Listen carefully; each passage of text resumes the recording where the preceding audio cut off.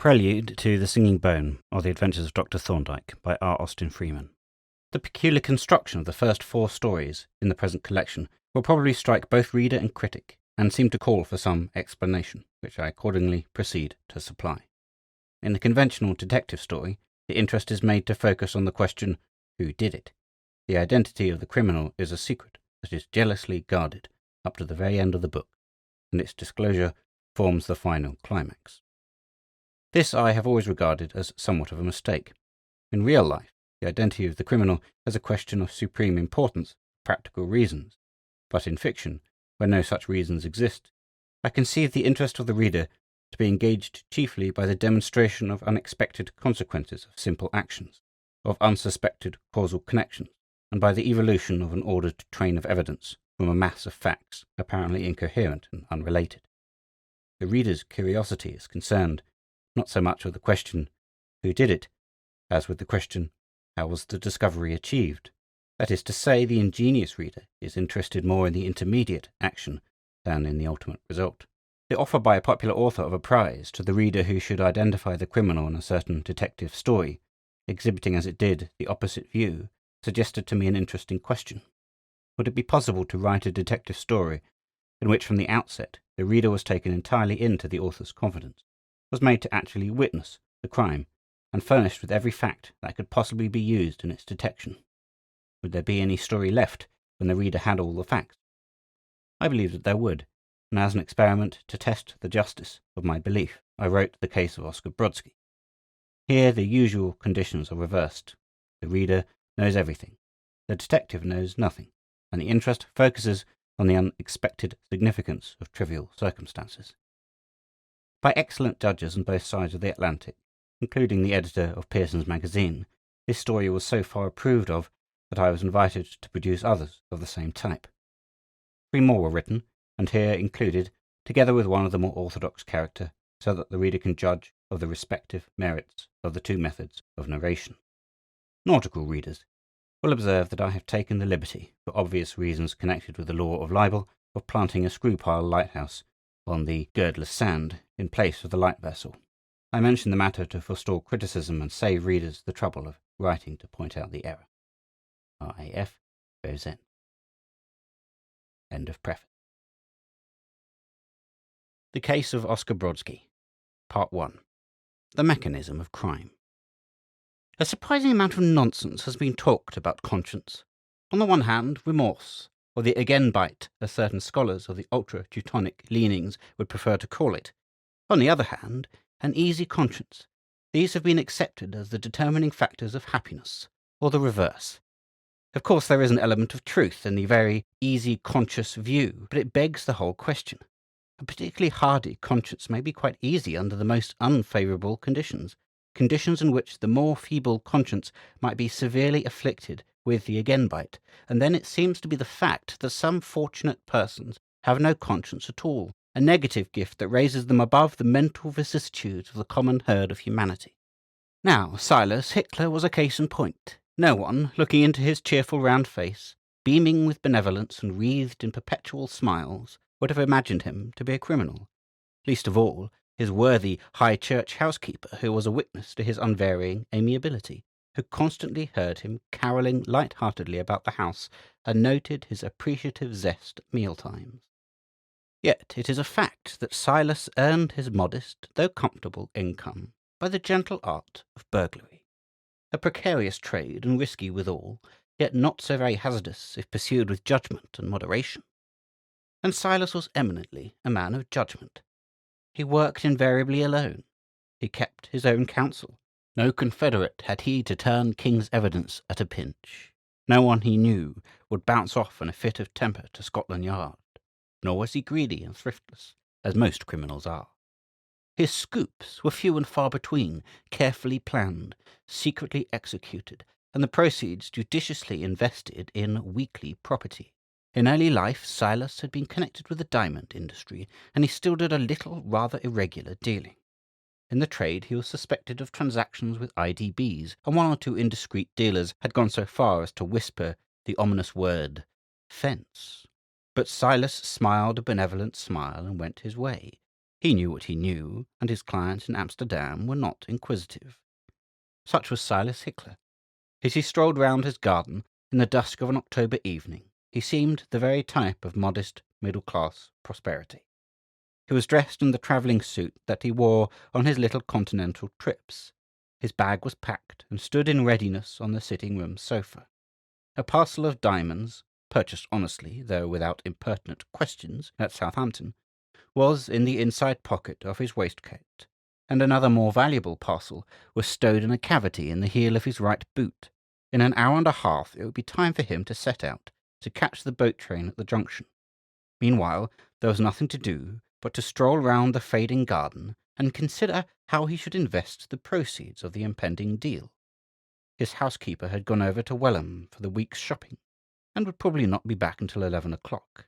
He was alone in the premises, just a trifle dull. He was about to turn into the house when his ear caught the sound of footsteps on the unmade road that passed the end of the garden. He paused and listened.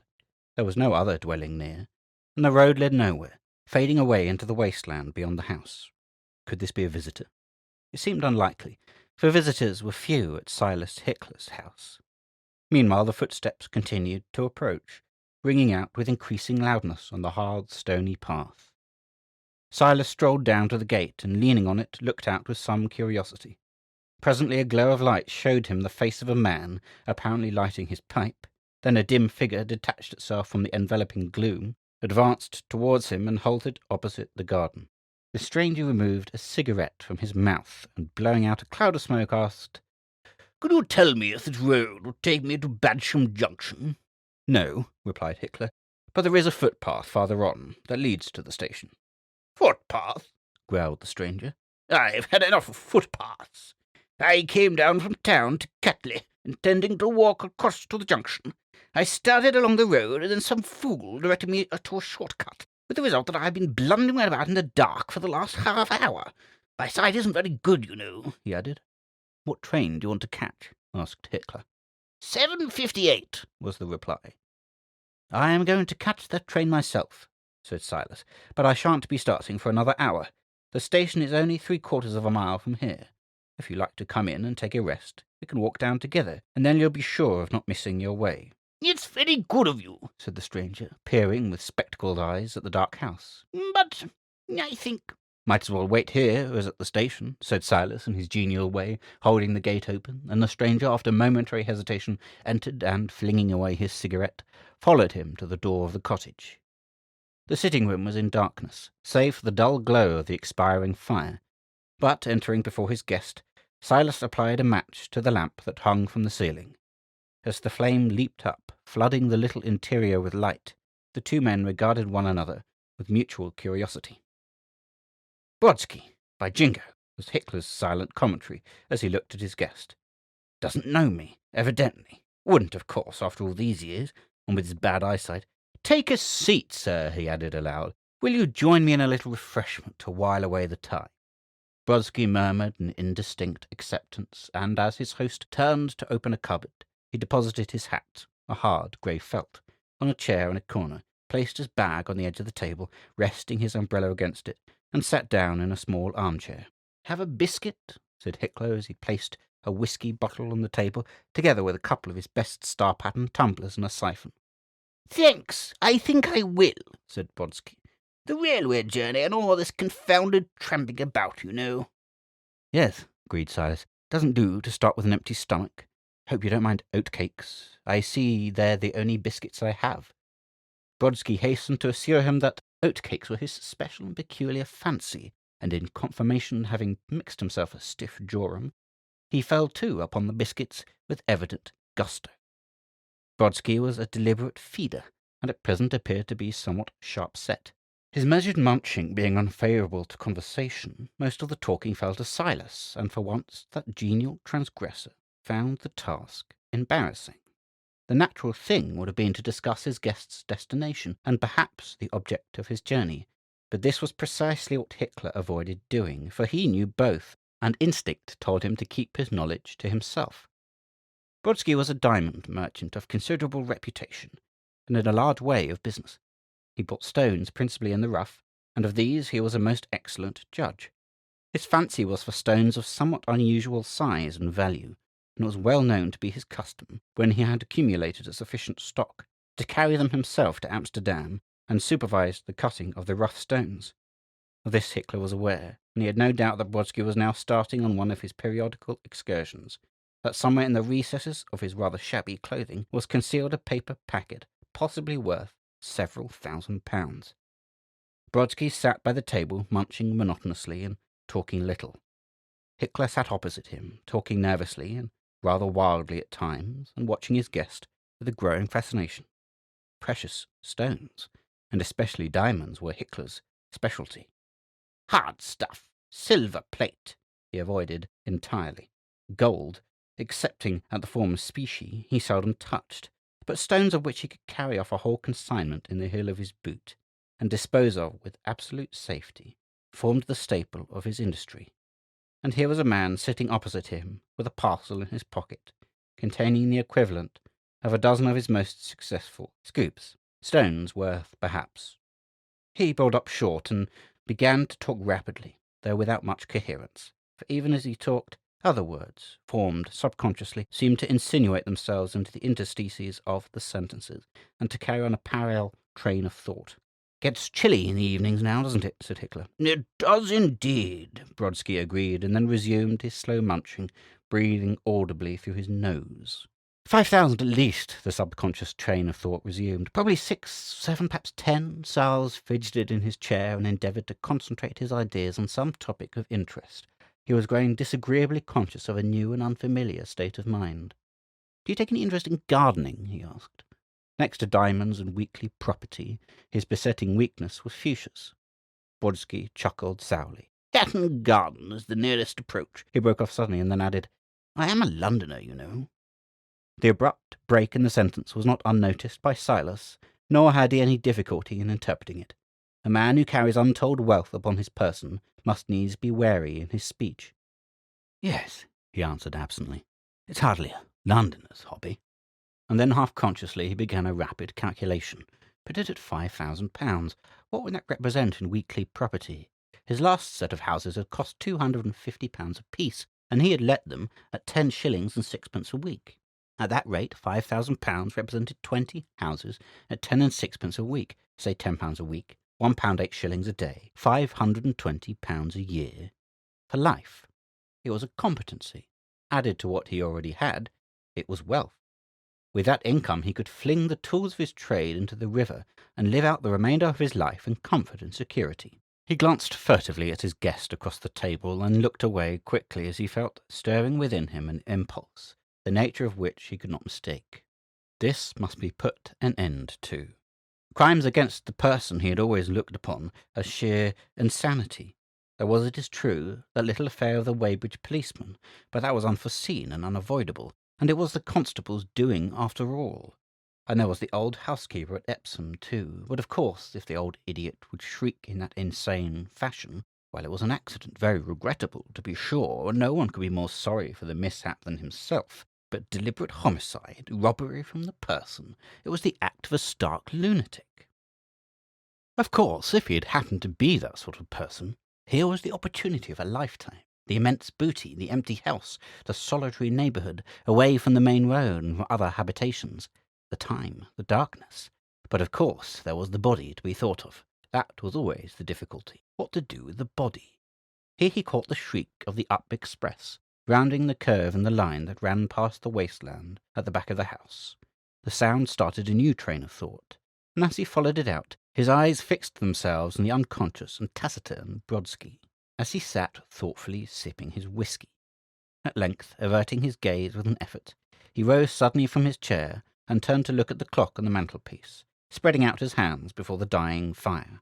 A tumult of strange sensations warned him to leave the house. He shivered slightly, though he was rather hot than chilly, and turned his head, looking at the door. "Seems to be a confounded draught," he said with another slight shiver. "Did I shut the door properly, I wonder?" He strode across the room and, opening the door wide, looked out into the dark garden. Desire, sudden and urgent, had come over him to get out into the open air, to be on the road and have done with this madness that was knocking at the door of his brain. "I wonder if it is worthwhile to start yet," he said, with a yearning glance at the murky, starless sky. Brodski roused himself and looked round. "Is your clock right?" he asked. Silas reluctantly admitted that it was. "How long will it take us to walk to the station?" inquired Brodski. "Oh, about 25 minutes to half an hour," replied Silas, unconsciously exaggerating the distance. "Well," said Brodski, "we've got more than an hour yet, and it's more comfortable here than hanging about the station. I don't see the use of starting before we need." "No, of course not," Silas agreed. A wave of strange emotion, half regretful, half triumphant, surged through his brain. For some moments he remained standing on the threshold, looking out dreamily into the night. Then he softly closed the door, and seemingly without the exercise of his volition, the key turned noiselessly in the lock. He returned to his chair and tried to open a conversation with the taciturn Brodski, but the words came faltering and disjointed. He felt his face growing hot, his brain full and intense, and there was a faint, high-pitched singing in his ears. He was conscious of watching his guest with a new and fearful interest, and by sheer force of will turned away his eyes, only to find them a moment later involuntarily returning to fix the unconscious man with yet more horrible intensity. And ever through his mind walked, like a dreadful procession, the thoughts of what that other man, the man of blood and violence, would do in these circumstances. Detail by detail, the hideous synthesis fitted together the parts of the imagined crime, and arranged them in due sequence until they formed a succession of events, rational, connected, and coherent. He rose uneasily from his chair, with his eyes still riveted upon his guest. He could not sit any longer opposite the man with his hidden store of precious gems. The impulse that he recognized with fear and wonder was growing more ungovernable from moment to moment. If he stayed, it would presently overpower him, and then he shrank with horror from the dreadful thought, but his fingers itched to handle the diamonds. For Silas was after all a criminal by nature and habit. He was a beast of prey. His livelihood had never been earned. It had been taken by stealth, or, if necessary, by force. His instincts were predacious, and the proximity of unguarded valuables suggested to him, as a logical consequence, their abstraction or seizure. His unwillingness to let these diamonds go away beyond his reach was fast becoming overwhelming. But he would make one more effort to escape. He would keep out of Brodski's actual presence until the moment for starting came. "If you'll excuse me," he said, "I will go and put on a thicker pair of boots. After all this dry weather we may get a change, and damp feet are very uncomfortable when you are travelling." "Yes, dangerous too," agreed Brodski. Silas walked through into the adjoining kitchen, where, by the light of the little lamp that was burning there, he had seen his stout country boots placed, cleaned, and in readiness, and sat down upon a chair to make the change. He did not, of course, intend to wear the country boots, for the diamonds were concealed in those he had on, but he would make the change, and then alter his mind. It would all help to pass the time. He took a deep breath. It was a relief, at any rate, to be out of that room. Perhaps if he stayed away, the temptation would pass. Brodski would go on his way. He wished that he was going alone, and the danger would be over, at least, and the opportunity would have gone. The diamonds. He looked up as he slowly unlaced his boot. From where he sat, he could see Brodski sitting by the table, with his back towards the kitchen door. He had finished eating now and was composedly rolling a cigarette. Silas breathed heavily, and slipping off his boot, sat for a while motionless, gazing steadily at the other man's back. Then he unlaced the other boot, still staring abstractedly at his unconscious guest, drew it off, and laid it very quietly on the floor. Brodski calmly finished rolling his cigarette, licked the paper, put away his pouch, and having dusted the crumbs of tobacco from his knees, began to search his pockets for a match. Suddenly, yielding to an uncontrollable impulse, Silas stood up and began stealthily to creep along the passage to the sitting-room. Not a sound came from his stockinged feet. Silently as a cat, he stole forward, breathing softly with parted lips, until he stood at the threshold of the room.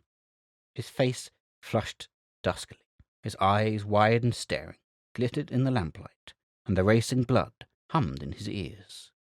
Brodski struck a match. Silas noted that it was a wooden vesta, lighted his cigarette, blew out the match, and flung it into the fender. Then he replaced the box in his pocket and commenced to smoke. Slowly and without a sound, Silas crept forward into the room, step by step, with cat-like stealthiness, until he stood close behind Brodski's chair, so close that he had to turn his head that his breath might not stir the hair upon the other man's head. So for half a minute he stood motionless, like a symbolical statue of murder, glaring down, with horrible glittering eyes, upon the unconscious diamond merchant, while his quick breath passed without a sound through his open mouth, and his fingers writhed slowly like the tentacles of a giant hydra. And then, as noiselessly as ever, he backed away to the door, turned quickly, and walked back into the kitchen. He drew a deep breath. It had been a near thing. Brodski's life had hung upon a thread, for it had been so easy. Indeed, if he had happened, as he stood behind the man's chair, to have a weapon, a hammer, for instance, or even a stone. He glanced round the kitchen, and his eyes lighted on a bar that had been left by the workman who had put up the new greenhouse. It was an odd piece, cut off from a square, wrought iron stanchion, and was about a foot long, and perhaps 3/4 of an inch thick. Now, if he had had that in his hand a minute ago. He picked the bar up, balanced it in his hand, and swung it round his head. A formidable weapon, this. Silent, too. And it fitted the plan that had passed through his brain. Bah, I'd better put the thing down. But he did not. He stepped over to the door, and looked again at Brodski, sitting as before, meditatively smoking, with his back towards the kitchen. Suddenly a change came over Silas. His face flushed, the veins of his neck stood out, and a sullen scowl settled on his face. He drew out his watch, glanced at it earnestly, and replaced it.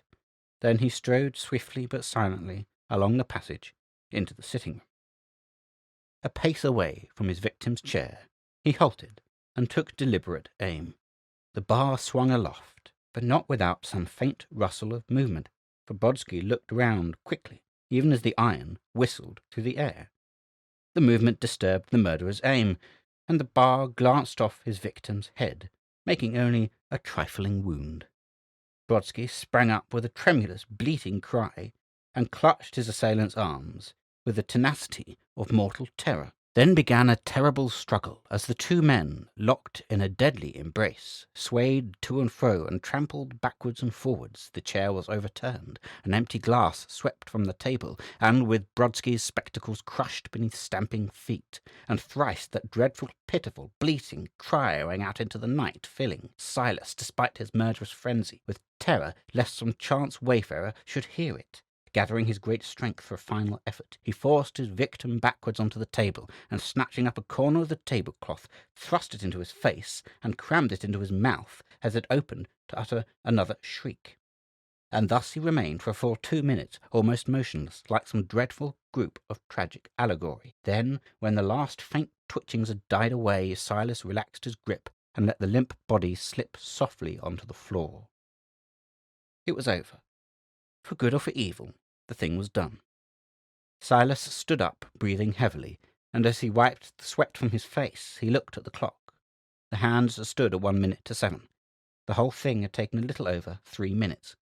He had nearly an hour in which to finish his task. The goods train that entered into his scheme came by at 20 minutes past, and it was only 300 yards to the line. Still, he must not waste time. He was now quite composed, and only disturbed by the thought that Brodski's cries might have been heard. If no one had heard them, it was all plain sailing. He stooped, and gently disengaging the tablecloth from the man's teeth, began a careful search of his pockets. He was not long finding what he sought, and as he pinched the paper packet and felt the little hard bodies grating on one another, his faint regrets for what had happened were swallowed up in self-congratulations. He now set about his task with business-like briskness and an attentive eye on the clock. A few large drops of blood had fallen on the tablecloth, and there was a small bloody smear on the carpet by the dead man's head. Silas fetched from the kitchen some water, a nail-brush, and a dry cloth, and having washed out the stains from the table cover, not forgetting the deal tabletop underneath, and cleaned away the smear from the carpet, and rubbed the damp places dry, he slipped a sheet of paper under the head of the corpse to prevent further contamination. Then he set the tablecloth straight, stood the chair upright, laid the broken spectacles on the table, and picked up the cigarette, which had been trodden flat in the struggle, and flung it under the grate. Then there was the broken glass, which he swept up into a dustpan. Part of it was the remains of the shattered tumbler, and the rest the fragments of the broken spectacles. He turned it out into a sheet of paper, looked it over carefully, picking out the larger, recognizable pieces of the spectacle glasses and putting them aside on a separate slip of paper, together with a sprinkling of the minute fragments. The remainder he shot back into the dustpan, and having hurriedly put on his boots, carried it out to the rubbish heap at the back of the house. It was now time to start.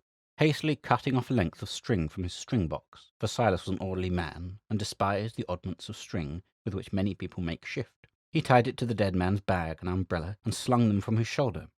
Then he folded up the paper of broken glass, and, slipping it and the spectacles into his pocket, picked up the body and threw it over his shoulder. Brodski was a small, spare man, weighing not more than 9 stone, not a very formidable burden for a big, athletic man like Silas. The night was intensely dark, and when Silas looked out of the back gate over the wasteland that stretched from his house to the railway, he could hardly see 20 yards ahead.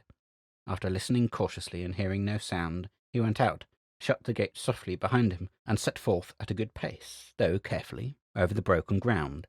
His progress was not as silent as he could have wished for, though the scanty turf that covered the gravelly land was thick enough to deaden his footfalls. The swinging bag and umbrella made an irritating noise. Indeed, his movements were more hampered by them than by the weightier burden. The distance to the line was about 300 yards. Ordinarily, he would have walked it in from 3 to 4 minutes, but now, going cautiously with his burden, and stopping now and again to listen, it took him just 6 minutes to reach the 3-bar fence that separated the wasteland from the railway. Arrived here, he halted for a moment, and once more listened attentively, peering into the darkness on all sides. Not a living creature was to be seen or heard in this desolate spot, but far away the shriek of an engine's whistle warned him to hasten. Lifting the corpse easily over the fence, he carried it a few yards farther to a point where the line curved sharply. Here he laid it face downwards, with the neck over the near rail. Drawing out his pocket-knife, he cut through the knot that fastened the umbrella to the string, and also secured the bag, and when he had flung the bag and umbrella on the track beside the body, he carefully pocketed the string, excepting the little loop that had fallen to the ground when the knot was cut. The quick snort and clanking rumble of an approaching goods train began now to be clearly audible. Rapidly, Silas drew from his pockets the battered spectacles and the packet of broken glass. The former he threw down by the dead man's head, and then, emptying the packet into his hand, sprinkled the fragments of glass around the spectacles. He was none too soon. Already the quick, laboured puffing of the engine sounded close at hand. His impulse was to stay and watch, to witness the final catastrophe that should convert the murder into an accident or suicide. But it was hardly safe. It would be better that he should not be near, lest he should not be able to get away without being seen. Hastily he climbed back over the fence and strode away across the rough fields while the train came snorting and clattering towards the curve. He had nearly reached his back gate when a sound from the line brought him to a sudden halt. It was a prolonged whistle, accompanied by the groan of brakes and the loud clank of colliding trucks. The snorting of the engine had ceased, and was replaced by the penetrating hiss of escaping steam. The train had stopped. For one brief moment Silas stood with bated breath, and mouth agape, like one petrified.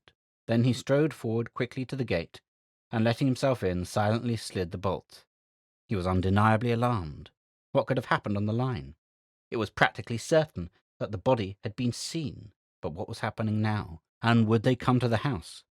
He entered the kitchen, and having paused again to listen, for somebody might come and knock at the door at any moment, he walked through the sitting-room and looked round.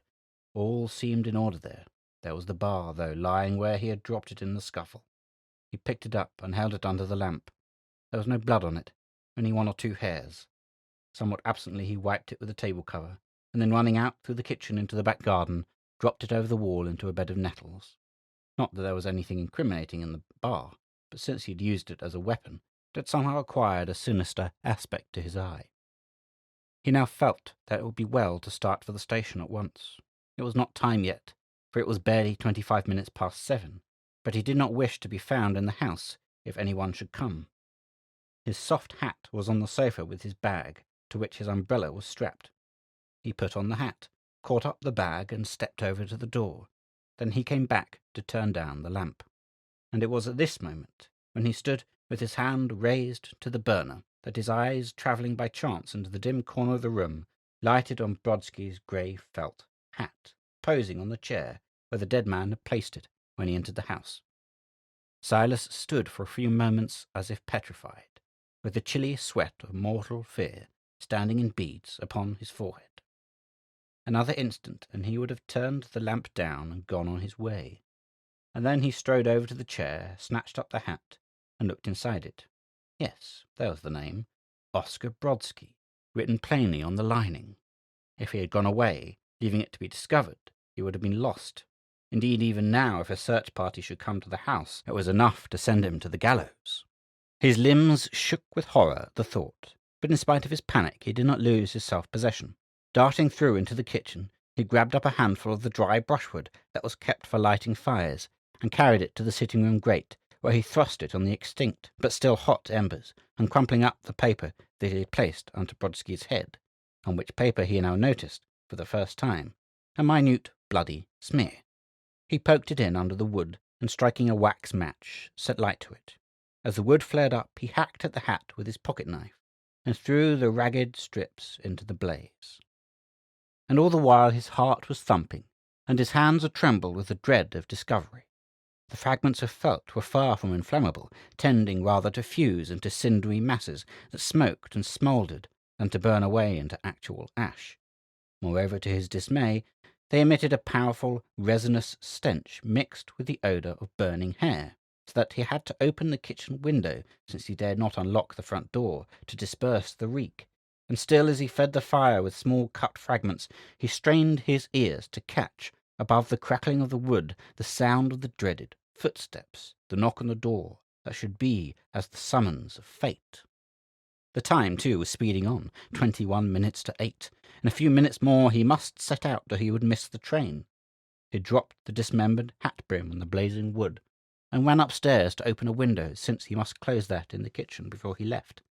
When he came back, the brim had already curled up into a black, clinkery mass, that bubbled and hissed as the fat, pungent smoke rose from it sluggishly to the chimney. 19 minutes to 8. It was time to start. He took up the poker and carefully beat the cinders into small particles, stirring them into the glowing embers of the wood and coal. There was nothing unusual in the appearance of the grate. It was his constant custom to burn letters and other discarded articles in the sitting-room fire. His housekeeper would notice nothing out of the common. Indeed, the cinders would probably be reduced to ashes before she returned. He had been careful to notice that there was no metallic fittings of any kind in the hat, which might have escaped burning. Once more he picked up his bag, took a last look round, turned down the lamp, and, unlocking the door, held it open for a few moments. Then he went out, locked the door, pocketed the key, of which his housekeeper had a duplicate, and set off at a brisk pace for the station. He arrived in good time after all, and having taken his ticket, strolled through onto the platform. The train was not yet signalled, but there seemed to be an unusual stir in the place.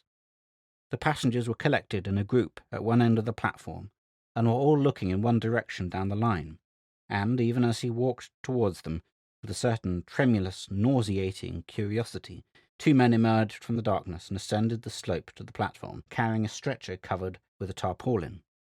The passengers parted to let the bearers pass, turning fascinated eyes upon the shape that showed faintly through the rough pall, and when the stretcher had been borne into the lamp-room, they fixed their attention upon a porter who followed, carrying a handbag and an umbrella. Suddenly one of the passengers started forward with an exclamation.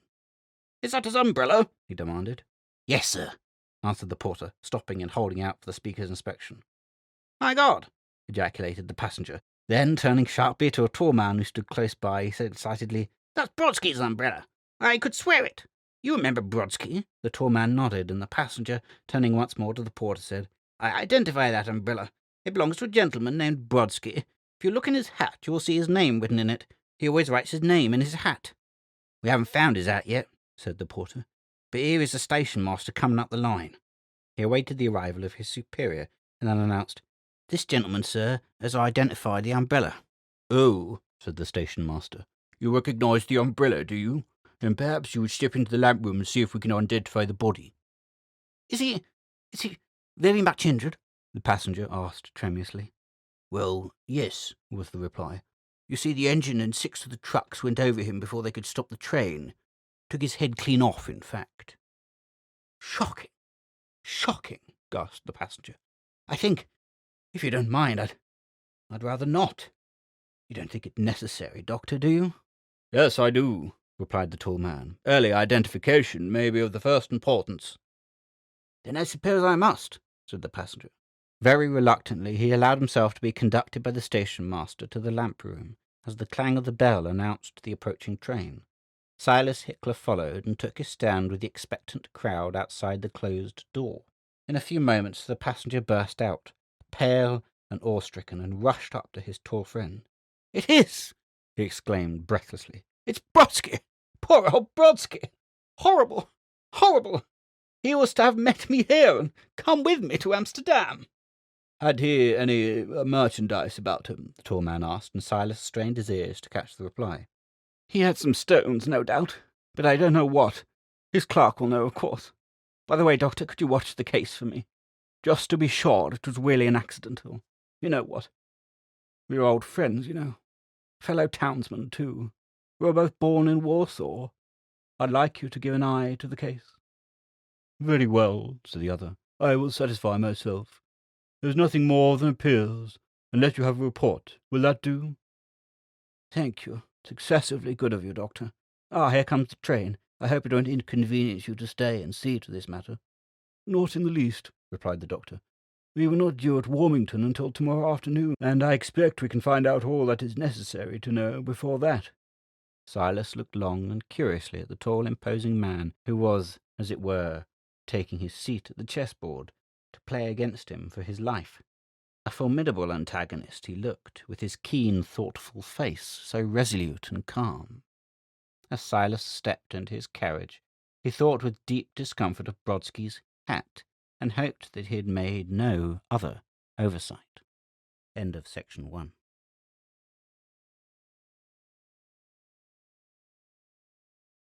Section 2 of The Singing Bone. The singular circumstances that attended the death of Mr. Oscar Brodski, the well-known diamond merchant of Hatton Garden, illustrated very forcibly the importance of 1 or 2 points in medico-legal practice which Thorndyke was accustomed to insist were not sufficiently appreciated. What those points were, I shall leave my friend and teacher to state at the proper place, and meanwhile, as the case is in the highest degree instructive, I shall record the incidents in the order of their occurrence. The dusk of an October evening was closing in as Thorndyke and I, the sole occupants of a smoking compartment, found ourselves approaching the little station of Ludham, and as the train slowed down, we peered out at the knot of country people who were waiting on the platform. Suddenly Thorndyke exclaimed, in a tone of surprise, "Why, that is surely Boscovich!" And almost at the same moment a brisk, excitable little man darted at the door of our compartment and literally tumbled in. "I hope I don't intrude on this learned conclave," he said, shaking hands genially and banging his Gladstone with impulsive violence into the rack, "but I saw your faces at the window and naturally jumped at the chance of such pleasant companionship." "You're very flattering," said Thorndyke. "So flattering that you leave us nothing to say. But what in the name of fortune are you doing at? What's the name of this place? Ludham?" "My brother has a little place a mile or so from here, and I've been spending a couple of days with him," Mr. Boscovich explained. "I shall change at Badgham Junction and catch the boat train to Amsterdam. But whither are you two bound? I see you have your mysterious little green box up on the hat rack, so I infer that you are on some romantic quest, going to unravel some dark and intricate crime." "No," replied Thorndyke. "We're bound for Warmington on a quite prosaic errand. I'm instructed to watch the proceedings at an inquest there tomorrow on behalf of the Griffin Line Insurance Office, and we are travelling down tonight, as it is rather a cross-country journey." "Why the box of magic?" asked Boscovich, glancing up at the hat rack. "I never go away from home without it," answered Thorndyke. "One never knows what may turn up. The trouble of carrying it is small when set off against the comfort of having appliances at hand in an emergency." Boscovich continued to stare up at the little square case covered with Willesden canvas. Presently he remarked, "I often used to wonder what you had in it when you were down at Chelmsford in connection with that bank murder. What an amazing case that was, by the way. Didn't your methods of research astonish the police?" As he still looked up wistfully at the case, Thorndyke good-naturedly lifted it down and unlocked it.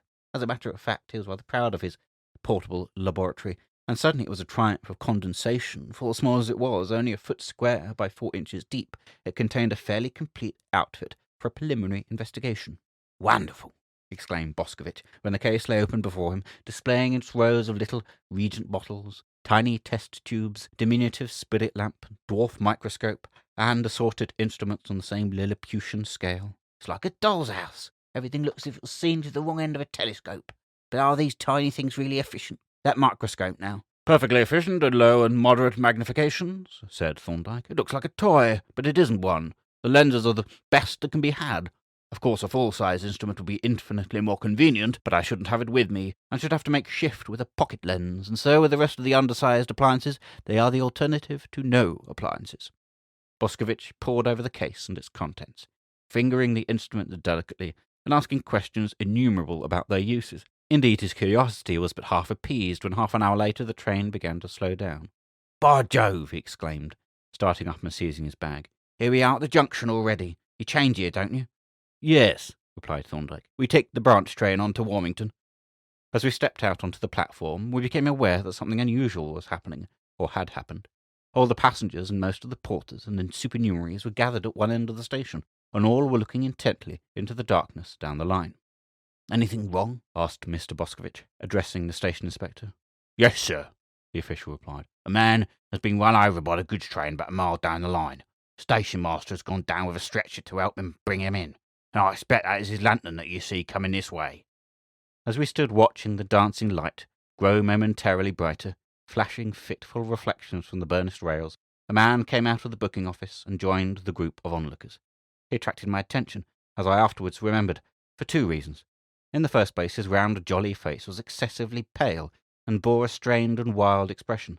And in the second, though he stared into the darkness with eager curiosity, he asked no questions.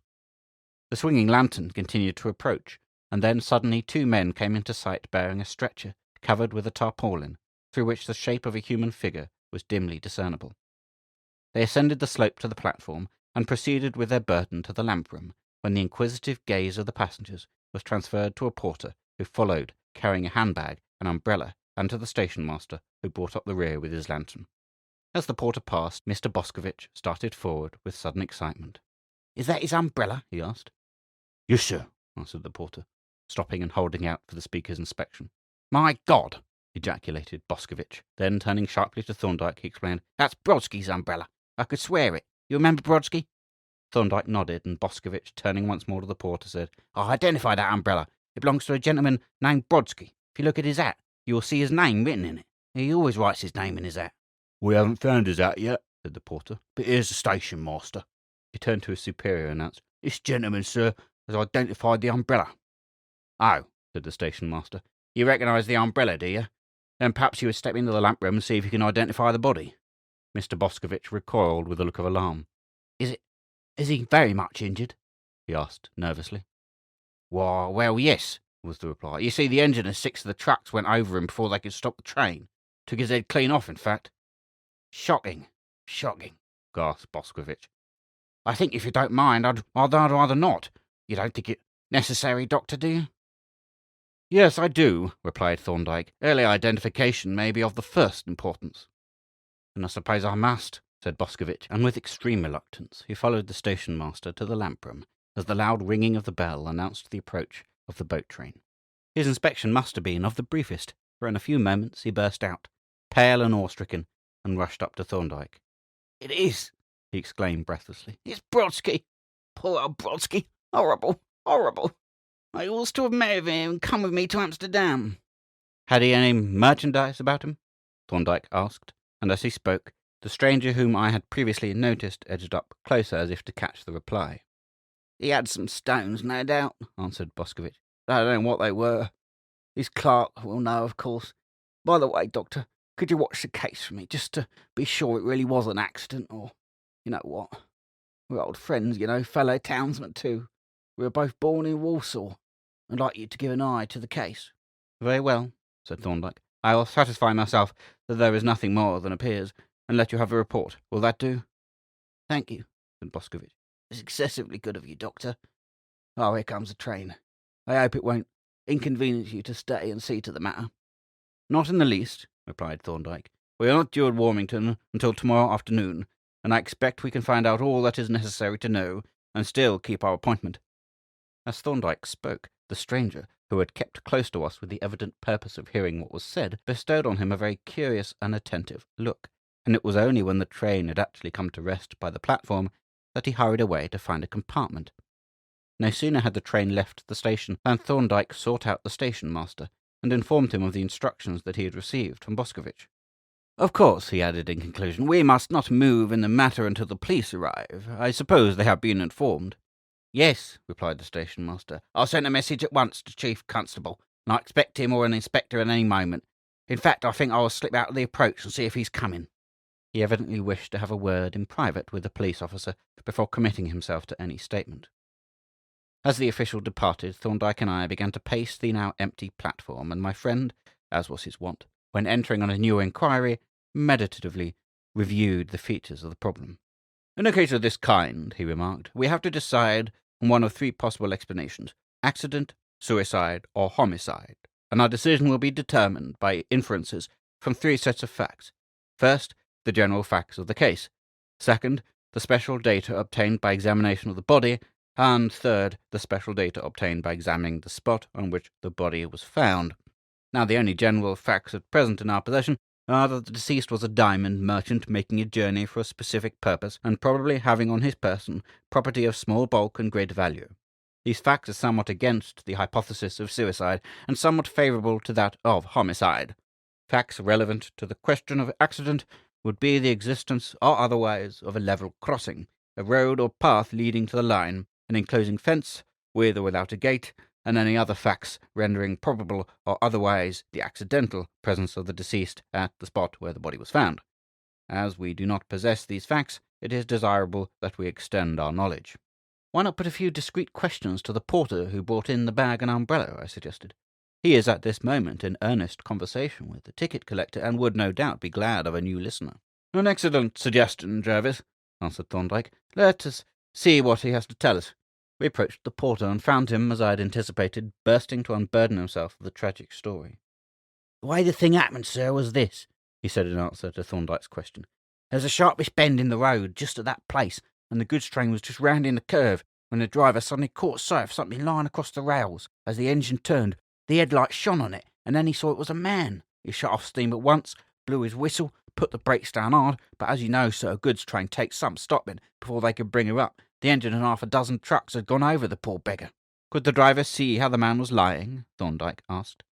"Yes, he could see him quite plain, because the headlights was full on him. He was lying on his face with his neck over the near rail on the down side. His head was in the forefoot and his body by the side of the track. It looked as if he had laid himself out of purpose."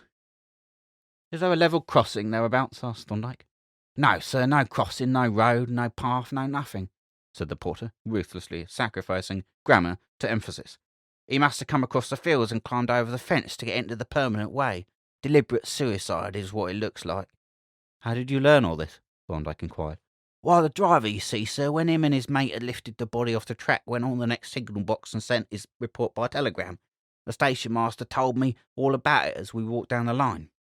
Thorndyke thanked the man for his information, and as we strolled back towards the lamp room, discussed the bearing of these new facts. "Our friend is unquestionably right in one respect," he said. "This was not an accident. The man might, if he were near-sighted, deaf, or stupid, have climbed over the fence and got knocked down by the train, but his position, lying across the rails, can only be explained by one of two hypotheses. Either it was, as the porter says, deliberate suicide, or else the man was already dead or insensible. We must leave it at that until we have seen the body, that is, if the police will allow us to see it. But here comes the station master and an officer with him. Let us hear what they have to say." The two officials had evidently made up their minds to decline any outside assistance. The divisional surgeon would make the necessary examination, and information could be obtained through the usual channels. The production of Thorndyke's card, however, somewhat altered the situation. The police inspector hummed and hawed irresolutely with his card in his hand, but finally agreed to allow us to view the body, and we entered the lamp room together, the station master leading the way to turn up the gas. The stretcher stood on the floor by one wall, its grim burden still hidden by the tarpaulin, and the handbag and umbrella lay on a large box, together with the battered frame of a pair of spectacles from which the glasses had fallen out. "Were these spectacles found by the body?" Thorndyke inquired. "Yes," replied the station master. "They were close to the head, and the glass was scattered about on the ballast." Thorndyke made a note in his pocket-book, and then, as the inspector removed the tarpaulin, he glanced down on the corpse, lying limply on the stretcher and looking grotesquely horrible with its displaced head and distorted limbs. For fully a minute he remained silently stooping over the uncanny object, on which the inspector was now throwing the light of a large lantern. Then he stood up and said quietly to me, "I think we can eliminate 2 out of the 3 hypotheses." The inspector looked at him quickly and was about to ask a question when his attention was diverted by the travelling case which Thorndyke had laid on a shelf and now opened to abstract a couple of pairs of dissecting forceps. "We've no authority to make a post-mortem, you know," said the inspector. "No, of course not," said Thorndyke. "I am merely going to look into the mouth." With one pair of forceps he turned back the lip, and having scrutinized its inner surface, closely examined the teeth. "May I trouble you with your lens, Jervis?" he said, and as I handed him my doublet ready opened, the inspector brought the lantern close to the dead face and leaned forward eagerly. In his usual systematic fashion, Thorndyke slowly passed the lens along the whole range of sharp, uneven teeth, and then, bringing it back to the centre, examined with more minuteness the upper incisors. At length, very delicately, he picked out with his forceps some minute object from between 2 of the upper front teeth, and held it in the focus of the lens. Anticipating his next move, I took a labelled microscope slide from the case and handed it to him, together with a dissecting needle, and as he transferred the object to the slide and spread it out with the needle, I set up the little microscope on the shelf. "A drop of Ferrant and a cover glass, please, Jervis," said Thorndyke. I handed him the bottle, and when he had let a drop of the mountain fluid fall gently on the object and put on the cover slip, he placed the slide on the stage of the microscope and examined it attentively. Happening to glance at the inspector, I observed on his countenance a faint grin, which he politely strove to suppress when he caught my eye. "I was thinking, sir," he said apologetically, "it's a bit of a trek to be finding out what he had for dinner. He didn't die of unwholesome feeding." Thorndyke looked up with a smile. "It doesn't do, Inspector, to assume that anything is off the track in an inquiry of this kind. Every fact must have some significance, you know." "I don't see any significance in the diet of a man who has had his head cut off," the inspector rejoined defiantly. "Don't you?" said Thorndyke. "Is there no interest attaching to the last meal of a man who has met a violent death? These crumbs, for instance, that are scattered over the dead man's waistcoat. Can we learn nothing from them?" "I don't see what you can learn," was the dogged rejoinder. Thorndyke picked up the crumbs one by one with his forceps, and having deposited them on a slide, inspected them first with the lens and then through the microscope. "I learn," said he, "that shortly before his death the deceased partook of some kind of wholemeal biscuits, apparently composed partly of oatmeal." "I call that nothing," said the inspector. "The question that we have got to settle is not what refreshments had the deceased been taking, but what was the cause of his death. Did he commit suicide, or was he killed by accident, or was there any foul play?" "I beg your pardon," said Thorndyke. "The questions that remain to be settled are who killed the deceased and with what motive. The others are already answered as far as I am concerned." The inspector stared in sheer amazement, not unmixed with incredulity. "You haven't been long coming to a conclusion, sir," he said. "No, it's a pretty obvious case of murder," said Thorndyke. "As to the motive, the deceased was a diamond merchant, and is believed to have had a quantity of stones about his person. I should suggest that you search the body." The inspector gave vent to an exclamation of disgust. "Oh, I see," he said. "It was just a guess on your part. The dead man was a diamond merchant and had valuable property about him, therefore he was murdered." He drew himself up and, regarding Thorndyke with a stern reproach, added, "But you must understand, sir, that this is a judicial inquiry, not a prize competition in a penny paper. And as to searching the body, that is what I principally came for." He ostentatiously turned his back on us and proceeded systematically to turn out the dead man's pockets, laying the articles, as he removed them, on the box by the side of the handbag and umbrella. While he was thus occupied, Thorndyke looked over the body generally, paying special attention to the soles of the boots, which, to the inspector's undissembled amusement, he very thoroughly examined with the lens. "I should have thought, sir, that his feet were large enough to be seen with the naked eye," was his comment. "But perhaps," he added with a sly glance at the station master, "you are a little near-sighted." Thorndyke chuckled good-humouredly, and while the officer continued his search, he looked over the articles that had already been laid on the box. The purse and pocket-book he naturally left for the inspector to open, but the reading-glasses, pocket-knife, and card-case and other small pocket articles were subjected to a searching scrutiny. The inspector watched him out of the corner of his eye with furtive amusement, saw him hold up the glasses to the light to estimate their refractive power, peer into the tobacco pouch, open the cigarette book, and examine the watermark of the paper, and even inspect the contents of the silver matchbox. "What might you have expected to find in his tobacco pouch?" the officer asked, laying down a bunch of keys from the dead man's pocket. "Tobacco," Thorndyke replied stolidly, "but I did not expect to find fine-cut Latakia. I don't remember ever having seen pure Latakia smoked in cigarettes." "You do take an interest in things, sir," said the inspector with a side glance at the stolid station master. "I do," Thorndyke agreed, "and I note that there are no diamonds among his collection." "No, and we don't know that he had any about him. But there's a gold watch and chain, a diamond scarf pin, and a purse containing—" He opened it and tipped out its contents into his hand. £12 in gold. That doesn't much like robbery, does it? What do you say to the murder theory now?" "My opinion is unchanged," said Thorndyke, "and I should like to examine the spot where the body was found. Has the engine been inspected?" he added, addressing the station master. "I telegraphed to Bradfield to have it examined," the official answered. "The report has probably come in by now. I'd better see before we start down the line." We emerged from the lamp room and at the door found the station inspector waiting with a telegram. He handed it to the station master, who read it aloud.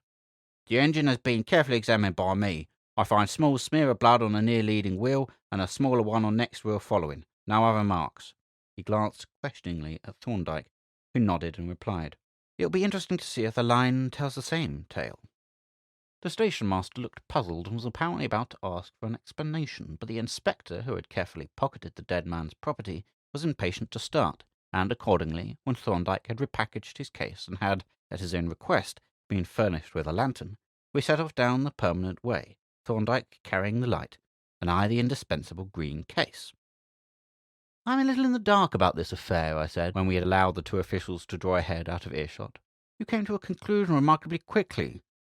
What was it that so immediately determined the opinion of murder as against suicide?" "It was a small matter, but very conclusive," replied Thorndyke. "You noticed a small scalp wound above the left temple. It was a glancing wound, and might easily have been made by the engine. But the wound had bled, and it had bled for an appreciable time. There were 2 streams of blood from it, and in both the blood was firmly clotted and partially dried. But the man had been decapitated, and this wound, if inflicted by the engine, must have been made after the decapitation, since it was not on the side most distant from the engine as it approached. Now, a decapitated head does not bleed, therefore this wound was inflicted before the decapitation. But not only had the wound bled, the blood had trickled down in 2 streams at right angles to one another. First, in the order of time as shown by the appearance of the stream, it had trickled down the side of the face and dropped on the collar. The second stream ran from the wound to the back of the head. Now you know, Jervis, there are no exceptions to the law of gravity. If the blood ran down the face towards the chin, the face must have been upright at the time, and if the blood trickled from the front to the back of the head must have been horizontal and face upwards. But the man, when he was seen by the engine driver, was lying face downwards. The only possible inference is that when the wound was inflicted, the man was in the upright position, standing or sitting, and that subsequently, and while he was still alive, he lay on his back for a sufficiently long time for the blood to have trickled to the back of his head." "I see. I was a duffer not to have reasoned this out for myself," I remarked contritely. "Quick observations and rapid inference come by practice," replied Thorndyke. "What did you notice about the face?" "I thought there were some strong suggestions of asphyxia." "Undoubtedly," said Thorndyke. "It was the face of a suffocated man. You must have noticed, too, that the tongue was very distinctly swollen, and that on the inside of the upper lip were deep indentations made by the teeth, as well as 1 or 2 slight wounds, obviously caused by heavy pressure on the mouth. And now observe how completely these facts and inferences agree with those from the scalp wound. If we knew that the deceased had received a blow on the head, had struggled with his assailant, and had been finally borne down and suffocated, we should look for precisely those signs which we have found. By the way, what was it that you found wedged between the teeth? I did not get a chance to look through the microscope." "Ah," said Thorndyke, "there we not only get confirmation, but we carry our inferences a stage further. The object was a little tuft of some textile fabric. Under the microscope I found it to consist of several different fibres, differently dyed. The bulk of it consisted of wool fibres dyed crimson, but there were also cotton fibres dyed blue, and a few which looked like jute dyed yellow. It was obviously a partly coloured fabric, and must have been part of a woman's dress, though the presence of the jute is much more suggestive of a curtain or rug of inferior quality. And its importance is that, if it is not part of an article of clothing, then it must have come from an article of furniture, and furniture suggests a habitation. That doesn't seem very conclusive, I objected. It is not, but it is valuable corroboration. Of what? Of the suggestion offered by the soles of the dead man's boots. I examined them most minutely, and could find no trace of sand, gravel, or earth, in spite of the fact that he must have crossed fields and rough land to reach the place where he was found. What I did find was fine tobacco ash, a charred mark as if a cigar or cigarette had been trodden on, several crumbs of biscuit, and on a projecting brad some coloured fibres, apparently from a carpet. The manifest suggestion is that the man was killed in a house with a carpeted floor, and carried from thence to the railway. I was silent for some moments. Well as I knew Thorndyke, I was completely taken by surprise, a sensation, indeed, that I experienced anew every time that I accompanied him on one of his investigations. His marvellous power of coordinating apparently insignificant facts, of arranging them into an ordered sequence and making them tell a coherent story, was a phenomenon that I never got used to. Every exhibition of it astonished me afresh. If your inferences are correct, I said, the problem is practically solved. There must be an abundant trace inside the house. The only question is, which house is it? Quite so, replied Thorndyke. That is the question, and a very difficult question it is. A glance at that interior doubtless cleared up the whole mystery. But how are we to get to that glance? We cannot enter houses speculatively to see if they present traces of a murder. At present, our clue breaks off abruptly.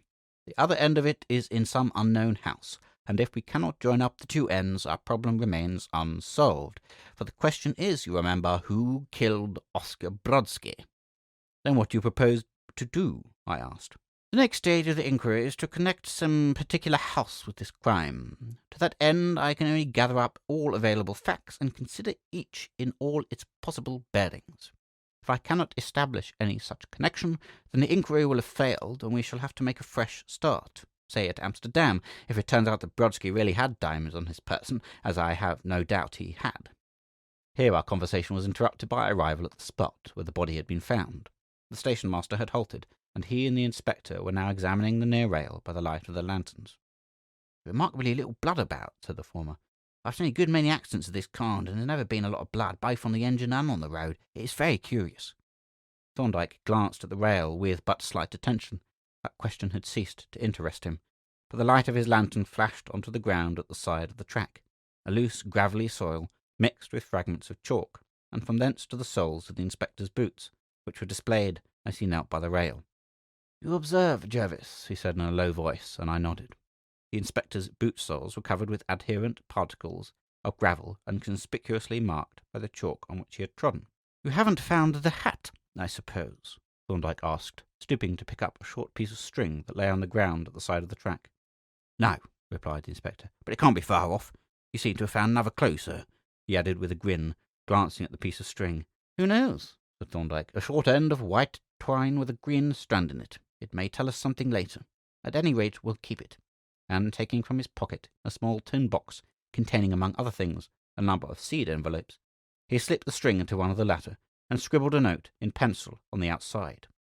The inspector watched his proceedings with an indulgent smile, and then returned to his examination of the track, in which Thorndyke now joined.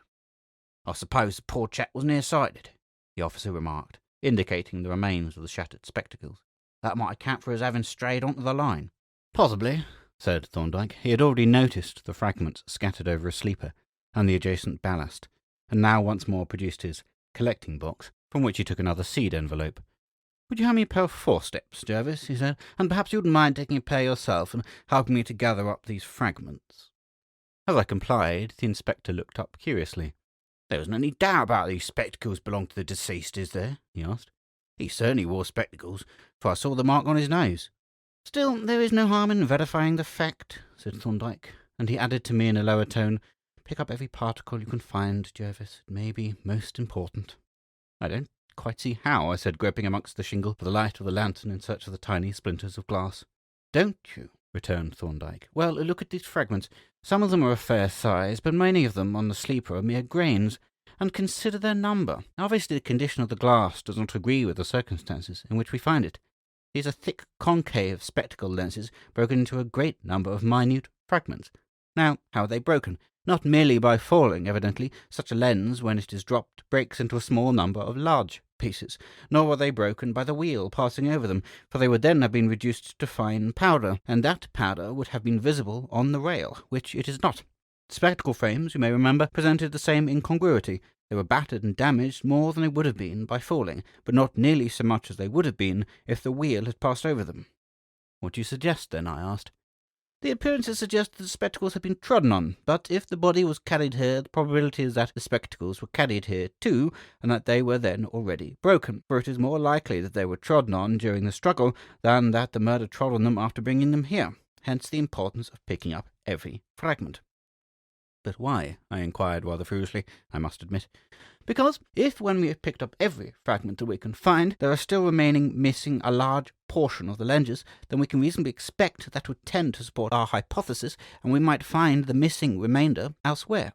If, on the other hand, we find as much of the lenses as we could expect to find, we must conclude that they were broken on this spot. While we were conducting our search, the two officials were circling round with their lanterns in quest of the missing hat. And when we had at length picked up the last fragment, and a careful search, even aided by a lens, failed to reveal any other, we could see their lanterns moving, like will-o'-the-wisps, some distance down the line. "We may as well see what we have got before our friends come back," said Thorndyke, glancing at the twinkling light. "Lay the case down on the grass by the fence. It will serve for a table." I did so, and Thorndyke, taking a letter from his pocket, opened it, spread it out flat on the case, securing it with a couple of heavy stones, although the night was quite calm. Then he tipped the contents of the seed envelope out on the paper, and carefully spreading out the pieces of glass, looked at them for some moments in silence. And as he looked, there stole over his face a very curious expression.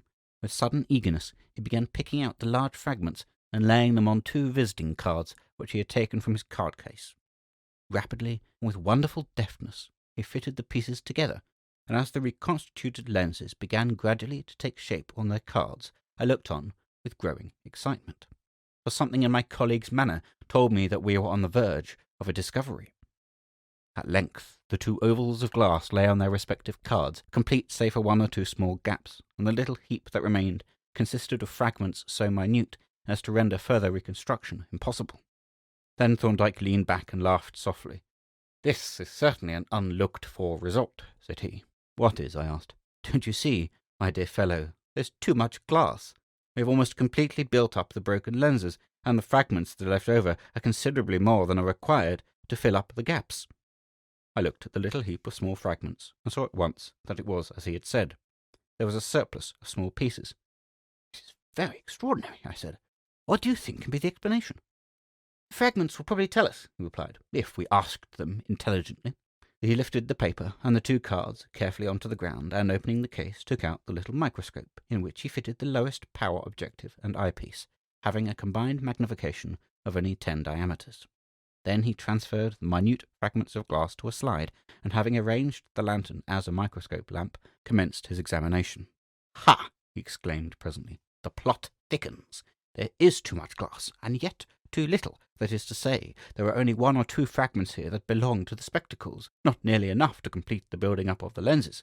The remainder consists of a soft, uneven, moulded glass, easily distinguished from the clear, hard, optical glass. These foreign fragments are all curved, as if they had formed part of a cylinder, and are, I should say, portions of a wine-glass or tumbler." He moved the slide once or twice, and then continued. "We are in luck, Jervis. Here is a fragment with 2 little diverging lines etched on it, evidently the points of an 8-rayed star, and here is another with 3 points, the ends of 3 rays. This enables us to reconstruct the vessel perfectly. It was a clear, thin glass, probably a tumbler decorated with scattered stars. I dare say you know the pattern. Sometimes there is an ornamented band in addition, but generally the stars form the only decoration. Have a look at the specimen." I had just applied my eye to the microscope when the station-master and the inspector came up.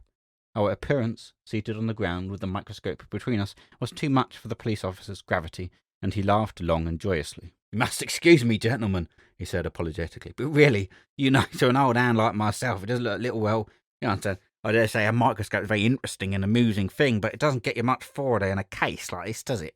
"Perhaps not," replied Thorndyke. "By the way, where did you find the hat, after all?" We haven't found it, the inspector replied. Then we must help you to continue the search, said Thorndyke. If you will wait a few moments, we will come with you. He poured a few drops of xylol balsam on the cards to fix the reconstituted lenses to their supports, and then, packing them and the microscope in the case, announced that he was ready to start. Is there any village or hamlet near? He asked the station master. None nearer than Caulfield. It's about half a mile from here. And where is the nearest road? There's an half-made road that runs past a house about 300 yards from here. It belonged to a building estate that was never built. There was a footpath from it to the station. Are there any other houses near? No, that was the only house for half a mile round, and there's no other road near here. Then the probability is that Brodski approached the railway from that direction, as he was found on that side of the permanent way. The inspector agreed with this view, as we all set off slowly towards the house, piloted by the station master and searching the ground as we went. The wasteland over which we passed was covered with patches of docks and nettles, through each of which the inspector kicked his way, searching with feet and lantern for the missing hat. A walk of 300 yards brought us to a low wall enclosing a garden, beyond which we could see a small house, and here we halted, while the inspector waded into a large bed of nettles beside the wall and kicked vigorously. Suddenly there came a clinking sound mingled with objurgations, and the inspector hopped out, holding one foot and soliloquizing profanely. I wonder what sort of fool put that thing like that in a bed of nettles, he explained, stroking the injured foot. Thorndyke picked the object up and held it in the light of a lantern, displaying a piece of 3/4-inch rolled iron bar about a foot long. Doesn't seem to have been here very long, he observed, examining it closely. There's hardly any rust on it. Been here long enough for me, growled the inspector, and I like to bang it on the head of the blight that put it there. Callously indifferent to the inspector's sufferings, Thorndyke continued calmly to examine the bar. At length, resting his lantern on the wall, he produced his pocket lens, with which he resumed his investigation, proceeding that so exasperated the inspector that the afflicted official limped off in dudgeon, followed by the station master, and we heard him presently rapping at the front door of the house. Give me a slide, Jervis, with a drop of Farrant on it, said Thorndyke. There are some fibres sticking to this bar. I prepared the slide, and having handed it to him, together with a cover-glass, a pair of forceps, and a needle, set up the microscope on the wall. I'm sorry for the inspector, Thorndyke remarked with his eye applied to the little instrument. That was a lucky kick for us. Just take a look at the specimen. I did so, and having moved the slide about until I had seen the whole of the object, I gave my opinion. Red wool fibres, blue cotton fibres, and some yellow vegetable fibres that looked like jute.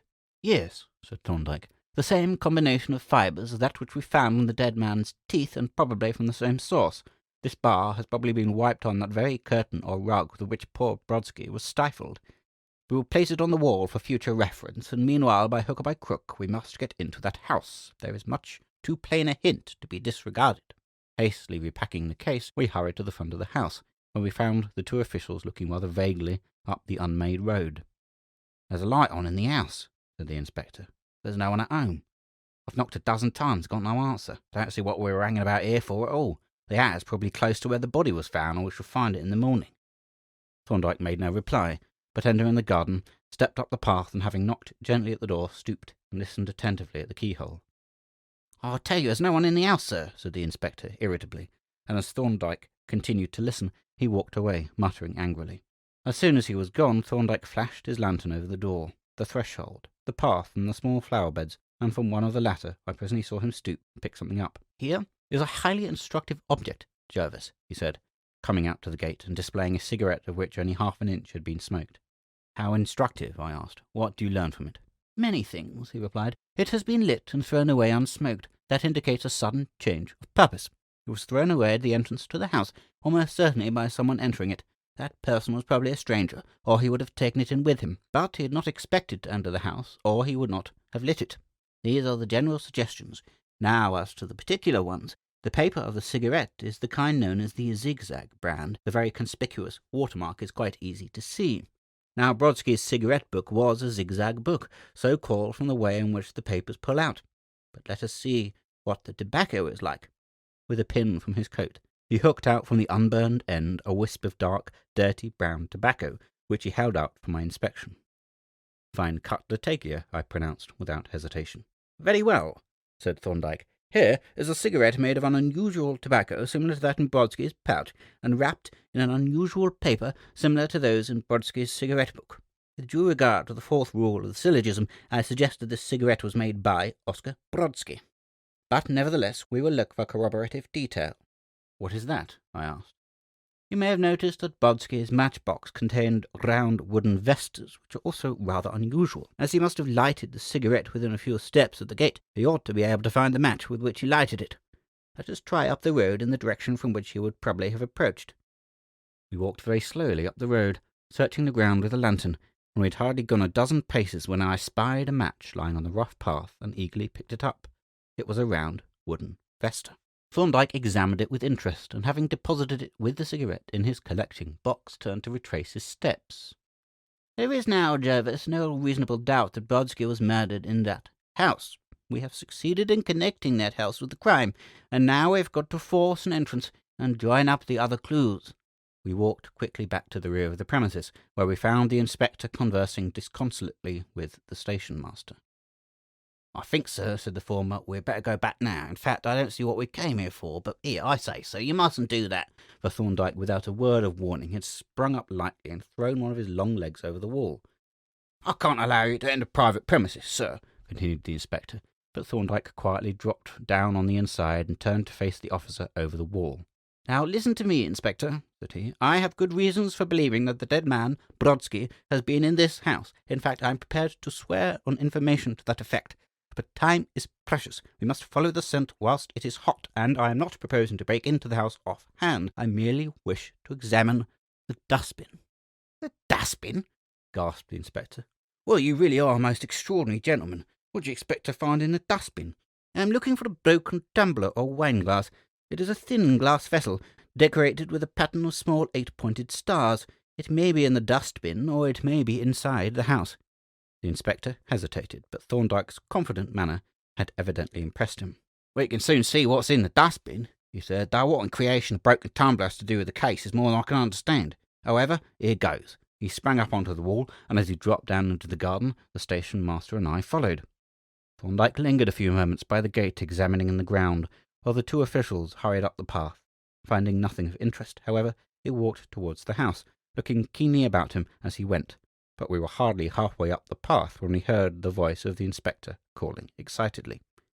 "Here you are, sir, this way," he sang out, and as we hurried forward, we suddenly came on the two officials standing over the small rubbish heap and looking the picture of astonishment. The glare of their lanterns illuminated the heap and showed us the scattered fragments of a thin glass star-pattern tumbler. "I can't imagine how you guessed it was here, sir," said the inspector, with a newborn respect in his tone. "Nor what you're going to do with it now you've found it." "It's merely another link in the chain of evidence," said Thorndyke, taking a pair of forceps from the case and stooping over the heap. "Perhaps we shall find something else." He picked up several small fragments of glass, looked at them closely, and dropped them again. Suddenly his eye caught a small splinter at the base of the heap. Seizing it with the forceps, he held it close to his eye in the strong lamplight, and, taking out his lens, examined it with minute attention. "Yes," he said at length, "this is what I was looking for. Let me have those 2 cards, Jervis." I produced the 2 visiting cards with the reconstructed lenses stuck to them, and laying them on the lid of the case, threw the light of the lantern on them. Thorndyke looked at them intently for some time, and from them to the fragment that he held. Then, turning to the inspector, he said, "You saw me pick up this splinter of glass?" "Yes, sir," replied the officer. "And you saw where we found these spectacle glasses, and know whose they were?" "Yes, sir, where the dead man's spectacles, and he found them where the body had been." "Very well," said Thorndyke. "Now observe."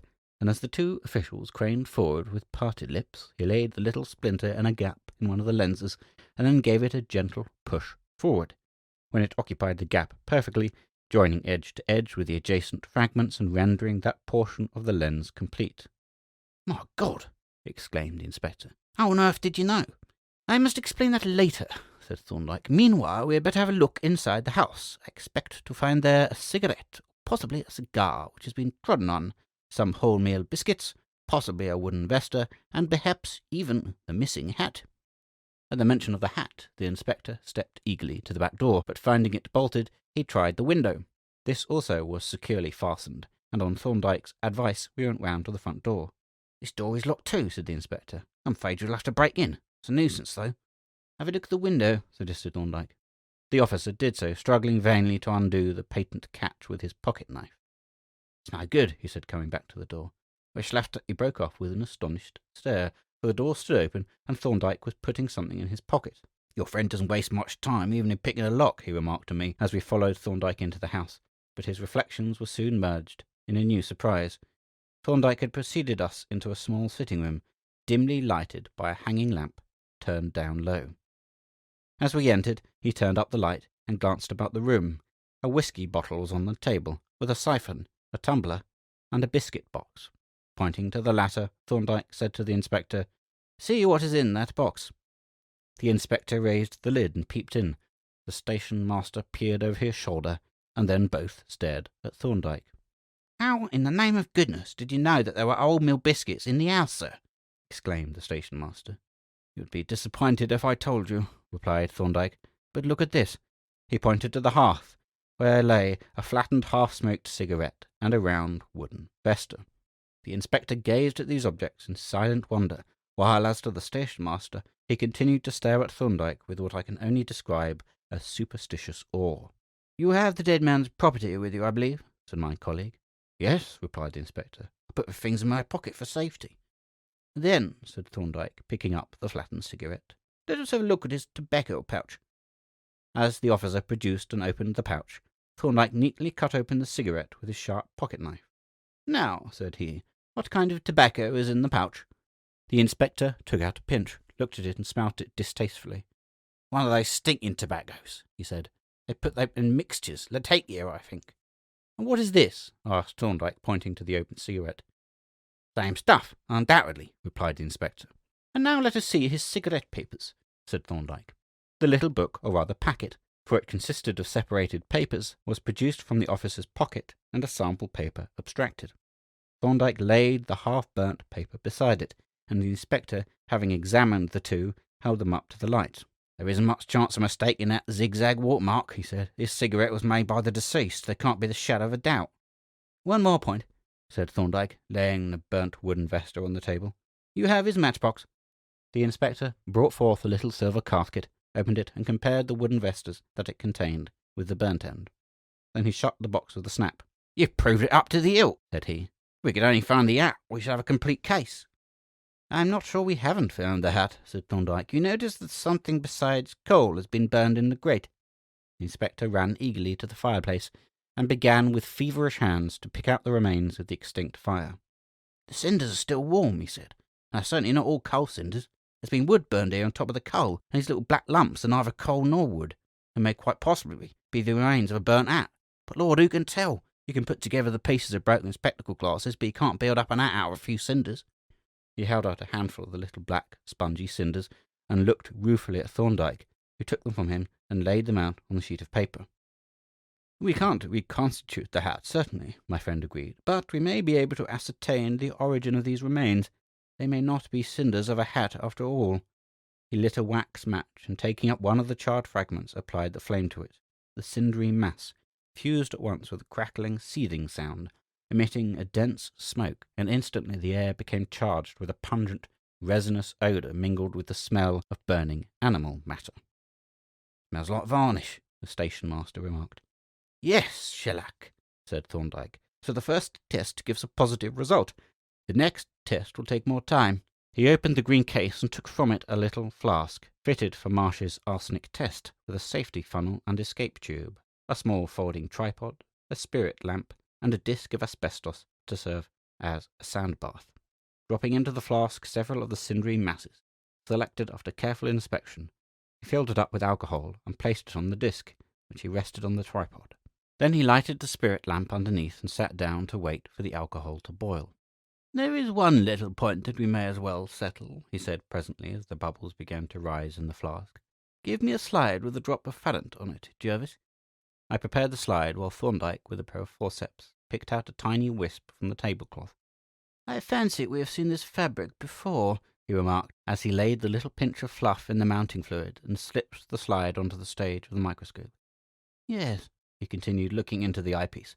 "Here are our old acquaintances, the red wool fibres, the blue cotton, and the yellow jute. We must label this at once, or we may confuse it with the other specimens." "Have you any idea the deceased met his death?" the inspector asked. "Yes," replied Thorndyke. "I take it that the murderer enticed him into this room and gave him some refreshments. The murderer sat in the chair in which you were sitting. Brodski sat in that small armchair.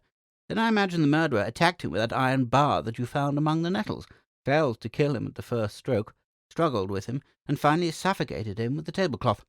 By the way, there is just one more point. You recognize this piece of string?" He took from his collecting box the little end of twine that had been picked up by the line. The inspector nodded. "Look behind you. You will see where it came from." The officer turned sharply, and his eye lighted on a string box on the mantelpiece. He lifted it down, and Thorndyke drew out from it a length of white twine with one green strand, which he compared with the piece in his hand. "Green-stranded, it makes the identification fairly certain," he said. "Of course, the string was used to secure the umbrella and handbag. He could not have carried them in his hand, encumbered as he was with the corpse, but I expect our other specimen is ready now." He lifted the flask off the tripod, and giving it a vigorous shake, examined the contents through his lens. The alcohol had now become dark brown in colour, and was noticeably thicker and more syrupy in consistence. "I think we have enough here for a rough test," said he, selecting a pipette and a slide from the case. He dipped the former into the flask, and having sucked up a few drops of the alcohol from the bottom, held the pipette over the slide, in which he allowed the contained fluid to drop. Laying a cover-glass on the little pool of alcohol, he put the slide on the microscope stage and examined it attentively, while we watched him in expectant silence. At length he looked up, and addressing the inspector, said, "Do you know what felt hats are made of?" "I can't say that I do, sir," replied the officer. "Well, the better quality hats are made of rabbits' and hares' wool. The soft underfur, you know, cemented together with shellac. Now, there is very little doubt that these cinders contain shellac, and with the microscope I found a number of small hairs of a rabbit. I have, therefore, little hesitation in saying that these cinders are the remains of a hard felt hat, and, as the hairs do not appear to be dyed, I should say it was a grey hat." At this moment our conclave was interrupted by hurried footsteps on the garden path, and, as we turned with one account, an elderly woman burst into the room. She stood for a moment in mute astonishment, and then looked from one door to the other, demanding, "Who are you, and what are you doing here?" The inspector rose. "I'm a police officer, madam," said he. "I can't give you any further information just now, but if you'll excuse me asking, who are you?" "I'm Mr. Ickler's housekeeper," she replied. "Mr. Ickler, are you expecting him home shortly?" "No, I'm not," was the curt reply. "Mr. Ickler is away from home just now. He left this evening by the boat train." "For Amsterdam?" asked Thorndyke. "I believe so. I don't see what business it is of yours," the housekeeper answered. "I thought he might perhaps be a diamond broker or merchant," said Thorndyke. "A good many of them travel by that train." "So he is," said the woman. "At least, he has something to do with diamonds." "Ah, well, we must be going, Jervis," said Thorndyke. "We have finished here, and we have to find a hotel or inn. Can I have a word with you, Inspector?" The officer, now entirely humble and reverent, followed us into the garden to receive Thorndyke's parting advice. "You had better take possession of the house at once and get rid of the housekeeper. Nothing must be removed. Preserve those cinders, and see that the rubbish heap is not disturbed, and above all, don't have the rooms swept. An officer will be sent to relieve you." With a friendly good night, we went on our way, guided by the station master, and here our connection with the case came to an end. Hickler, whose Christian name turned out to be Silas, was, it is true, arrested as he stepped ashore from the steamer, and a packet of diamonds, subsequently identified as the property of Oscar Brodski, found upon his person.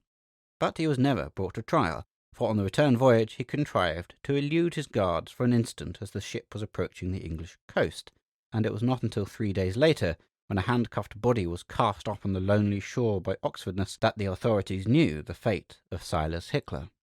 "An appropriate and dramatic end to a singular and yet typical case," said Thorndyke as he put down the newspaper. "I hope it has enlarged your knowledge, Jervis, and enabled you to form one or two useful corollaries." "I prefer to hear you sing the medical legal doxology," I answered, turning upon him like the proverbial worm and grinning derisively, which the worm does not. "I know you do," he retorted with mock gravity, "and I lament your lack of mental initiative. However, the points that this case illustrates are these. First, the danger of delay. The vital importance of instant action before that frail and fleeting thing that we call a clue has time to evaporate. A delay of a few hours would have left us with hardly a single datum. Second, the necessity of pursuing the most trivial clue to an absolute finish, as illustrated by the spectacle. Third, the urgent need of a trained scientist to aid the police. And last, he concluded with a smile, we learn never to go abroad without the invaluable green case. End of section 2. Section 3 of The Singing Bone. A Case of Premeditation, Part 1. The Elimination of Mr. Pratt. The wine merchant, who should supply a consignment of petit vin to a customer who had ordered and paid for a vintage wine, would render himself subject to unambiguous comment. Nay, more, he would be liable to certain legal penalties, and yet his conduct would be morally indistinguishable from that of the railway company, which, having accepted a first-class fare, inflicts upon the passenger that kind of company which he is paid to avoid. But the corporate conscience, as Herbert Spencer was wont to explain, is an altogether inferior product to that of the individual. Such were the reflections of Mr. Rufus Pembury, when, as the train was about to move out of Maidstone West Station, a coarse and burly man, clearly a denizen of the third class, was ushered into his compartment by the guard. He had paid the higher fare, not for cushioned seats, but for seclusion, or at least select company. The man's entry had deprived him of both, and he resented it. But if the presence of this stranger involved a breach of contract, his conduct was a positive affront, an indignity, for no sooner had the train started than he fixed upon Mr. Pembury a gaze of impertinent intensity, and continued thereafter to regard him with a stare as steady and unwinking as that of a Polynesian idol. It was offensive to a degree, and highly disconcerting withal. Mr. Pembury fidgeted in his seat with increasing discomfort and rising temper. He looked into his pocket-book, read one or two letters, and sorted a collection of visiting cards. He even thought of opening his umbrella. Finally, his patience exhausted, and his wrath mounting to boiling point, he turned to the stranger with frosty remonstrance. "I imagine, sir, that you will have no difficulty in recognizing me, should we ever meet again, which, God forbid, I should recognize you among 10,000, was the reply, so unexpected as to leave Mr. Pembury speechless. You see, the stranger continued impressively, I've got the gift of faces. I never forget. That must be a great consolation, said Pembury. Very useful to me, said the stranger. At least it used to be. When I was a warder at Portland, you remember me, I dare say. My name is Pratt. I was assistant warder in your time. God-forsaken old Portland, and mighty glad I was when they used to send me up to town on recognising duty. Holloway was the house of detention then, you remember? That was before they moved to Brixton. Pratt paused in his reminiscences, and Pembury, pale and gasping with astonishment, pulled himself together. I think, said he, you must be mistaking me for someone else. I don't, replied Pratt. You're Francis Dobbs, that's who you are. Slipped away from Portland one evening about 12 years ago. Clothes washed up on the bill next day. No trace of fugitive. As neat a mizzle as ever I heard of. But there are a couple of photographs and a set of fingerprints of the habitual criminals register. Perhaps you'd like to come and see 'em. Why should I go to the habitual criminals register? Pembury demanded faintly. Ah, exactly. Why should you? When you're a man of means, and a little judiciously invested capital would render it unnecessary. Pembury looked out of the window, and for a minute or more preserved a stony silence. At length he turned suddenly to Pratt. How much? He asked. I shouldn't think a couple hundred a year would hurt you, was the calm reply. Pembury reflected a while. What makes you think I am a man of means? He asked presently. Pratt smiled grimly. Bless you, Mr. Pembury, said he. I know all about you. Why, for the last 6 months I've been living within a half-mile of your house. The devil you have. Yes, when I retired from the service, General O'Gorman engaged me as a sort of steward or caretaker of his little place at Baysford. He's very seldom there himself, and the very day after I came down I met you and spotted you. But naturally, I kept out of sight myself. Thought I'd find out whether you were good for anything before I spoke. So I've been keeping my ears open and find you're good for a couple of hundred. There was an interval of silence, and then the ex-warder resumed. That's what comes of having a memory for faces. Now there's Jack Ellis on the other hand. He must have had you under his nose for a couple of years, and yet he's never twigged. He never will either, added Pratt, already regretting the confidence into which his vanity had led him. Who is Jack Ellis? Pembury demanded sharply. Why, he's a sort of supernumerary at the Baysford police station, does odd jobs, rural detective, helps in the office and that sort of thing. He was in the civil guard at Portland in your time, but he got his left forefinger chopped off, so they pensioned him, and he was a Baysford man. He got this billet, but he'll never recognise you, don't you fear. Unless you direct his attention to me, suggested Pembury. Oh, there's no fear of that, laughed Pratt. You can trust me to sit quiet on my own nest egg. Besides, we're not very friendly. He came nosing round our place after the parlour maid. Him a married man, mark you. But I soon boosted him out, I can tell you, and Jack Ellis don't like me now. I see, said Pembury reflectively. Then after a pause he asked, Who is this General O'Gorman? I seem to know the name. I expect you do, said Pratt. He was governor of Dartmoor when I was there. That was my last billet. And let me tell you, if you'd been at Portland in your time, you'd never have got away. How is that? Why, you see, the General was a great man on bloodhounds. He kept a pack at Dartmoor, and you bet those lags knew it. There were no attempted escapes in those days. They wouldn't have had a chance. He has the pack still, hasn't he? Asked Pembury. Rather. Spends any amount of time on training them, too. He's always hoping there'll be a burglary or a murder in the neighbourhood so he can try 'em, but he's never got a chance yet. Perhaps the crooks have heard about 'em, but to come back to our little arrangement, what do you say to a couple of hundred paid quarterly, if you like? I can't settle the matter offhand, said Pembury. You must give me time to think it over. Very well, said Pratt. I shall be back at Baysford tomorrow evening. That'll give you a clear day to think it over. Still, I'll look in your place tomorrow night. No, replied Pembury. You'd better not be seen at my house, nor I at yours. If I meet you at some quiet spot where we shan't be seen, we can settle our business without anyone knowing that we have met. It won't take long, and we can't be too careful. That's true, agreed Pratt. Well, I'll tell you what. There's an avenue leading up to our house. You know it, I expect. There's no lodge, and the gates are always ajar, excepting at night. Now I shall be down by the 6:30 at Baysford. Our place is a quarter of an hour from the station. Say you meet me in the avenue at 6:45. That will suit me, said Pembury. That is, if you are sure the bloodhounds won't be straying about the grounds. Oh, bless you, no, laughed Pratt. Do you suppose the General lets his precious hounds stray about for any casual crook to feed him with poisoned sausage? No, they're locked up safe in the kennels, at the back of the house. Hello, this'll be Swanley, I expect. I'll change into a smoker here and leave you time to turn the matter over in your mind. So long. Tomorrow evening in the avenue at 6:45. And I say, Mr. Pembury, you might as well bring the first instalment with you. 50, in small notes or gold. Very well, said Mr. Pembury.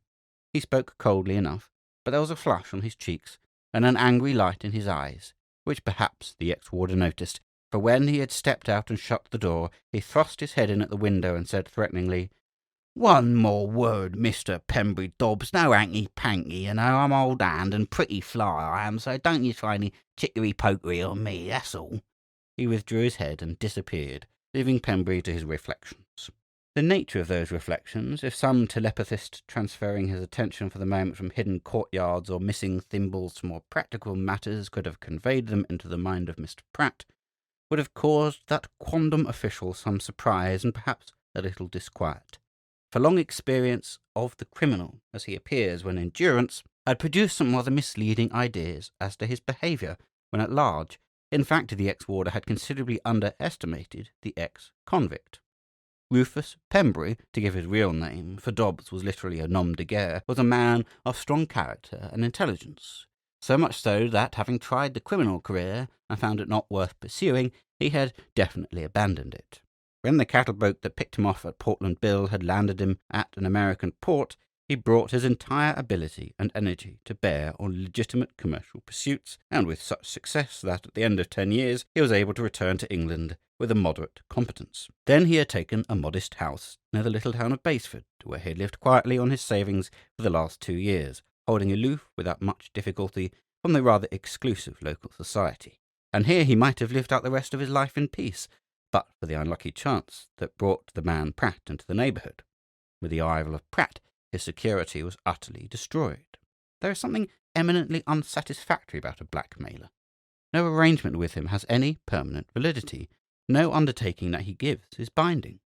The thing which he has sold remains in his possession to sell over again. He pockets the price of emancipation, but retains the key of the fetters.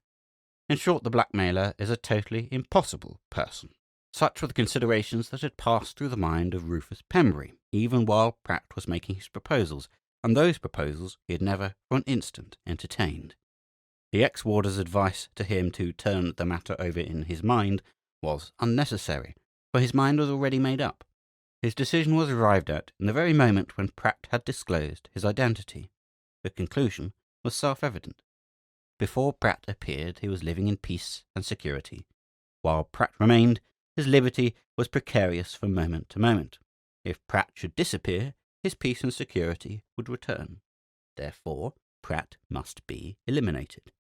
It was a logical consequence. The profound meditations, therefore, in which Pembury remained immersed for the remainder of the journey had nothing whatever to do with the quarterly allowance. They were concerned exclusively with the elimination of ex-warder Pratt. Now, Rufus Pembury was not a ferocious man. He was not even cruel, but he was gifted with a certain magnanimous cynicism, which ignored the trivialities of sentiment and regarded only the main issues. If a wasp hummed over his teacup, he would crush that wasp, but not with his bare hand. The wasp carried the means of aggression. That was the wasp's lookout. His concern was to avoid being stung. So it was with Pratt. The man had elected, for his own profit, to threaten Pembury's liberty. Very well. He had done it at his own risk. That risk was no concern of Pembury's. His concern was his own safety. When Pembury alighted at Charing Cross, he directed his steps, after having watched Pratt's departure from the station, to Buckingham Street, Strand, where he entered a quiet, private hotel. He was apparently expected, for the manageress greeted him by his name as she handed him his key. "Are you staying in town, Mr. Pembury?" she asked. "No," was the reply. "I go back tomorrow morning, but I may be coming up again shortly. By the way, you used to have an encyclopedia in one of the rooms. Could I see it for a moment?" "It is in the drawing-room," said the manageress. "Shall I show you? But you know the way, don't you?" Certainly Mr. Pembury knew the way. It was on the first floor, a pleasant old-world room looking on the quiet old street, and on a shelf, amidst a collection of novels, stood the sedate volumes of Chambers' Encyclopedia. That a gentleman from the country should desire to look up the subject of hounds would not, to a casual observer, have seemed unnatural. But when from hounds the student proceeded to the article on blood, and thence to one devoted to perfumes, the observer might reasonably have felt some surprise, and this surprise might have been augmented if he had followed Mr. Pembury's subsequent proceedings, and especially if he had considered them as the actions of a man whose immediate aim was the removal of a superfluous unit of the population. Having deposited his bag and umbrella in his room, Pembury set forth from the hotel as one with a definite purpose, and his footsteps led, in the first place, to an umbrella shop on the Strand, where he selected a thick rattan cane. There was nothing remarkable in this, perhaps, but the cane was of an uncomely thickness, and the salesman protested. "I like a thick cane," said Pembury. "Yes, sir, but for a gentleman of your height." Pembury was a small, slight-built man. "I would venture to suggest—" "I like a thick cane," repeated Pembury. "Cut it down to the proper length, and don't rivet the ferrule on. I'll cement it on when I get home." His next investment would have seemed more to the purpose, though suggestive of unexpected crudity of method. It was a large Norwegian knife, but not content with this, he went on forthwith to a second cutler's and purchased a second knife, the exact duplicate of the first. Now, for what purpose could he want two identically similar knives, and why not have bought them both at the same shop? It was highly mysterious. Shopping appeared to be a positive mania with Rufus Pembury. In the course of the next half-hour he acquired a cheap handbag, an artist's black japanned brush case, a three-cornered file, a stick of elastic glue, and a pair of iron crucible tongs. Still insatiable, he repaired to an old-fashioned chemist's shop in a by-street, where he further enriched himself with a packet of absorbent cotton wool and an ounce of permanganate of potash, and as the chemist wrapped up these articles with the occult and necromantic air peculiar to chemists, Pembury watched him impassively. "I suppose you don't keep musk?" he asked carelessly. The chemist paused in the act of heating a stick of sealing wax, and appeared as if about to mutter an incantation, but he merely replied, "No, sir, not the solid musk. It's so very costly, but I have the essence." "It isn't as strong as the pure stuff, I suppose?" "No," replied the chemist with a cryptic smile. "Not so strong, but strong enough." These animal perfumes are so very penetrating, and so lasting. Why, I venture to say that if you were to sprinkle a tablespoonful of the essence in the middle of St. Paul's, and the place would smell of it 6 months hence." "You don't say so," said Pembry. "Well, that ought to be enough for anybody. I'll take a small quantity, please, and for goodness sake see that there isn't any on the outside of the bottle. The stuff isn't for myself, and I don't want to go about smelling like a civet cat." "Naturally you don't, sir," agreed the chemist. He then produced an ounce bottle, a small glass funnel, and a stoppered bottle labelled S. Moshi, with which he proceeded to perform a few trifling feats of legerdemain. "There, sir," said he, when he had finished the performance. "There is not a drop on the outside of the bottle, and if I fit it with a rubber cork, you will be quite secure."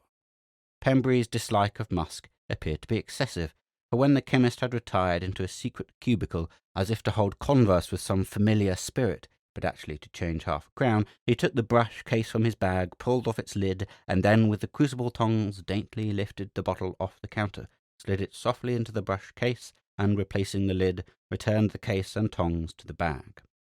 The other 2 packets he took from the counter and dropped into his pocket, and when the presiding wizard, having miraculously transformed a single half-crown into 4 pennies, handed him the product, he left the shop and walked thoughtfully back towards the Strand. Suddenly a new idea seemed to strike him. He halted, considered for a few moments, and then strode away northward to make the oddest of all his purchases. The transaction took place in a shop in the 7 Dials, whose strange stock in trade ranged the whole zoological gamut, from water snails to Angora cats. Pembry looked at a cage of guinea pigs in the window and entered the shop. "Do you happen to have a dead guinea pig?" he asked. "No, mine are all alive," replied the man, adding with a sinister grin, "but they're not immortal, you know." Pembry looked at the man distastefully. There is an appreciable difference between a guinea pig and a blackmailer. "Any small mammal will do," he said. "There's a dead rat in that cage, if he's any good," said the man. "Died this morning, so he's quite fresh." "I'll take the rat," said Pembry. "He'll do quite well."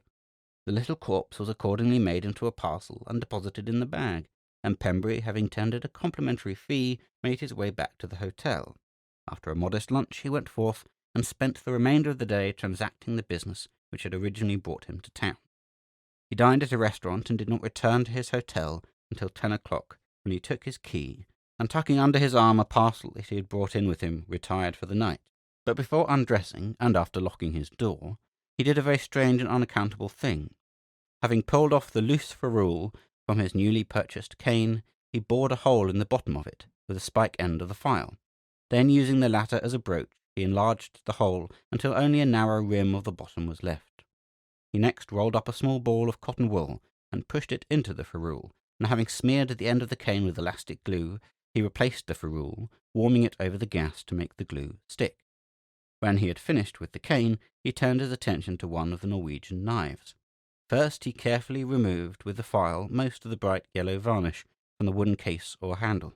Then he opened the knife and, cutting the string of the parcel that he had brought in, took from it the dead rat which he had bought at the zoologist's. Laying the animal on a sheet of paper, he cut off its head, and, holding it up by the tail, allowed the blood that oozed from the neck to drop on the knife, spreading it over both sides of the blade and handle with his finger. Then he laid the knife on the paper and softly opened the window. From the darkness below came the voice of a cat, apparently perfecting itself in the execution of chromatic scales, and in that direction Pembry flung the body and head of the rat and closed the window. Finally, having washed his hands and stuffed the paper from the parcel into the fireplace, he went to bed. But his proceedings in the morning were equally mysterious. Having breakfasted betimes, he returned to his bedroom and locked himself in. Then he tied his new cane, handle downwards, to the leg of the dressing-table. Next, with the crucible tongs, he drew the little bottle of musk from the brush case, and having assured himself, by sniffing at it, that the exterior was really free from odour, he withdrew the rubber cork. Then, slowly and with infinite care, he poured a few drops, perhaps half a teaspoonful, of the essence on the cotton wool that bulged through the hole in the ferrule, watching the absorbent material narrowly as it soaked up the liquid. When it was saturated, he proceeded to treat the knife in the same fashion, letting fall a drop of the essence on the wooden handle, which soaked it up readily. This done, he slid up the window and looked out. Immediately below was a tiny yard, in which grew, or rather survived, a couple of faded laurel bushes. The body of the rat was nowhere to be seen.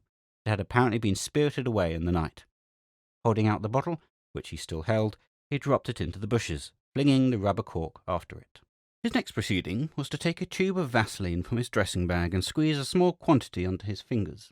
With this he thoroughly smeared the shoulder of the brush case and the inside of the lid, so as to ensure an airtight joint. Having wiped his fingers, he picked the knife up with the crucible tongs and, dropping it into the brush case, immediately pushed on the lid. Then he heated the tips of the tongs and the gas flame to destroy the scent, packed the tongs and brush case in the bag, untied the cane, carefully avoiding contact with the ferrule, and taking up the 2 bags, went out, holding the cane by its middle. There was no difficulty in finding an empty compartment, for first-class passengers were few at that time in the morning. Pembury waited on the platform until the guard's whistle sounded, when he stepped into the compartment, shut the door, and laid the cane on the seat with its ferrule pointing out of the offside window, in which position it remained until the train drew up in Baysford Station. Pembury left his dressing bag at the cloakroom, and, still grasping the cane by its middle, he sallied forth. The town of Baysford lay some half a mile to the east of the station. His own house was a mile along the road to the west, and halfway between his house and the station was the residence of General O'Gorman. He knew the place well. Originally a farmhouse, it stood on the edge of a great expanse of flat meadows and communicated with the road by an avenue nearly 300 yards long of ancient trees. The avenue was shut off from the road by a pair of iron gates, but these were merely ornamental, for the place was unenclosed and accessible from the surrounding meadows. Indeed, an indistinct footpath crossed the meadows and intersected the avenue about halfway up. On this occasion, Pembury, whose objective was the avenue, elected to approach it by the latter route, and at each stile or fence that he surmounted, he paused to survey the country. Presently the avenue arose before him, lying athwart the narrow track, and as he entered it between 2 of the trees, he halted and looked about him. He stood listening for a while. Beyond the faint rustle of leaves, no sound was to be heard. Evidently there was no one about, and as Pratt was at large, it was probable that the general was absent. But now Pembury began to examine the adjacent trees with more than a casual interest. The 2 between which he had entered were respectively an elm and a great pollard oak, the latter being an immense tree, whose huge, warty bole divided about 7 feet from the ground into 3 limbs, each as large as a fair-sized tree, of which the largest swept outward in a great curve halfway across the avenue. On this patriarch Pembury bestowed especial attention, walking completely round it, and finally laying down his bag and cane, the latter resting on the bag with a ferrule off the ground, that he might climb up by the aid of the warty outgrowths to examine the crown, and he had just stepped up into the space between the 2 limbs when the creaking of the iron gates was followed by a quick step in the avenue.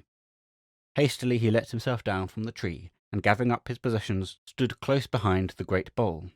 Just as well not to be seen was his reflection, as he hugged the tree closely and waited, peering cautiously round the trunk. Soon a streak of moving shadow heralded the stranger's approach, and he moved round to keep the trunk between himself and the intruder. On the footsteps came, until the stranger was abreast of the tree, and when he had passed, Pembury peeped round the retreating figure. It was only the postman, but then the man knew him, and he was glad he had kept out of sight. Apparently the oak did not meet his requirements, for he stepped out and looked up and down the avenue. Then, beyond the elm, he caught sight of an ancient pollard hornbeam, a strange, fantastic tree whose trunk widened out trumpet-like above into a broad crown, from the edge of which multitudinous branches uprose like the limbs of some weird hamadryad. That tree he approved at a glance, but he lingered behind the oak until the postman, returning with brisk step and cheerful whistle, passed down the avenue and left him once more in solitude. Then he moved on with a resolute air to the hornbeam. The crown of the trunk was barely 6 feet from the ground. He could reach it easily, as he found on trying. Standing the cane against the tree, ferrule downwards this time, he took the brush case from the bag, pulled off the lid, and with the crucible tongs lifted out the knife and laid it on the crown of the tree, just out of sight, leaving the tongs, also invisible, still grasping the knife. He was about to replace the brush case in the bag when he appeared to alter his mind. Sniffing at it and finding it reeking with a sickly perfume, he pushed the lid on again and threw the case up into the tree, where he heard it roll down into the central hollow of the crown. Then he closed the bag, and taking the cane by its handle, moved slowly away in the direction whence he had come, passing out of the avenue between the elm and the oak. His mode of progress was certainly peculiar, He walked with excessive slowness, trailing the cane along the ground, and every few paces he would stop and press the ferrule firmly against the earth, so that to anyone who should have observed him he would have appeared to be wrapped in an absorbing reverie. Thus he moved on across the fields, not, however, returning to the high road, but crossing another stretch of fields, until he emerged into a narrow lane that led out into the High Street. Immediately opposite to the lane was the police station, distinguished from the adjacent cottages only by its lamp, its open door, and the notices pasted up outside. Straight across the road Pembury walked, still trailing the cane, and halting at the station door to read the notices, resting his cane on the doorstep as he did so. Through the open doorway he could see a man writing at a desk. The man's back was towards him, but presently a movement brought his left hand into view, and Pembury noted that the forefinger was missing. This, then, was Jack Ellis, late of the Civil Guard at Portland. Even while he was looking, the man turned his head, and Pembury recognised him at once. He had frequently met him on the road between Baysford and the adjoining village of Thorpe, and always at the same time. Apparently Ellis paid a daily visit to Thorpe, perhaps to receive a report from the rural constable, and he started between 3 and 4, and returned between 7 and 1:15. Pembury looked at his watch. It was 3:15. He moved away thoughtfully, holding his cane, now by the middle, and began to walk slowly in the direction of Thorpe, westward. For a while he was deeply meditative, and his face wore a puzzled frown. Then suddenly his face cleared, and he strode forward at a brisker pace. Presently he passed through a gap in the hedge, and, walking in a field parallel with the road, took out his purse, a small pigskin pouch. Having frugally emptied it of its contents, excepting a few shillings, he thrust the ferrule of his cane into the small compartment ordinarily reserved for gold or notes. And thus he continued to walk on slowly, carrying the cane by the middle and the purse jammed on the end. At length he reached a sharp double curve in the road, whence he could see back for a considerable distance, and here, opposite a small opening, he sat down to wait. The hedge screened him effectually from the gaze of passers-by, though these were few enough, without interfering with his view. A quarter of an hour passed. He began to be uneasy. Had he been mistaken? Were Ellis's visits only occasional instead of daily, as he had thought? That would be tiresome, though not actually disastrous. But at this point in his reflections a figure came into view, advancing around the road with a steady swing. He recognized the figure. It was Ellis. But there was another figure advancing from the opposite direction, a labourer, apparently. He prepared to shift his ground, but another glance showed him that the labourer would pass first. He waited. The labourer came on, and at length passed the opening, and as he did so, Ellis disappeared for a moment in a bend of the road. Instantly Pembury passed his cane through the opening in the hedge, shook off the purse, and pushed it into the middle of the footway. Then he crept forward, behind the hedge, towards the approaching official, and again sat down to wait. On came the steady tramp of the unconscious Ellis, and as it passed, Pembury drew aside an obstructing branch and peered out at the retreating figure. The question now was, would Ellis see the purse? It was not a very conspicuous object. The footsteps stopped abruptly. Looking out, Pembury saw the police official stoop, pick up the purse, examine its contents, and finally stow it in his trousers pocket. Pembury heaved a sigh of relief, and as the dwindling figure passed out of sight round a curve in the road, he rose, stretched himself, and strode away briskly. Near the gap was a group of ricks, and as he passed them, a fresh idea suggested itself.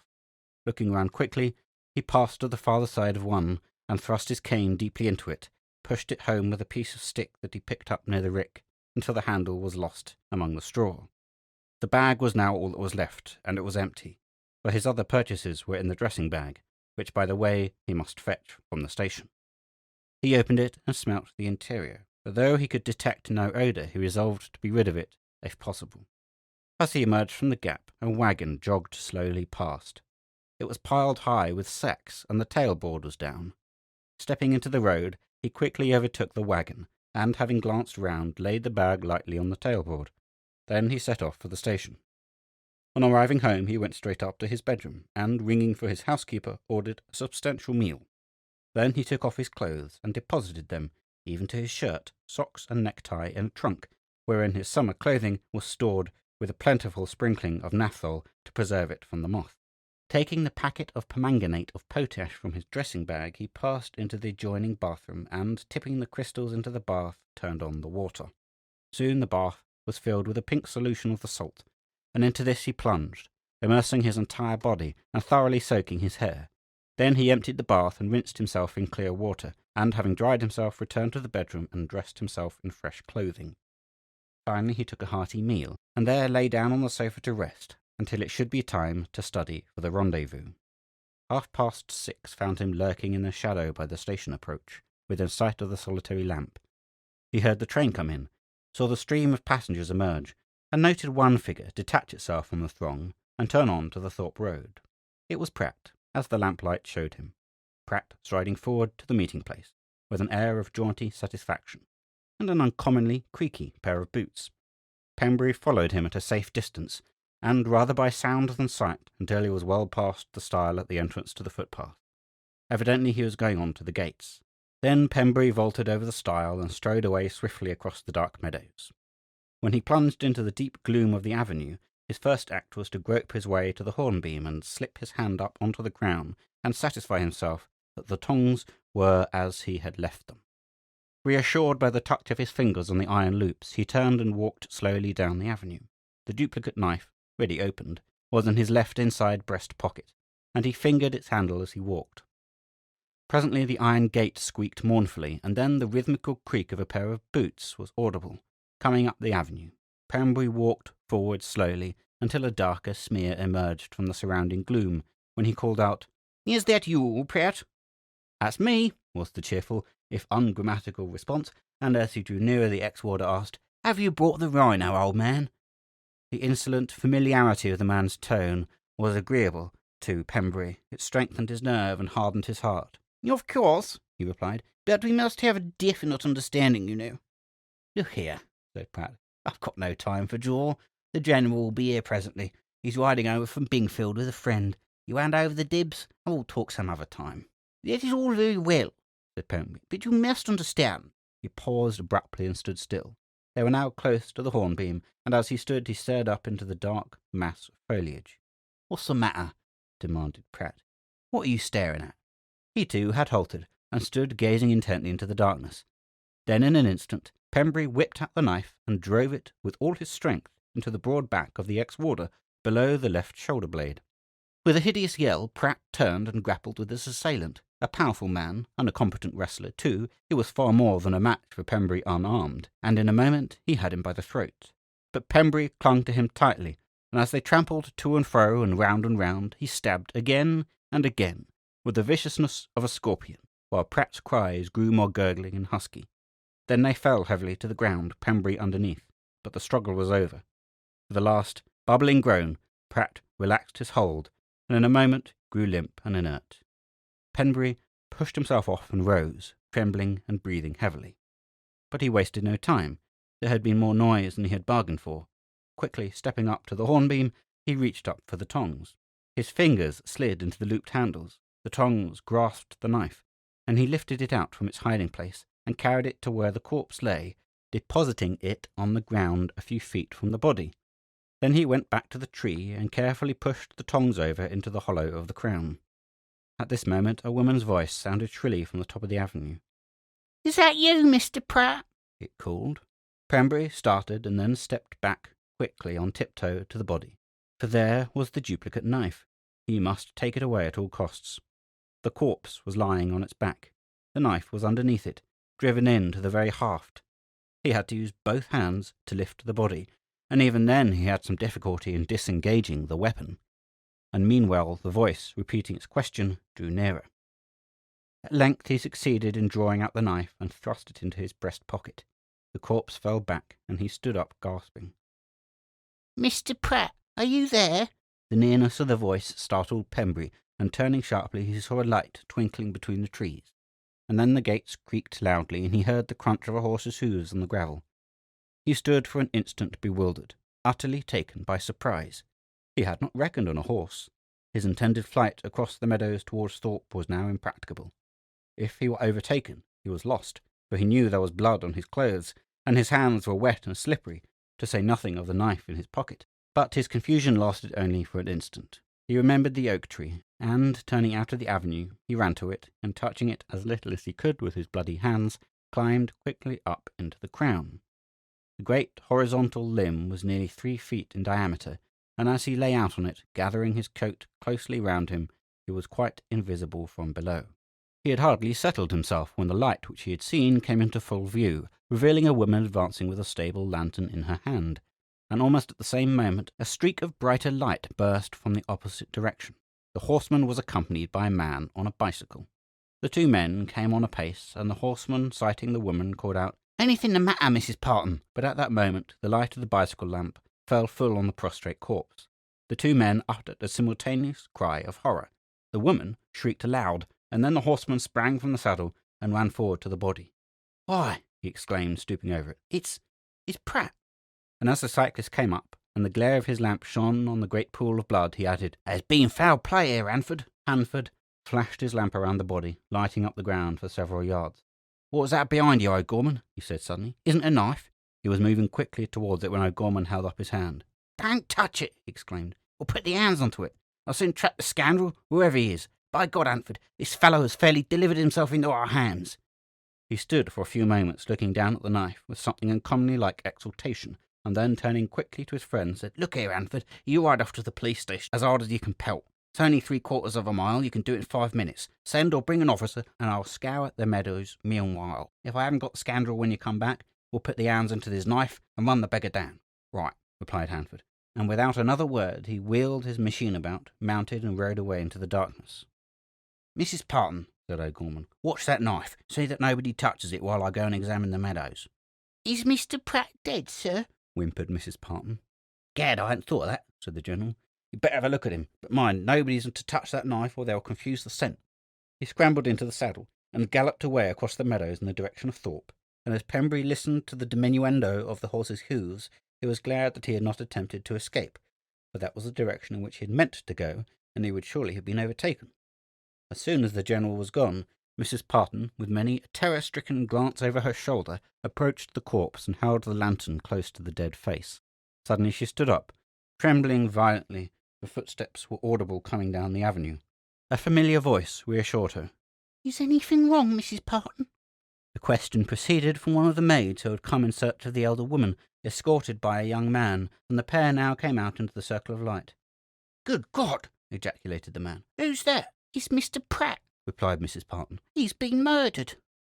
The girl screamed, and then the two domestics approached on tiptoe, staring at the corpse with a fascination of horror. "Don't touch that knife," said Mrs. Parton, for the man was about to pick it up. "The General's going to put the bloodhounds onto it."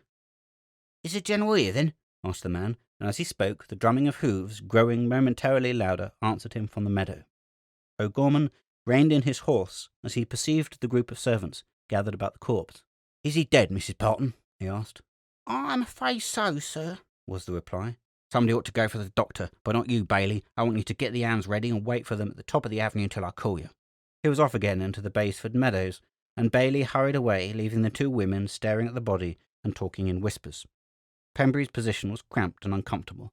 He dared not move, hardly dared to breathe, for the women below him were not a dozen yards away, and it was with mingled feelings of relief and apprehension that he presently saw from his elevated station a group of lights approaching rapidly along the road from Baysford. Presently they were hidden by the trees, and then after a brief interval the whir of wheels sounded on the drive, and streaks of light on the tree trunks announced the new arrivals. There were 3 bicycles, ridden respectively by Mr. Hanford, a police inspector, and a sergeant, and as they drew up the General came thundering back into the avenue. "Is Ellis with you?" he asked as he pulled up. "No, sir," was the reply. "He hadn't come in from Thorpe when he left. He's rather late tonight." "Have you sent for a doctor?" "Yes, sir, I've sent for Dr. Eels," said the inspector, resting his bicycle against the oak. Pembury could smell the reek of the lamp as he crouched. "Is Pratt dead?" "Seems to be," replied O'Gorman. "But we'd better leave that to the doctor. There's the murderer's knife. Nobody has touched it. I'm going to fetch the bloodhounds now." "Oh, that's the thing," said the inspector. "The man can't be far away." He rubbed his hands with a satisfied air as O'Gorman cantered away up the avenue. In less than a minute there came out from the darkness the deep baying of a hound, followed by quick footsteps on the gravel. Then into the circle of light emerged 3 sinister shapes, loose-limbed and gaunt, and 2 men advancing at a shambling trot. "Here, Inspector," shouted the General. "You take one. I can't hold 'em both." The inspector ran forward and seized one of the leashes, and the General led his hand up to the knife, as it lay on the ground. Pembury, peering cautiously round the bough, watched the great brute with almost impersonal curiosity, noted its high poll, its wrinkled forehead, and melancholy face, as it stooped to snuff suspiciously at the prostrate knife. For some moments the hound stood motionless, sniffing at the knife. Then it turned away and walked to and fro with its muzzle to the ground. Suddenly it lifted its head, bayed loudly, lowered its muzzle, and started forward between the oak and the elm, dragging the general after it at a run. The inspector next brought his hound to the knife, and was soon bounding away to the tug of the leash in the general's wake. "I don't make no mistakes, I don't," said Bailey, addressing the gratified sergeant as he brought forward the third hound. "You'll see." But his remark was cut short by a violent jerk of the leash, and the next moment he was flying after the others, followed by Mr. Hanford. The sergeant daintily picked the knife up by its ring, wrapped it in his handkerchief, and bestowed it in his pocket. Then he ran off after the hounds. Pembury smiled grimly. His scheme was working out admirably, in spite of the unforeseen difficulties. If those confounded women would only go away, he could come down and take himself off while the course was clear. He listened to the baying of the hounds, gradually growing fainter in the increasing distance, and cursed the dilatoriness of the doctor. Confound the fellow! Didn't he realize that this was a case of life or death? Suddenly his ear caught the tinkle of a bicycle bell. A fresh light appeared coming up the avenue, and then a bicycle swept up swiftly to the scene of the tragedy, and a small elderly man jumped down by the side of the body. Giving his machine to Mrs. Parton, he stooped over the dead man, felt the wrist, pushed back an eyelid, held a match to the eye, and then rose. "This is a shocking affair, Mrs. Parton," said he. "The poor fellow is quite dead. You had better help me to carry him to the house. If you two take the feet, I will take the shoulders." Pembury watched them raise the body and stagger away with it up the avenue. He heard their shuffling steps die away and the door of the house shut, and still he listened. And far away in the meadows came at intervals the baying of the hounds. Other sounds there was none. Presently the doctor would come back for his bicycle, but for the moment the coast was clear. Pembury rose stiffly. His hands had stuck to the tree where they had pressed against it, and they were still sticky and damp. Quickly he let himself down to the ground, listened again for a moment, and then, making a small circuit to avoid the lamplight, softly crossed the avenue and stole away across the Thorpe meadows. The night was intensely dark, and not a soul was stirring in the meadows. He strode forward quickly, peering into the darkness and stopping now and again to listen, but no sound came to his ears, save the now faint baying of the distant hounds. Not far from his house, he remembered, was a deep ditch, spanned by a wooden bridge, and towards this he now made his way, for he knew that his appearance was such as to convict him at a glance. Arrived at the ditch, he stooped to wash his hands and wrists, and as he bent forward, the knife fell from his breast pocket into the shallow water at the margin. He groped for it, and having found it, drove it deep into the mud as far out as he could reach. Then he wiped his hands on some water-weed, crossed the bridge, and started homewards. He approached his house from the rear, satisfied himself that his housekeeper was in the kitchen, and letting himself in very quietly with his key, went quickly up to his bedroom. Here he washed thoroughly, in the bath, so that he could get rid of the discoloured water, changed his clothes, and packed those that he took off in a portmanteau. By the time he had done this, the gong sounded for supper. As he took his seat at the table, spruce and fresh in appearance, quietly cheerful in manner, he addressed his housekeeper. "I wasn't able to finish my business in London," he said. "I shall have to go up again tomorrow." "Shall you come home the same day?" asked the housekeeper.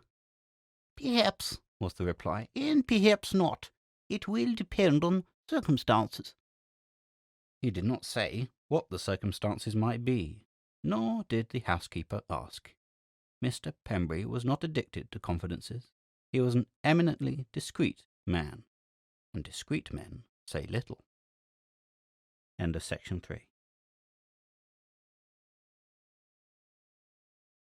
A Case of Premeditation, Part 2. Rival Sleuth Hounds. Related by Christopher Jervis, M.D. The half hour that follows breakfast, when the fire has, so to speak, got into its stride, and the morning pike throws up its clouds of incense, is perhaps the most agreeable in the whole day. Especially so when a sombre sky, brooding over the town, hints at streets pervaded by the chilly morning air, and hoots from protesting tugs upon the river tell of lingering mists, legacy of the lately vanished night. The autumn morning was raw. The fire burned jovially. I thrust my slippered feet towards the blaze, and meditated, on nothing in particular, with cat-like enjoyment. Presently a reproving grunt from Thorndyke attracted my attention, and I looked round lazily. He was extracting, with a pair of office shears, the readable portions of the morning paper, and had paused with a small cutting between his finger and thumb. "Bloodhounds again," said he. "We shall be hearing presently of the revival of the ordeal by fire." "And a deuced comfortable ordeal, too, on a morning like this," I said, stroking my legs ecstatically. "What is the case?" He was about to reply when a sharp rat-tat from the little brass knocker announced a disturber of our peace.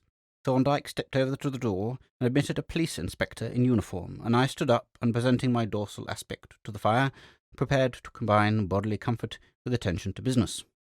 "I believe I am speaking to Dr. Thorndyke," said the officer, and as Thorndyke nodded, he went on. "My name, sir, is Fox, Inspector Fox of the Basford Police. Perhaps you've seen the morning paper." Thorndyke held up the cutting, and placing a chair by the fire, asked the inspector if he had breakfasted. "Thank you, sir, I have," replied Inspector Fox. "I came up to town by the late train last night so as to be here early, and stayed at an hotel. You see from the paper that we've had to arrest one of our own men. It's rather awkward, you know, sir." "Very," agreed Thorndyke. "Yes, it's bad for the force, and bad for the public too, but we had to do it. There was no way out at what we could see. Still, we should like the accused where every chance, both for our sake and his own. So the Chief Constable thought he'd like to have your opinion on the case, and he thought that perhaps you might be willing to act for the defence." "Let us have the particulars," said Thorndyke, taking a writing pad from a drawer and dropping into his armchair. "Begin at the beginning," he added, "and tell us all you know." "Well," said the inspector, after a preliminary cough, "to begin with the murdered man, his name is Pratt. He was a retired prison warder, and was employed as steward by General O'Gorman, who was a retired prison governor. You may have heard of him in connection with his pack of bloodhounds. Well, Pratt came down from London yesterday evening by a train arriving at Basford at 6:30. He was seen by the guard, the ticket collector, and the outside porter. The porter saw him leave the station at 6:37. General O'Gorman's house is about half a mile from the station. At 5 minutes to 7, the General and a gentleman named Anford and the General's housekeeper and Mrs. Parton found Pratt lying dead in the avenue that leads up to his house. He had apparently been stabbed, for there was a lot of blood about, and a knife, a Norwegian knife, was lying on the ground near the body. Mrs. Parton thought she heard someone in the avenue calling out for help, and as Pratt was just due, he came out with a lantern. She met the General and Mr. Anford, and all three seemed to have caught sight of the body at the same moment. Mr. Anford cycled down to us at once with the news. We sent for a doctor, and went back with Mr. Anford, and took a sergeant with me. We arrived at 12 minutes past 7, and then the General, who had galloped his horse over the meadows each side of the avenue without having seen anybody, fetched out his bloodhounds and led them up to the knife. All three hounds took up the scent at once. I held the leash of one of them, and they took us across the meadows without a pause or a falter, over stiles and fences, along a lane, out into the town, and then, one after the other, they crossed the road in a beeline to the police station, bolted in at the door, which stood open, and made straight for the desk, where a supernumerary officer named Ellis was writing. They made a rare to-do, struggling to get at him, and it was as much as we could manage to hold them back. As for Ellis, he turned as pale as a ghost. "Who was anyone else in the room?" asked Thorndyke. "Oh, yes, there were 2 constables and a messenger. We led the hounds up to them, but the brutes wouldn't take any notice of them. They wanted Ellis." "And what did you do?" "Why, we arrested Ellis, of course. Couldn't do anything else, especially with the General there." "What had the General to do with it?" asked Thorndyke. "He's a J.P. and a late governor of Dartmoor, and it was his hounds that had run the man down. But we must have arrested Ellis in any case." "Is there anything against the accused man?" "Yes, there is. He and Pratt were on distinctly unfriendly terms. They were old comrades, for Ellis was in the Civil Guard at Portland when Pratt was warder there. He was pensioned off from the service because he'd got his left forefinger chopped off.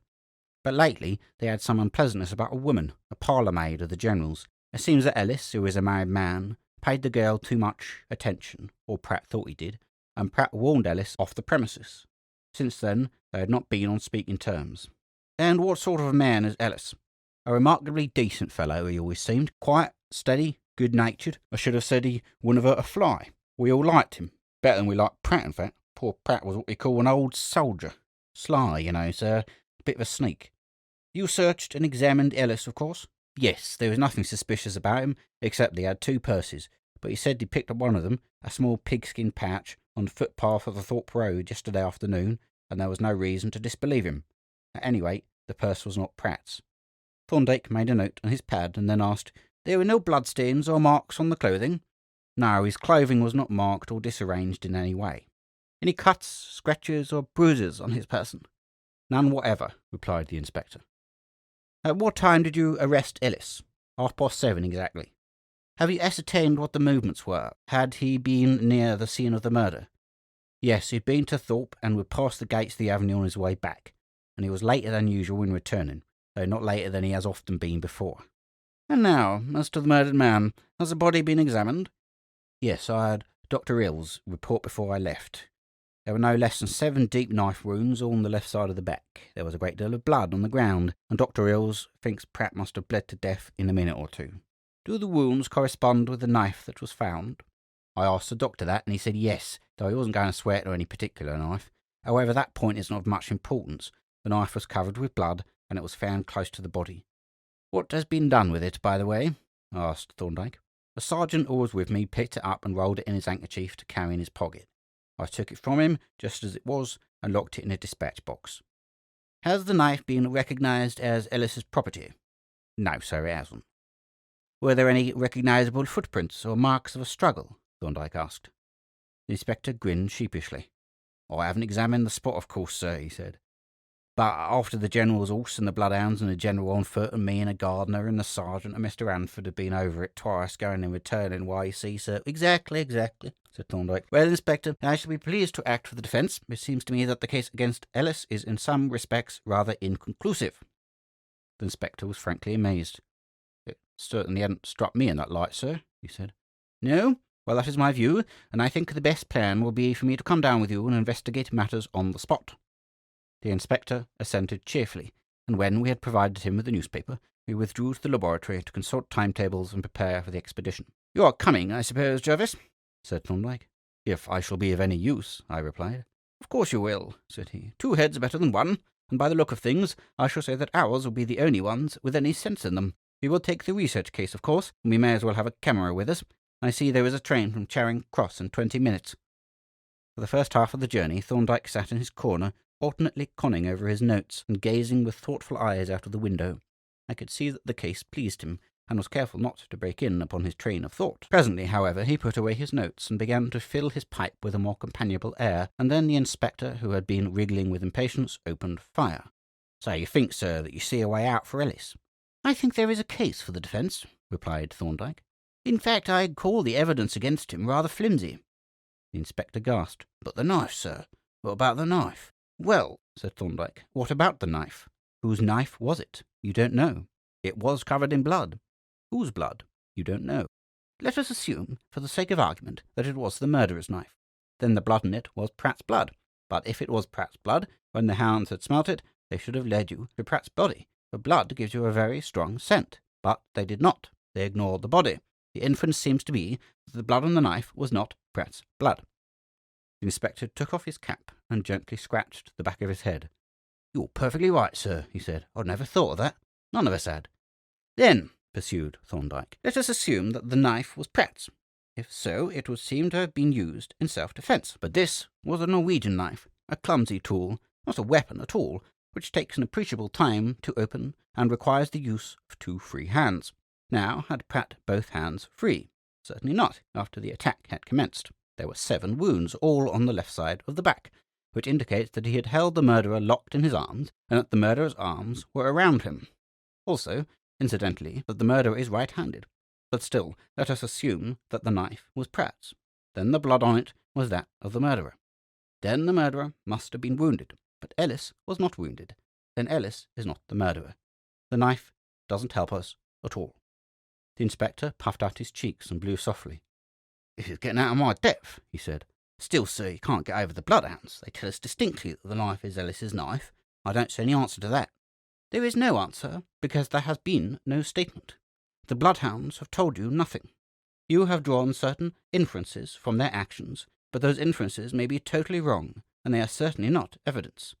"You don't seem to have much opinion of bloodhounds," the inspector remarked. "As agents for the detection of crime," replied Thorndyke, "I regard them as useless.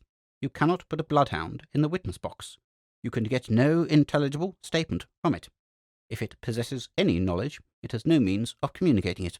The fact is, he continued, that the entire system of using bloodhounds for criminal detection is based on a fallacy. In the American plantations, these animals were used with great success for tracking runaway slaves. But the slave was a known individual. All that was required was to ascertain his whereabouts. That is not the problem that is presented in the detection of a crime. The detective is not concerned in establishing the whereabouts of a known individual, but in discovering the identity of an unknown individual. And for this purpose, bloodhounds are useless. They may discover such identity, but they cannot communicate their knowledge. If the criminal is unknown, they cannot identify him. If he is known, the police have no need of the bloodhound. To return to our present case, Thorndyke resumed after a pause. We have employed certain agents, the hounds, with whom we are not en rapport, as the spiritualists would say, and we have no medium. The hound possesses a special sense, the olfactory, which in man is quite rudimentary. He thinks, so to speak, in terms of smell, and his thoughts are untranslatable to beings in whom the sense of smell is undeveloped. We have presented to the hound a knife, and he discovers in it certain odorous properties. He discovers similar or related odorous properties in a tract of land and a human individual, Ellis. We cannot verify his discoveries or ascertain their nature. What remains? All that we can say is that there appears to exist some odorous relation between the knife and the man Ellis. But until we can ascertain the nature of that relation, we cannot estimate its evidential value or bearing. All the other evidence is the product of your imagination and that of the general. There is at present no case against Ellis. He must have been pretty close to the place when the murder happened, said the inspector. So probably were many other people, answered Thorndyke. But had he time to wash and change? Because he would have needed it. Suppose he would, the inspector agreed dubiously. Undoubtedly, there were 7 wounds which would have taken some time to inflict. Now, we can't suppose that Pratt stood passively while the other man stabbed him. Indeed, as I have said, the position of the wounds shows that he did not. There was a struggle. The 2 men were locked together. One of the murderer's hands was against Pratt's back. Probably both hands were, one clasping and the other stabbing. There must have been blood on one hand, and probably on both. But you say there was no blood on Ellis, and there doesn't seem to have been time or opportunity for him to wash. Well, it's a mysterious affair, said the inspector, but I don't see how you're going to get over the bloodhounds. Thorndyke shrugged his shoulders impatiently. The bloodhounds are an obsession, he said. The whole problem really centres around the knife. The questions are, whose knife was it, and what was the connection between it and Ellis? There is a problem, Jervis, he continued, turning to me, that I submit for your consideration. Some of the possible solutions are exceedingly curious. As we set out from Baysford Station, Thorndyke looked at his watch and he noted the time. You will take us the way that Pratt went, he said. As to that, said the inspector, he may have gone by the road or by the footpath, but there's very little difference in the distance. Turning away from Baysford, we walked along the road westward towards the village of Thorpe, and presently passed on our right a stile at the entrance to a footpath. That path, said the inspector, crosses the avenue about halfway up, but we'd better keep to the road. A quarter of a mile further on we came to a pair of rusty iron gates, one of which stood open, and entering, we found ourselves in a broad drive, bordered by 2 rows of trees, between the trunks of which a long stretch of pasture meadows could be seen on either hand. It was a fine avenue, and, late in the year as it was, the yellowing foliage clustered thickly overhead. When we had walked about 150 yards from the gates, the inspector halted. This is the place, he said, and Thorndyke again noted the time. 9 minutes exactly, said he. Then Pratt arrived here about 14 minutes to 7, and his body was found at 5 minutes to 7, 9 minutes after his arrival. The murderer couldn't have been far away then. Now, it's a pretty fresh scent, replied the inspector. You'd like to see the body first, I think you said, sir? Yes, and the knife, if you please. I shall have to send down to the station for that. It's locked up in the office. He entered the house, and having dispatched a messenger to the police station, came out and conducted us to the outbuilding where the corpse had been deposited. Thorndyke made a rapid examination of the wounds and the holes in the clothing, neither of which presented anything particularly suggestive. The weapon used has evidently been a thick-backed, single-edged knife, similar to the one described, and the discoloration around the wounds indicated that the weapon had a definite shoulder, like that of a Norwegian knife, and that it had been driven in with savage violence. "Did you find anything that throws any light on the case?" the inspector asked when the examination was concluded. "That isn't possible to say until we have seen the knife," replied Thorndyke. "But while we are waiting for it, we may as well go and look at the scene of the tragedy. These are Pratt's boots, I think." He lifted a pair of stout laced boots on the table and turned them up to inspect the soles. "Yes, those are his boots," replied Fox. "And pretty easy they'd been to the track if the case had been the other way about. Those Blakey's protectors are as good as a trademark." "We'll take them at any rate," said Thorndyke, and the inspector having taken the boots from him, we went out and retraced our steps down the avenue. The place where the murder had occurred was easily identified by a large dark stain on the gravel at one side of the drive, halfway between two trees, an ancient pollard hornbeam and an elm. Next to the elm was a pollard oak, with a squat, warty hole about 7 feet high, and 3 enormous limbs, of which one slanted halfway across the avenue, and between these 2 trees the ground was covered with the tracks of men and hounds, superimposed upon the hoofprints of a horse. "Where was the knife found?" Thorndyke asked. The inspector indicated a spot near the middle of the drive, almost opposite the hornbeam, and Thorndyke, picking up a large stone, laid it on the spot. Then he surveyed the scene thoughtfully, looking up and down the drive, and at the trees that bordered it, and finally walked slowly to the space between the elm and the oak, scanning the ground as he went. "There is no dearth of footprints," he remarked grimly as he looked down at the trampled earth. "No, but the question is, whose are they?" said the inspector. "Yes, that is the question," agreed Thorndyke, "and we will begin the solution by identifying those of Pratt." "I don't see how that will help us," said the inspector. "We know he was here." Thorndyke looked at him in surprise, and I must confess that the foolish remark astonished me too, accustomed as I was to the quick-witted officers from Scotland Yard. "The hue and cry procession," remarked Thorndyke, "seems to have passed out between the elm and the oak. Elsewhere the ground seems pretty clear." He walked round the elm, still looking earnestly at the ground, and presently continued. "Now here, in the soft earth, bordering the turf, are the prints of a pair of smallish feet wearing pointed boots. Now, the short man, evidently, by the size of foot and length of stride, and he doesn't seem to have belonged to the procession. But I don't see any of Pratt's. He doesn't seem to have come off the hard gravel." He continued to walk slowly towards the hornbeam, with his eyes fixed on the ground. Suddenly he halted, and stooped with an eager look at the earth, and as Fox and I approached it, he stood up and pointed. "Pratt's footprints. Faint and fragmentary, but unmistakable. And now, Inspector, you see the importance. They furnish the time factor in respect of the other footprints. Look at this one, and then look at that." He pointed from one to another of the faint impressions of the dead man's feet. "You mean that there are signs of a struggle?" said Fox. "I mean more than that," replied Thorndyke. "Here is one of Pratt's footprints treading into the print of a small pointed foot. And there, at the edge of the gravel, is another of Pratt's, nearly obliterated by the tread of a pointed foot. Obviously, the first pointed footprint was made before Pratt's, and the second one after his, and the necessary inference is that the owner of the pointed foot was here at the same time as Pratt." "Then he must have been the murderer," exclaimed Fox. "Presumably," answered Thorndyke. "But let us see whither he went.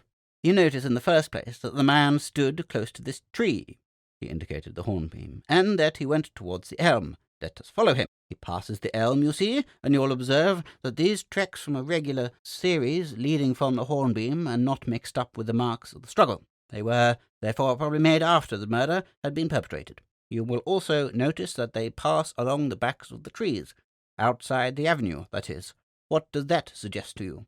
"It suggests to me," I said, when the inspector had shaken his head hopelessly, "that there was possibly someone in the avenue when the man was stealing off." "Precisely," said Thorndyke. "The body was found more than 9 minutes after Pratt arrived here, but the murder must have taken some time. Then the housekeeper thought she heard someone calling and came out with a lantern, and at the same time the General and Mr. Hanford came up the drive. The suggestion is that the man sneaked along outside the trees to avoid being seen. However, let us follow the tracks. They pass the elm, and they pass on behind the next tree. But wait, there is something odd here." He passed behind the great pollard oak, and looked down at the soft earth by its roots. "Here's a pair of impressions much deeper than the rest, and they are not a part of the track since their toes point towards the tree. What do you make of that?" Without waiting for an answer, he began closely to scan the bole of the tree, and especially a large, warty protuberance about 3 feet from the ground. On the bark above this was a vertical mark, as if something had scraped down the tree, and from the wart itself a dead twig had been newly broken off and lay upon the ground. Pointing to these marks, Thorndyke set his foot on the protuberance and, springing up, brought his eye above the level of the crown, whence the great boughs branched off. "Ah!" he exclaimed. "Here's something much more definite." With the aid of another projection, he scrambled up onto the crown of the tree, and having glanced quickly round, beckoned to us. I stepped up on the projecting lump, and as my eyes rose above the crown, I perceived the brown, shining impression of a hand on the edge. Climbing into the crown, I was quickly followed by the inspector, and we both stood up by Thorndyke between the three boughs. From where we stood, we looked on the upper side of the great limb that swept out across the avenue, and there on its lichen-covered surface we saw the imprints in reddish-brown of a pair of open hands. "You notice," said Thorndyke, leaning out upon the bough, "that he is a short man. I cannot conveniently place my hands so low. You also note that he has both forefingers intact, and so is certainly not Ellis." "If you mean to say, sir, that these marks were made by the murderer," said Fox, "I say it's impossible. Why, that would mean that he was here looking down at us when we were searching for him with the hounds. The presence of the hounds proves that this man could not have been the murderer." "On the contrary," said Thorndyke, "the presence of this man with bloody hands confirms the other evidence, which all indicates that the hounds were never on the murderer's trail at all. Come now, Inspector, I put it to you. Here is a murdered man. The murderer has almost certainly blood upon his hands. And here is a man with bloody hands lurking in a tree within a few feet of the corpse, and within a few minutes of its discovery, as is shown by the footprints. What are the reasonable probabilities?" "But you are forgetting the bloodhound, sir, and the murderer's knife," urged the inspector. "Tut, tut, man!" exclaimed Thorndyke. "Those bloodhounds are a positive obsession. But I see a sergeant coming up the drive with a knife, I hope. Perhaps that will solve the riddle for us." The sergeant, who carried a small dispatch box, halted opposite the tree in some surprise while we descended, when he came forward with a military salute, and handed the box to the inspector, who forthwith unlocked it, and opening the lid, displayed an object wrapped in a pocket handkerchief. "This is a knife, sir," said he, "just as I received it. The handkerchief is the sergeant's." Thorndyke unrolled the handkerchief and took from it a large-sized Norwegian knife, which he looked at critically, and then handed to me. While I was inspecting the blade, he shook out the handkerchief, and having looked it over on both sides, turned to the sergeant. "At what time did you pick up this knife?" he asked. "About 7:15, sir, directly after the hounds had started. I was careful to pick it up by the ring, and I wrapped it in the handkerchief at once." 7:15, said Thorndyke. "Less than half an hour after the murder. That is very singular. You observe the state of this handkerchief. There is not a mark on it, not a trace of any bloodstain, which proves that when the knife was picked up, the blood on it was already dry. But things dry slowly, if they dry at all, in the saturated air of an autumn evening. The appearances seem to suggest that the blood on the knife was dry when it was thrown down. By the way, Sergeant, what do you scent your handkerchief with?" "Scent, sir?" exclaimed the astonished officer in indignant accents. "Me scent me handkerchief? No, sir, certainly not. Never used scent in my life, sir." Thorndyke held out the handkerchief, and the sergeant sniffed at it incredulously. "It certainly does seem to smell of scent," he admitted, "but it must be the knife." The same idea having occurred to me, I applied the handle of the knife to my nose, and instantly detected a sickly sweet odour of musk. "Question is," said the inspector, when the two articles had been tested by us all, "was it the knife that scented the handkerchief, or the handkerchief that scented the knife?" "You heard what the sergeant said," replied Thorndyke. "There was no scent on the handkerchief when the knife was wrapped in it. Do you know, Inspector, this scent seems to me to offer a very curious suggestion. Consider the facts of the case. The distinct trail leading straight to Ellis, who is nevertheless found to be without a scratch or a spot of blood, the inconsistencies in the case that I pointed out in the train, and now this knife, apparently dropped with dried blood in it and scented with musk. To me it suggests a carefully planned, coolly premeditated crime. The murderer knew about the General's bloodhounds and made use of them as a blind. He planted this knife smeared with blood and tainted with musk to furnish a scent. No doubt some object also scented with musk would be drawn over the ground to give the trail. It is only a suggestion, of course, but it is worth considering."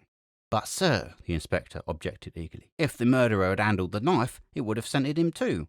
"Exactly," So, as we are assuming that the man is not a fool, we may assume that he did not handle it. He will have left it here in readiness, hidden in some place whence he could knock it down, say with a stick, without touching it. Perhaps in this very tree, sir, suggested the sergeant, pointing to the oak. No, said Thorndyke. He would hardly have hidden in the tree where the knife had been. The hounds might have scented the place instead of following the trail at once. The most likely hiding place for the knife is the one nearest the spot where it was found. He walked over to the stone that marked the spot and looked round, continued. You see, that hornbeam is much the nearest, and its flat crown would be very convenient for the purpose, easily reached even by a short man, as he appears to be. Let us see if there are any traces of it.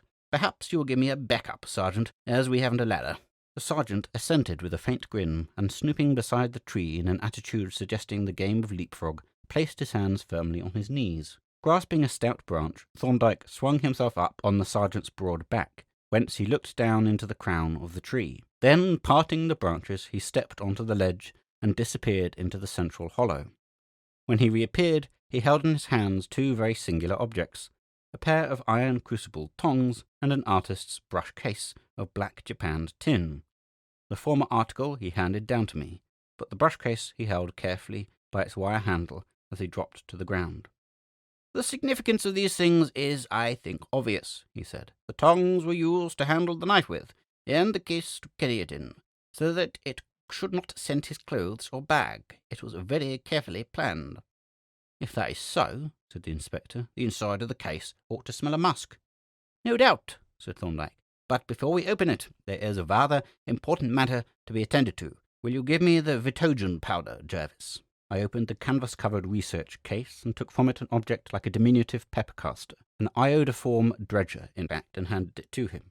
Grasping the brush case by its wire handle, he sprinkled the pale yellow powder from the dredger freely all round the pull-off lid, tapping the top with his knuckles to make the fine particles spread. Then he blew off the superfluous powder, and the two police officers gave a simultaneous gasp of joy. For now on the black background there stood out plainly a number of fingerprints, so clear and distinct that the ridge pattern could be made out with perfect ease. These will probably be his right hand, said Thorndyke. Now for the left. He treated the body of the case in the same way, and when he had blown off the powder, the entire surface was spotted with yellow oval impressions. Now, Jervis, said he, if you'll put on a glove and pull off the lid, we can test the inside. There was no difficulty in getting the lid off, for the shoulder of the case had been smeared with Vaseline, apparently to produce an airtight joint, and as it separated with a hollow sound, a faint musky odour exhaled from its interior. The remainder of the inquiry, said Thorndyke when I pushed the lid on again, will be best conducted at the police station, where also we can photograph these fingerprints. The shortest way will be across the meadows, said Fox, the way the hounds went. By this route we accordingly travelled, Thorndyke carrying the brush case tenderly by its handle.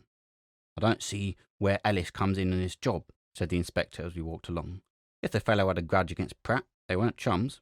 I think I do, said Thorndyke.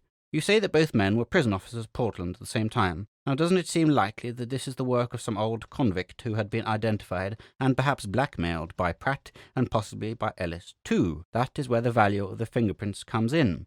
If he is an old lag, his prints will be at Scotland Yard. Otherwise, they are not of much value as a clue. That's true, sir, said the inspector. I suppose you want to see Ellis. I want to see that purse that you spoke of first, replied Thorndyke. That is probably the other end of the clue. As soon as we arrived at the station, the inspector unlocked a safe and brought out a parcel. These are Ellis's things, said he, as he unfastened it, and that is the purse. He handed Thorndyke a small pigskin pouch, which my colleague opened, and having smelt the inside, passed to me. The odour of musk was plainly perceptible, especially in the small compartment at the back. It has probably tainted the other contents of the parcel, said Thorndyke, sniffing at each article in turn. But my sense of smell is not keen enough to detect any scent. They all seem odourless to me, whereas the purse smells quite distinctly.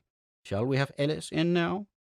The sergeant took a key from a locked drawer and departed for the cells, whence he presently reappeared accompanied by the prisoner, a stout burly man in the last stage of dejection. Come, cheer up, Ellis, said the inspector. Here's Dr. Thorndyke come down to help us, and he wants to ask you one or two questions. Ellis looked piteously at Thorndyke and exclaimed, I know nothing whatever about the affair, sir. I swear to God I don't. I never supposed you did, said Thorndyke, but there are one or two things that I want you to tell me. To begin with, that purse. Where did you find it? On the Thorpe Road, sir. It was lying in the middle of the footway. Had anyone else passed the spot lately? Did you meet or pass anyone?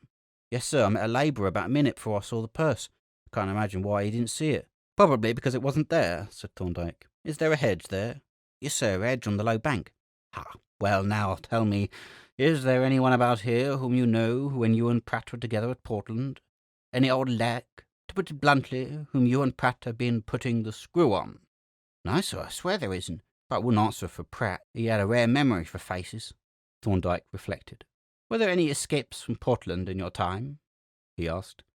Only one, a man named Dobbs. He made off to the sea in a sudden fog, and he was supposed to be drowned. His clothes washed up on the bill, but not his body. Anyway, he was never heard of again. Thank you, Ellis. Do you mind my taking your fingerprints?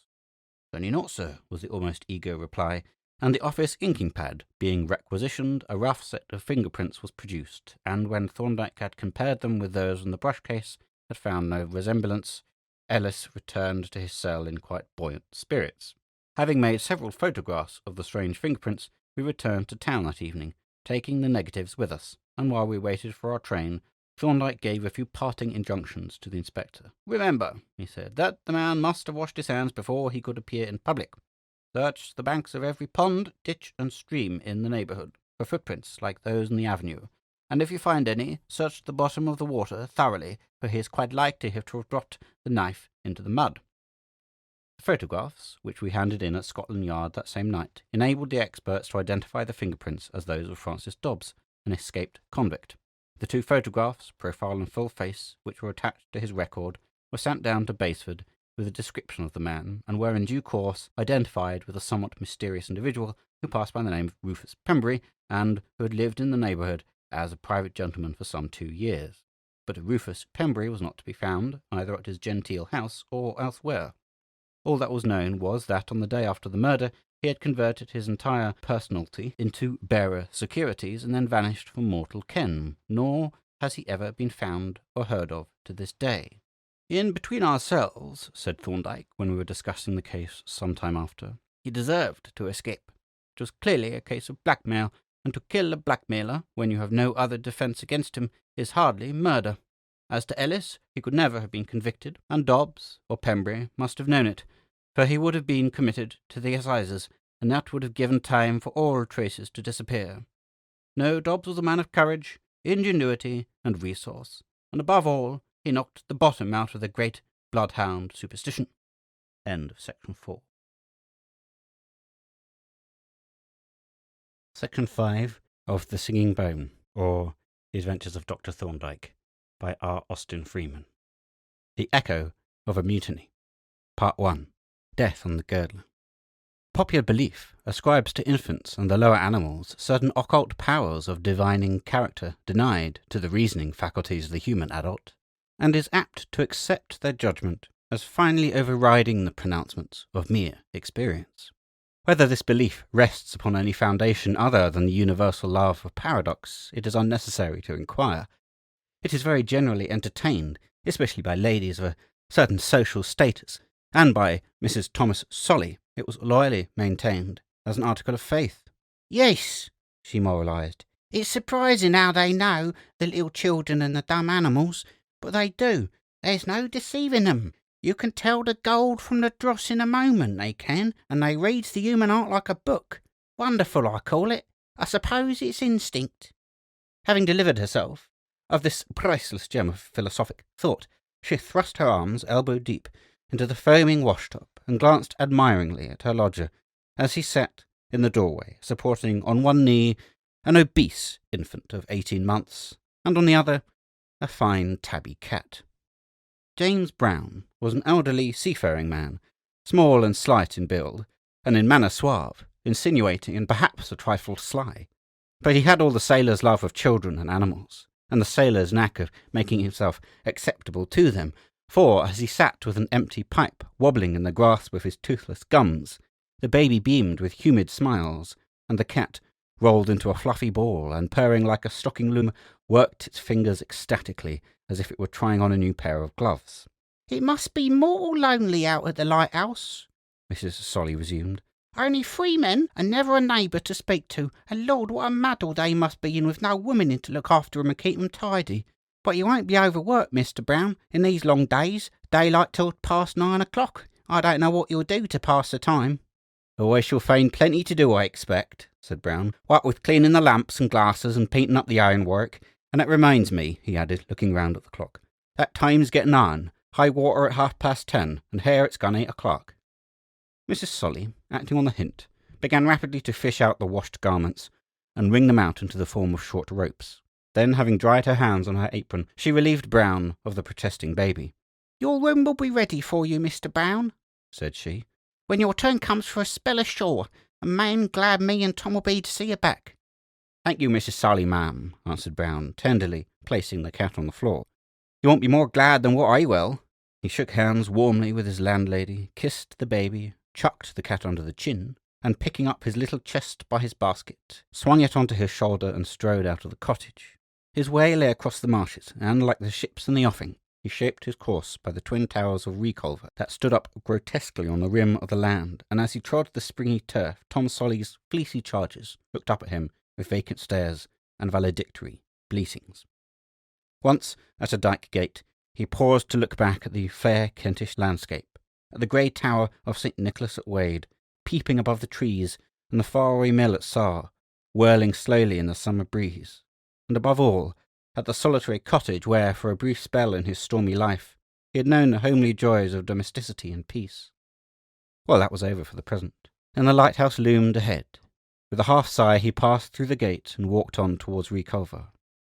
Outside the whitewashed cottages with their official black chimneys, a petty officer of the Coast Guard was adjusting the halyards of the flagstaff. He looked round as Brown approached, and hailed them cheerily. "Here you are, then," said he. "All figged out on your new togs, too. But we're in a bit of difficulty, do you see? We've got to pull up to Whitstable this morning, so I can't send a man out with you, and I can't spare a boat." "Have they got to swim out, then?" asked Brown. The Coast Guard grinned. "Not in them new clothes, mate," he answered. "No, but there's old Willet's boat. He isn't using her today. He's going over to Minster to see his daughter, and he'll let us have the loan of the boat. But there's no one to go with you, and I'm responsible to Willet." "Well, what about it?" asked Brown with the deep-sea sailor's usually misplaced confidence in his power to handle a sailing boat. "You think I can't manage a tub of a boat? Me what's used to the sea since I was a kid of 10. "Yes," said the Coast Guard, "but who's to bring her back?" "Why, the man I'm going to relieve," answered Brown. "He don't want to swim no more than what I do." The Coast Guard reflected, with his telescope pointed at a passing barge. "Well, I suppose it'll be all right," he concluded. "But it's a pity they couldn't send the tender round. However, if you undertake to send the boat back, we'll get her afloat. It's time you're off." He strolled away to the back of the cottages, whence he presently returned with 2 of his mates, and the 4 men proceeded along the shore to where Willet's boat lay just above high water mark. The Emily was a beamy craft of the type locally known as half-share skiff, solidly built of oak, with varnished planking, and fitted with main and mizzen lugs. She was a good handful for 4 men, and as she slid over the soft chalk rocks with a hollow rumble, the Coast Guards debated the advisability of lifting out the bags of shingle with which she was ballasted. However, she was at length dragged down, ballast and all, to the water's edge, and then while Brown stepped to the mainmast, the petty officer gave him his directions. "What you got to do," said he, "is to make use of the flood tide. Keep her nose nor'east, and with this trickle nor'westerly breeze, you ought to make the lighthouse in one board. Anyway, don't let her get east of the lighthouse, or when the ebb sets in, you'll be in a fix." To these admonitions Brown listened with jaunty indifference as he hoisted the sails and watched the incoming tide creep over the level shore. Then the boat lifted on the gentle swell. Putting out an oar, he gave a vigorous shove off that sent the boat onto its pintles. He seated himself and calmly belayed the main sheet. "There he goes," growled the Coast Guard, "making fast his sheet. They will do it."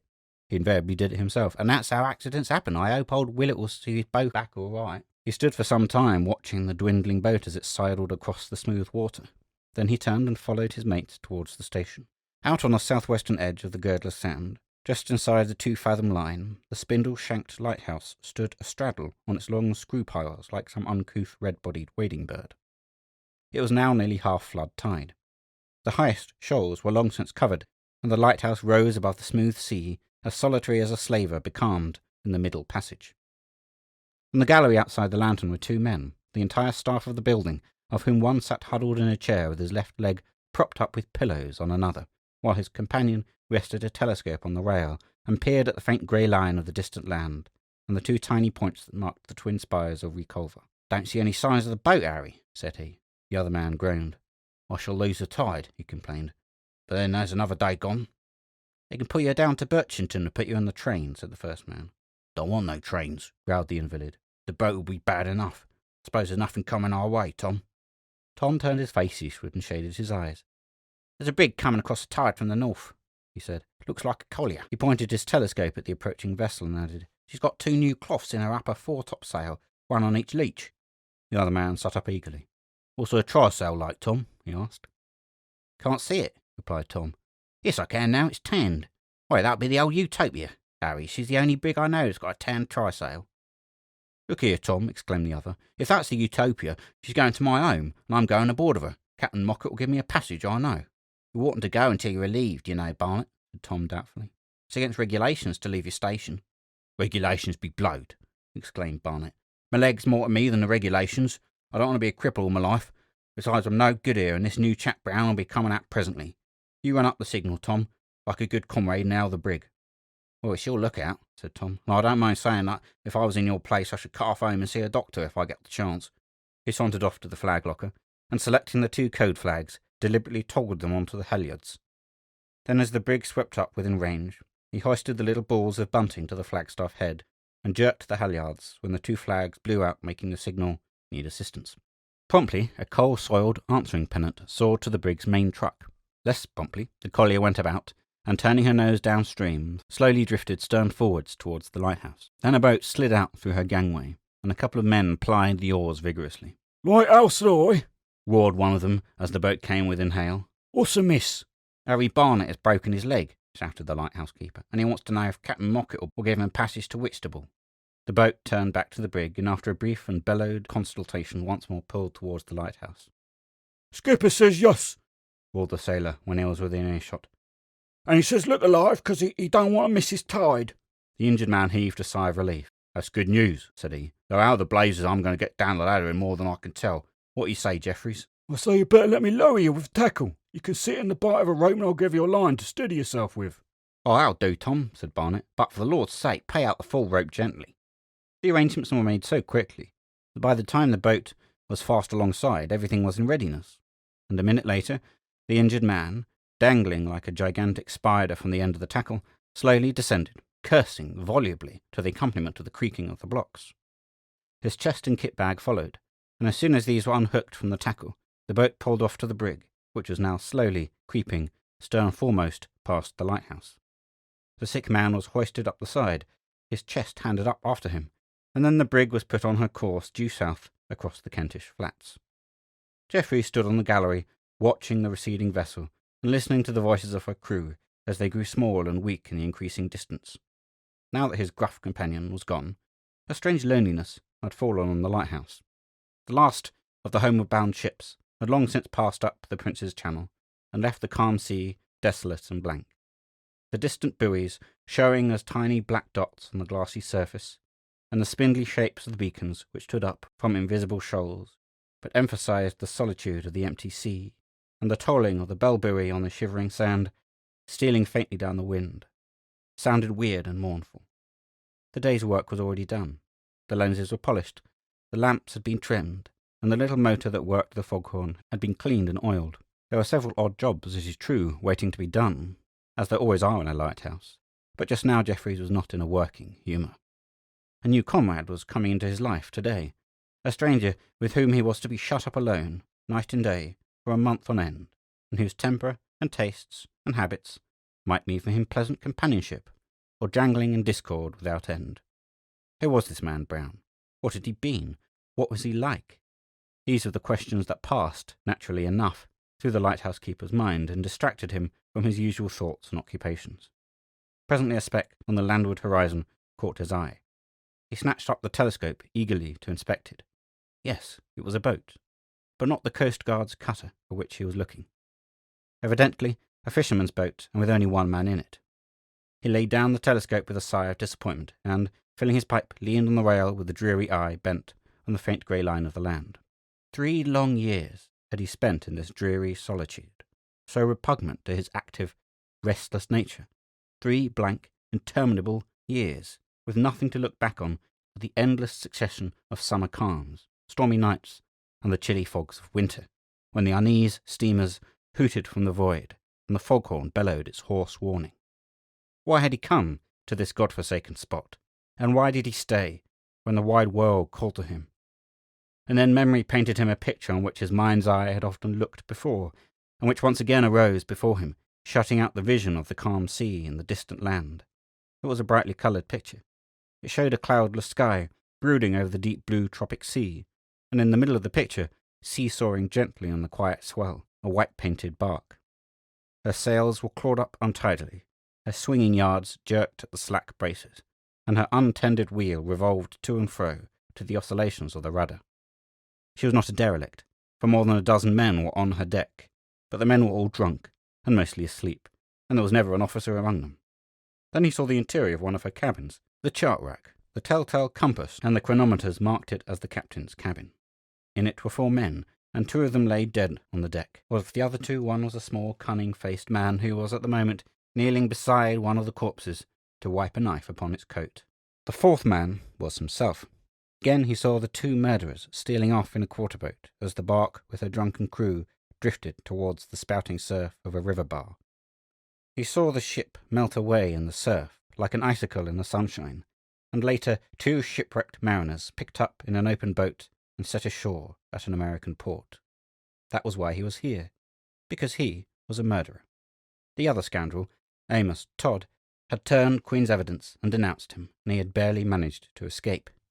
Since then he had hidden himself from the great world, and here he must continue to hide, not from the law, for his person was unknown now that his shipmates were dead, but from the partner of his crime. It was the fear of Todd that had changed him from Geoffrey Rourke to Tom Jeffries, and had sent him to the Girdler, a prisoner for life. Todd might die, might even now be dead, but he would never hear of it, would never hear the news of his release.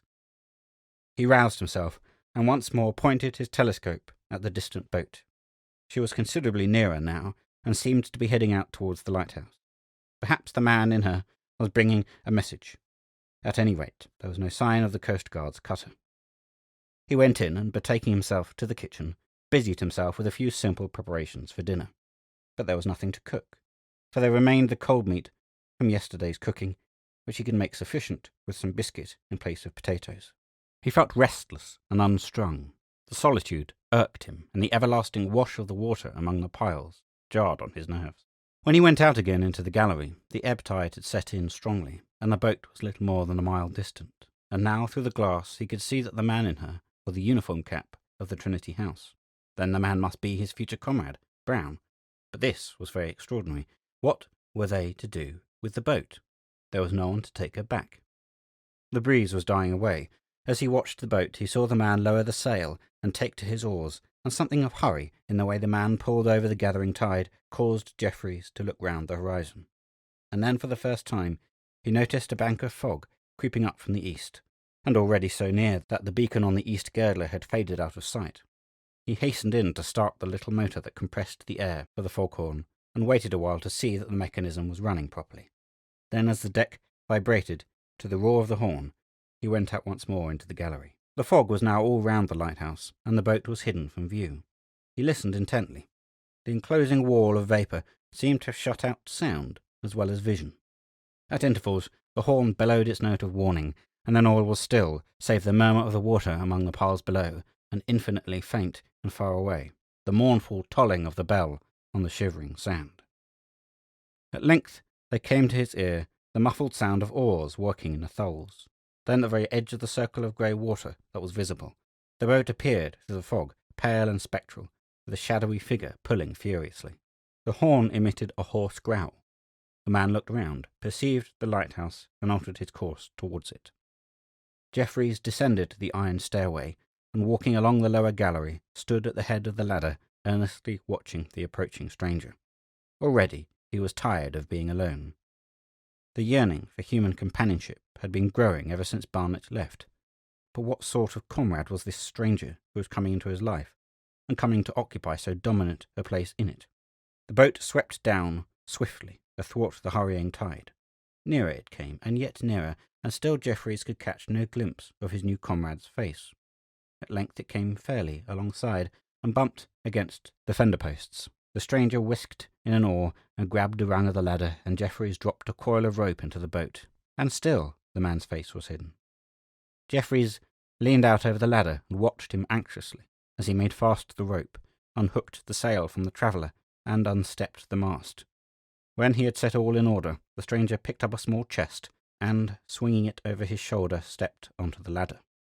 Slowly, by reason of his encumbrance, he mounted, rung by rung, with never an upward glance, and Jeffries gazed down at the top of his head with growing curiosity. At last he reached the top of the ladder, and Jeffries stooped to lend him a hand. Then for the first time he looked up, and Jeffries started back with a blanched face. "God almighty!" he gasped.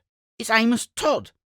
As the newcomer stepped on the gallery, the foghorn emitted a roar like that of some hungry monster. Jeffries turned abruptly without a word and walked to the stairs, followed by Todd, and the two men ascended with never a sound but the hollow clank of their footsteps on the iron plates. Silently, Jeffries stalked into the living room, and as his companion followed, he turned and motioned to the latter to set down his chest. "You ain't much of a talker, mate," said Todd, looking round the room in some surprise. "Ain't you going to say good morning? We're going to be good comrades, I hope. I'm Jim Brown, the new hand, I am. What might your name be?" Jeffries turned on him suddenly and led him to the window. "Look at me carefully, Amos Todd," he said sternly, "and then ask yourself what my name is." At the sound of his voice, Todd looked up with a start and turned pale as death. "It can't be," he whispered. "It can't be Jeff Rourke." The other man laughed harshly and leaned forward, said in a low voice, "Hast thou found me, O mine enemy?" "Don't say that," exclaimed Todd. "Don't call me your enemy, Jeff. Lord knows but I'm glad to see you, though I've never known you without your beard and with that grey hair. I've been to blame, Jeff, and I know it, but it ain't no use raking up old grudges. Let bygones be bygones, Jeff, and let us be pals as we used to be." He wiped his face with his handkerchief and watched his companion apprehensively. "Sit down," said Rourke, pointing to a shabby, rep-covered armchair. "Sit down and tell me what you've done with all that money. You blued it all, I suppose, or you wouldn't be here." "Robbed, Jeff," answered Todd. "Robbed of every penny. Oh, that was an unfortunate affair, that job on board the old Seaflower. But it's over and done with, and we'd best forget it.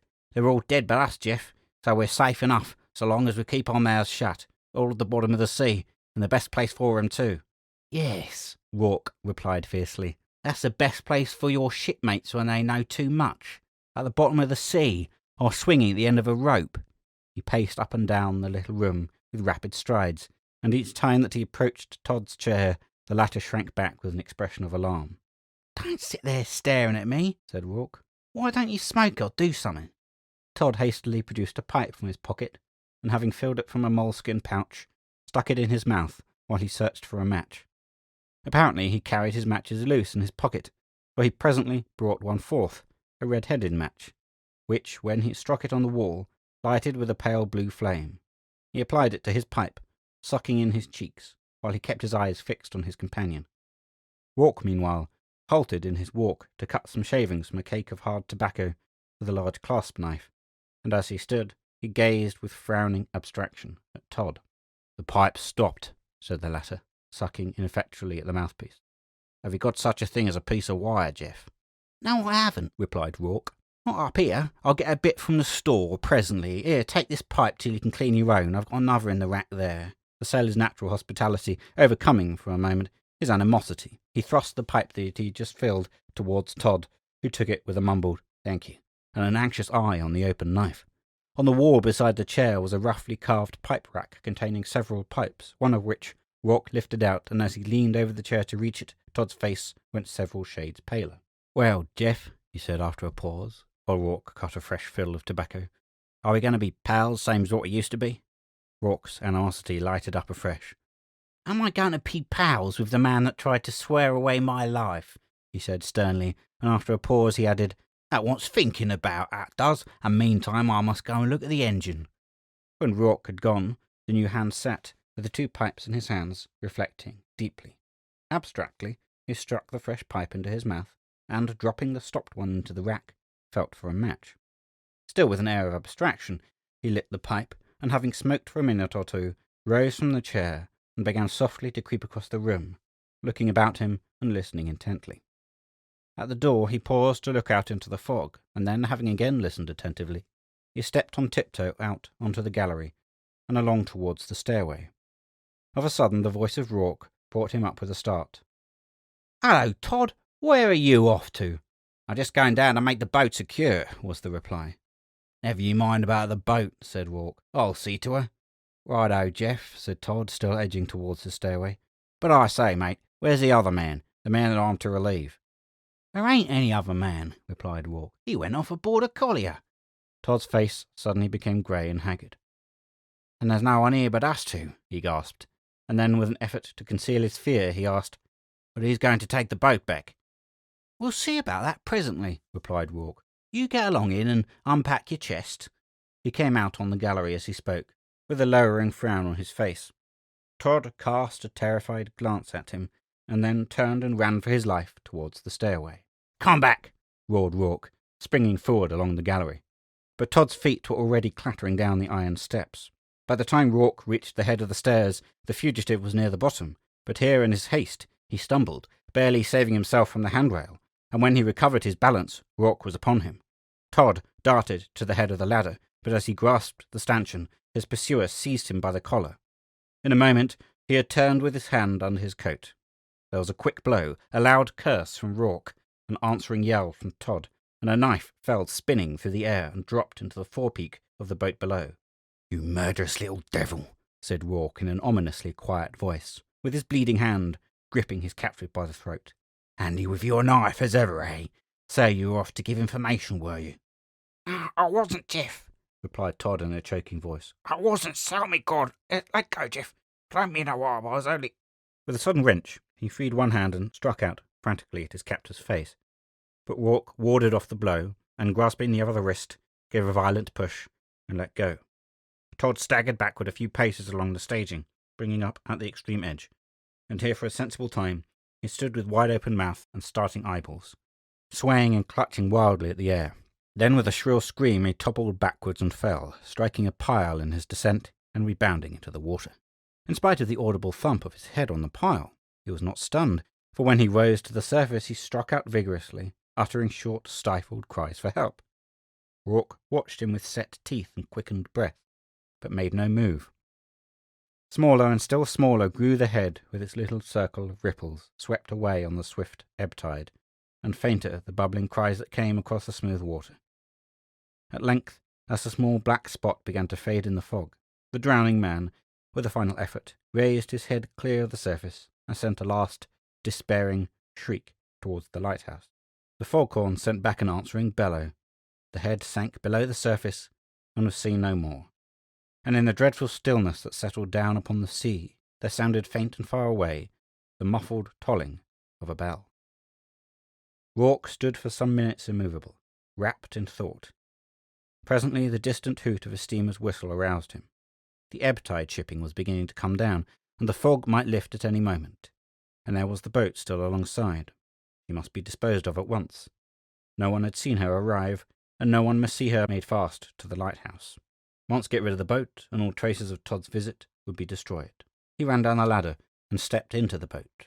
It was simple. She was heavily ballasted, and would go down if she filled. He shifted some of the bags of shingle, and lifting the bottom boards, pulled out the plug. Instantly a large jet of water spouted up into the bottom. Rourke looked at it critically, and, deciding that he would fill her in a few minutes, replaced the bottom boards, and having secured the mast and sail with a few turns of the sheet round a thwart, to prevent them from floating away, he cast off the mooring rope and stepped on the ladder. As the released boat began to move away on the tide, he ran up and mounted to the upper gallery to watch her disappearance. Suddenly he remembered Todd's chest. It was still in the room below. With a hurried glance around into the fog, he ran down to the room and, snatching up the chest, carried it out on the lower gallery. After another nervous glance around to assure himself that no craft was in sight, he heaved the chest over the handrail, and when it fell with a loud splash into the sea, he waited to watch it float away after its owner and the sunken boat. But it never rose, and presently he returned to the upper gallery. The fog was thinning perceptibly now, and the boat remained plainly visible as she drifted away. But she sank more slowly than he had expected, and presently, as she drifted farther away, he fetched the telescope and peered at her with growing anxiety. It would be unfortunate if anyone saw her, If she should be picked up here, with her plug out, it would be disastrous. He was beginning to be really alarmed. Through the glass he could see that the boat was now rolling in a sluggish, waterlogged fashion, but she still showed some inches of freeboard, and the fog was thinning every moment. Presently the blast of a steamer's whistle sounded close at hand. He looked round hurriedly, and, seeing nothing, again pointed the telescope eagerly at the dwindling boat. Suddenly he gave a gasp of relief. The boat had rolled gunwale under, had staggered back for a moment, and then rolled again, slowly, finally, with the water pouring in over the submerged gunwale. In a few more seconds she had vanished. Rourke lowered the telescope and took a heavy breath. Now he was safe. The boat had sunk unseen, but he was better than safe. He was free. Its evil spirit, the standing menace of his life, was gone, and the wide world, the world of life, of action, of pleasure, called to him. In a few minutes the fog lifted. The sun shone brightly on the red-funnelled cattle-boat whose whistle had startled him just now. The summer blue came back to sky and sea, and the land peeped once more over the edge of the horizon. He went in, whistling cheerfully, and stopped the motor, returned to coil away the rope that he had thrown to Todd, and when he had hoisted a signal for assistance, he went in once more to eat his solitary meal in peace and gladness. End of section 5. Part 2, The Singing Bone, related by Christopher Jervis, M.D. To every kind of scientific work a certain amount of manual labour naturally appertains, labour that cannot be performed by the scientist himself, since art is long but life is short. A chemical analysis involves a laborious clean-up of apparatus and laboratory, for which the chemist has no time. The preparation of a skeleton, maceration, bleaching, assembling, and riveting together of bones must be carried out by someone whose time is not too precious. And so with other scientific activities. Behind the man of science, with his outfit of knowledge, is the indispensable mechanic, with his outfit of manual skill. Thorndyke's laboratory assistant, Polton, was a fine example of the latter type, deft, resourceful, ingenious, and untiring. He was somewhat of an inventive genius, too, and it was one of his inventions that connected us with the singular case that I am about to record. Though by trade a watchmaker, Polton was by choice an optician.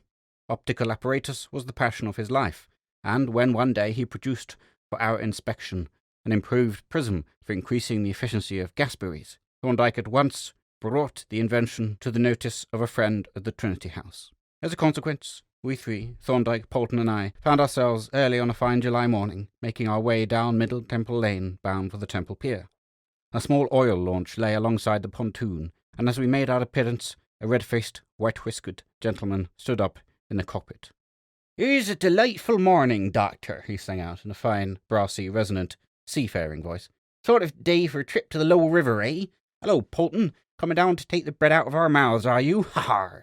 The cheery laugh rang out over the river and mingled with the throb of the engine as the launch moved off from the pier. Captain Grumpus was one of the elder brethren of the Trinity House. Formerly a client of Thorndyke's, he had subsided, as Thorndyke's clients were apt to do, into the position of a personal friend, and his hearty regard included our invaluable assistant. "Nice state of things," continued the captain with a chuckle, "when a body of nautical experts have got to be taught their business by a parcel of lawyers or doctors, what? I suppose trade's slack, and Satan findeth mischief still, eh, Polton?" "There isn't much doing on the civil side, sir," replied Polton with a quaint, crinkly smile. "but the criminals are still going strong." "Ha! Mystery department still flourishing, what? And by Jove, talking of mysteries, Doctor, our people have got a queer problem to work out. Something quite in your line, quite. Yes, and by the Lord Moses, since I've got you here, why shouldn't I suck your brains?" "Exactly," said Thorndyke. "Why shouldn't you?" "Well, then I will," said the captain. "So here goes. All hands to the pump." He lit a cigar, and after a few preliminary puffs, began. "The mystery, shortly stated, is this. One of our lighthousemen has disappeared, vanished off the face of the earth, and left no trace. He may have bolted. He may have been drowned accidentally, or he may have been murdered, but I rather give the particulars in order. At the end of last week, a barge brought into Ramsgate a letter from the Screwpile lighthouse on the Girdler. There were only 2 men there, and it seems that one of them, a man named Barnett, had broken his leg, and he asked that the tender should be sent to bring him ashore. Well, it happened that the local tender, the warden, was up in the slip in Ramsgate Harbour taking a scrape down, and wouldn't be available for a day or 2.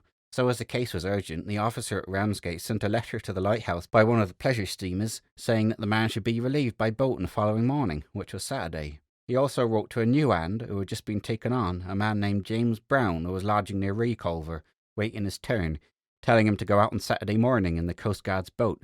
And he sent a third letter to the Coast Guard at Reculver, asking him to take Brown out to the lighthouse and bring Barnett ashore. Well, between them, they made a fine muddle of it. The Coast Guard couldn't spare either a boat or a man, so they borrowed a fisherman's boat, and in this, the man, Brown, started off alone, like an idiot, on the chance that Barnett would be able to sail the boat back in spite of his broken leg. Meanwhile, Barnett, who was a Whitstable man, had signalled a collier bound for his native town and got taken off, so that the other keeper, Thomas Jeffries, was left alone until Brown should turn up. But Brown never did turn up. The Coast Guard helped him to put off and saw him well out to sea, and the keeper, Jeffries, saw a sailing boat with one man in her making for the lighthouse. Then a bank of fog came up and hit the boat, and when the fog cleared she was nowhere to be seen. Man and boat had vanished and left no sign. "He may have been run down," Thorndyke suggested. "He may," agreed the captain, "but no accident has been reported. The Coast Guards think he may have capsized in a squall. They saw him make his sheet fast, but there weren't any squalls. The weather was quite calm." "Was he all right and well when he put off?" inquired Thorndyke. "Yes," replied the captain. "The Coast Guard's report is highly circumstantial. In fact, it's full of silly details that have no bearing on anything. This is what they say." He pulled out an official letter and read, "When last seen, a missing man was seated in the boat's stern to windward of the helm. He had belayed the sheet. He was holding a pipe and tobacco pouch in his hands and steering with his elbow. He was filling the pipe from the tobacco pouch. There, he was holding a pipe in his hand, mark you, not with his toes, and he was filling it from a tobacco pouch, whereas you'd have expected him to fill it from a coal scuttle or a feeding bottle. Bah!" The captain rammed the letter back in his pocket and puffed scornfully at his cigar. "You are hardly fair to the Coast Guard," said Thorndyke, laughing at the captain's vehemence. "The duty of a witness is to give all the facts, not a judicious selection." "But, my dear sir," said Captain Grumpus, "what the deuce can it matter what the poor devil filled his pipe from?" "You can say," answered Thorndyke. "It may turn out to be a highly material fact. One never knows beforehand. The value of a particular fact depends on its relation to the rest of the evidence." "I suppose it does," grunted the captain, and he continued to smoke in reflective silence until he opened Blackwell Point, when he suddenly stood up. "There's a steam trawler alongside our wharf," he announced. "Now what the deuce can she be doing there?" He scanned the little steamer attentively and continued. "They seem to be landing something too. Just pass me those glasses, Polton. Why, hang me, it's a dead body. But why on earth are they landing it on our wharf? They must have known you were coming, Doctor." As the launch swept alongside the wharf, the captain sprung up lightly and approached the group gathered around the body. "What's this?" he asked. "Why have they brought this thing here?" The master of the trawler, who had superintended the landing, proceeded to explain. "It's one of your men, sir," said he. "We saw the body lying on the edge of the South Shingle Sand, close to the beacon, as we passed at low water, so he put off the boat and fetched it aboard. As there was nothing to identify the man by, I had a look in his pockets and found this letter." He handed the captain an official envelope addressed to Mr. J. Brown, CO, Mr. Solly, Shepherd Reculver, Kent. "Why, this is the man we were speaking about, Doctor," exclaimed Captain Grumpus. "What a very singular coincidence. But what are we to do with the body?" "You will have to write to the coroner," replied Thorndyke. "By the way, did you turn out all the pockets?" he asked, turning to the skipper of the trawler. "No, sir," was the reply. "I found the letter on the first pocket I felt in, so I didn't examine any of the others. Is there anything more that you want to know, sir?" "Nothing but your name and address for the coroner," replied Thorndyke, and the skipper, having given this information and expressed the hope that the coroner would not keep him hanging about, returned to his vessel and pursued his way to Billingsgate. "I wonder if you would mind having a look at the body of this poor devil, while Polton is showing us his contraptions," said Captain Grumpus. "I can't do much without a coroner's order," replied Thorndyke, "but if it will give you any satisfaction, Jervis and I will make preliminary inspection with pleasure." "I should be glad if you would," said the captain. "We should like to know that the poor beggar met his end fairly." The body was accordingly moved to a shed, and as Polton was led away, carrying the black bag that contained his precious model, we entered the shed and commenced our investigation. The deceased was a small elderly man, decently dressed in a somewhat nautical fashion. He appeared to have been dead only 2 or 3 days, and the body, unlike the majority of sea-borne corpses, was uninjured by fish or crabs. There were no fractured bones or other gross injuries, and no wounds, excepting a rugged tear in the scalp at the back of the head. "The general appearance of the body," said Thorndyke, when he had noted these particulars, "suggests death by drowning, though of course we can't give a definite opinion until a post-mortem has been made." "You don't attach any significance to that scalp wound, then?" I asked. "As a cause of death?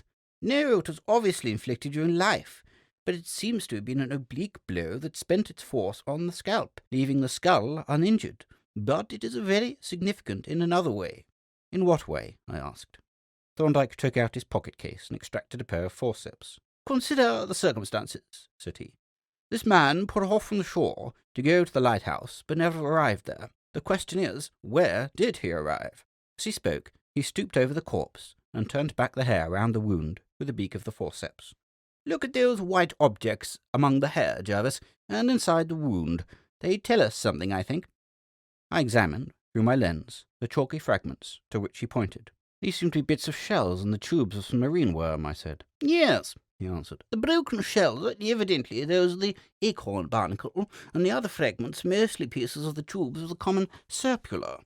The inference that these objects suggest is an important one. It is that this wound was produced by some body encrusted by acorn barnacles and serpulae, that is to say, by a body that is periodically submerged. Now, what can that body be, and how can the deceased have knocked his head against it?" "It might be the stem of a ship that ran him down," I suggested. "I don't think you would find many serpulae on the stern of a ship," said Thorndyke. "The combination rather suggests some stationary object between tide marks, such as a beacon. But one doesn't see how a man could knock his head against a beacon, while, on the other hand, there are no stationary objects out in the estuary to knock against except buoys, and a buoy presents a flat surface that could hardly have produced this wound. By the way, we may as well see what there is in his pockets, though it is not likely that robbery had anything to do with his death." "No," I agreed, "and I see his watch is in his pocket. Quite a good silver one," I added, taking it out. "It has stopped at 12:13. "That may be important," said Thorndyke, making a note of the fact. "We had better examine the pockets one at a time, and put the things back when we have looked at them." The first pocket that we turned out was the left hip pocket of the monkey jacket. This was apparently the one that the skipper had rifled. We found it in 2 letters, both bearing the crest of the Trinity House. These, of course, we returned without reading, and then passed on to the right pocket. The contents of this were commonplace enough, consisting of a briar pipe, a moleskin pouch, and a number of loose matches. "Rather a casual proceeding, this," I remarked, "to carry matches loose in the pocket and a pipe with them too." "Yes," agreed Thorndyke, "especially with these very inflammable matches. You notice that the sticks are being coated at the upper end with sulphur before the red phosphorus heads were put on. They would light with a touch, and would be very difficult to extinguish, which no doubt is the reason that this type of match is so popular among seamen, who have to light their pipes in all sorts of weather." As he spoke, he picked up the pipe and looked at it reflectively, turning it over in his hand and peering into the bowl. Suddenly he glanced from the pipe to the dead man's face, and then with the forceps turned back the lips to look into the mouth. "Let us see what tobacco he smokes," said he. I opened the sodden pouch and displayed a mass of dark, fine-cut tobacco. "It looks like shag," I said. "Yes, it is shag," he replied. "And now we will see what is in the pipe. It has been only half smoked out." He dug out the dottle with his pocket-knife onto a sheet of paper, and we both inspected it. Clearly, it was not shag, for it consisted of coarsely cut shreds and was nearly black. "Shavings from a cake of hard," was my verdict, and Thorndyke agreed as he shot the fragments back into the pipe. The other pockets yielded nothing of interest, except a pocket-knife, which Thorndyke opened and examined closely.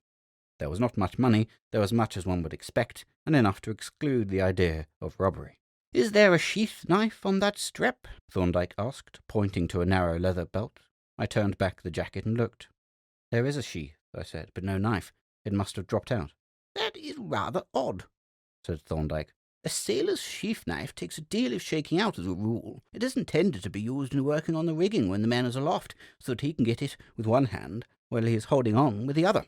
It has to be, and usually is, very secure, for the sheath holds half the handle as well as the blade. What makes one notice the matter in this case is that the man, as you see, carried a pocket-knife, and, as this would serve all the ordinary purposes of a knife, it seems to suggest that the sheath-knife was carried for defensive purposes, as a weapon, in fact.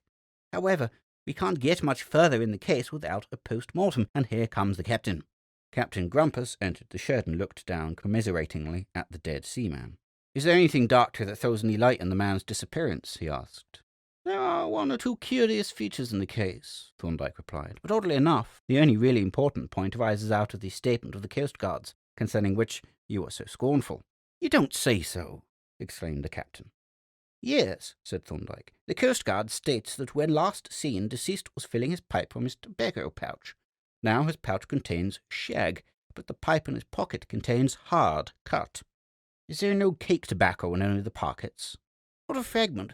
Of course, it is possible that he might have had a piece and used it up to fill the pipe, but there is no trace of any on the blade of his pocket-knife, and as you know how this juicy black cake stains the knife-blade.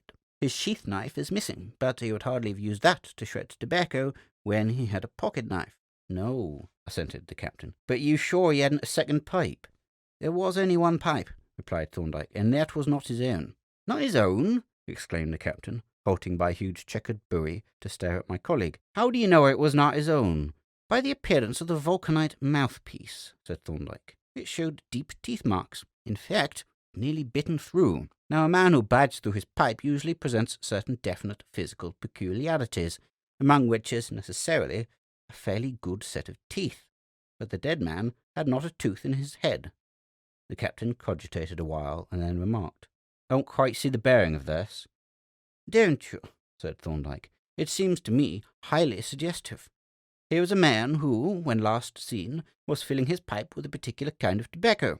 He is picked up dead, and his pipe contains a totally different kind of tobacco. Where did that tobacco come from? The obvious suggestion is that he met someone. Yes, it does look like it, agreed the captain. Then, continued Thorndyke, there is the fact that his sheath-knife is missing. That may mean nothing, but we have to bear it in mind. And there is another curious circumstance. There is a wound on the back of the head, caused by a heavy bump against some body that was covered with acorn barnacles and marine worms. Now, there are no piers or stages out in the open estuary. The question is, what could he have struck? Oh, there's nothing in that, said the captain, when a body has been washing about in a tideway for close on 3 days. But it is not a question of a body, Thorndyke interrupted. The wound was made during life. The deuce it was, exclaimed the captain. Well, all I can suggest is that he must have fouled one of the beacons in the fog, stove in his boat and bumped his head, though I must admit that's rather a lame explanation. He stood for a minute, gazing at his toes with a cognitive frown, and then looked up at Thorndyke. I have an idea, he said. From what you say, this matter wants looking into pretty carefully. Now, I'm going down on the tender today to make inquiries on the spot. What do you say to coming with me as adviser? As a matter of business, of course, you and Dr. Jervis. I shall start about 11. We shall be at the lighthouse by 3 o'clock, and you can get back to the town tonight, if you want to. What do you say? There's nothing to hinder us, I put in eagerly, for even at Bugsby's Hole the river looked very alluring on this summer morning. Very well, said Thorndyke. We will come. Jervis is evidently hankering for a sea trip, and so am I, for that matter. It's a business engagement, you know, the captain stipulated. Nothing of the kind, said Thorndyke. It's unmitigated pleasure. The pleasure of the voyage, and your high, well-born society. I didn't mean that, grumbled the captain. But if you're coming as guests, send your man for your night gear, and let us bring you back tomorrow evening. We won't disturb Polton, said my colleague. We can take the train from Blackwall and fetch our things ourselves. 11 o'clock, you said? Thereabouts, said Captain Grumpus, but don't put yourselves out. The means of communication in London have reached an almost undesirable state of perfection. With the aid of the snorting train and the tinkling two-wheeled gondola, we crossed and recrossed the town with such celerity that it's barely 11 when we appeared on Trinity Wharf with the joint Gladstone Thorndyke's little green case. The tender had hauled out of Bow Creek and now lay alongside the wharf with a great striped can buoy dangling from her derrick. And Captain Grumpus stood at the gangway, his jolly red face beaming with pleasure. The buoy was safely stowed forward, the derrick hauled up to the mast, the loose shrouds rehooked to the screw lanyards, and the steamer, with 4 jubilant hoots, swung round and shoved her sharp nose against the incoming tide. For near upon 4 hours, the ever-widening stream of the London River unfolded its moving panorama. The smoke and smell of Woolwich Reach gave place to lucid air made soft by the summer haze. The grey huddle of factories fell away, and green levels of kettle-spotted marsh stretched away to the highland bordering the river valley.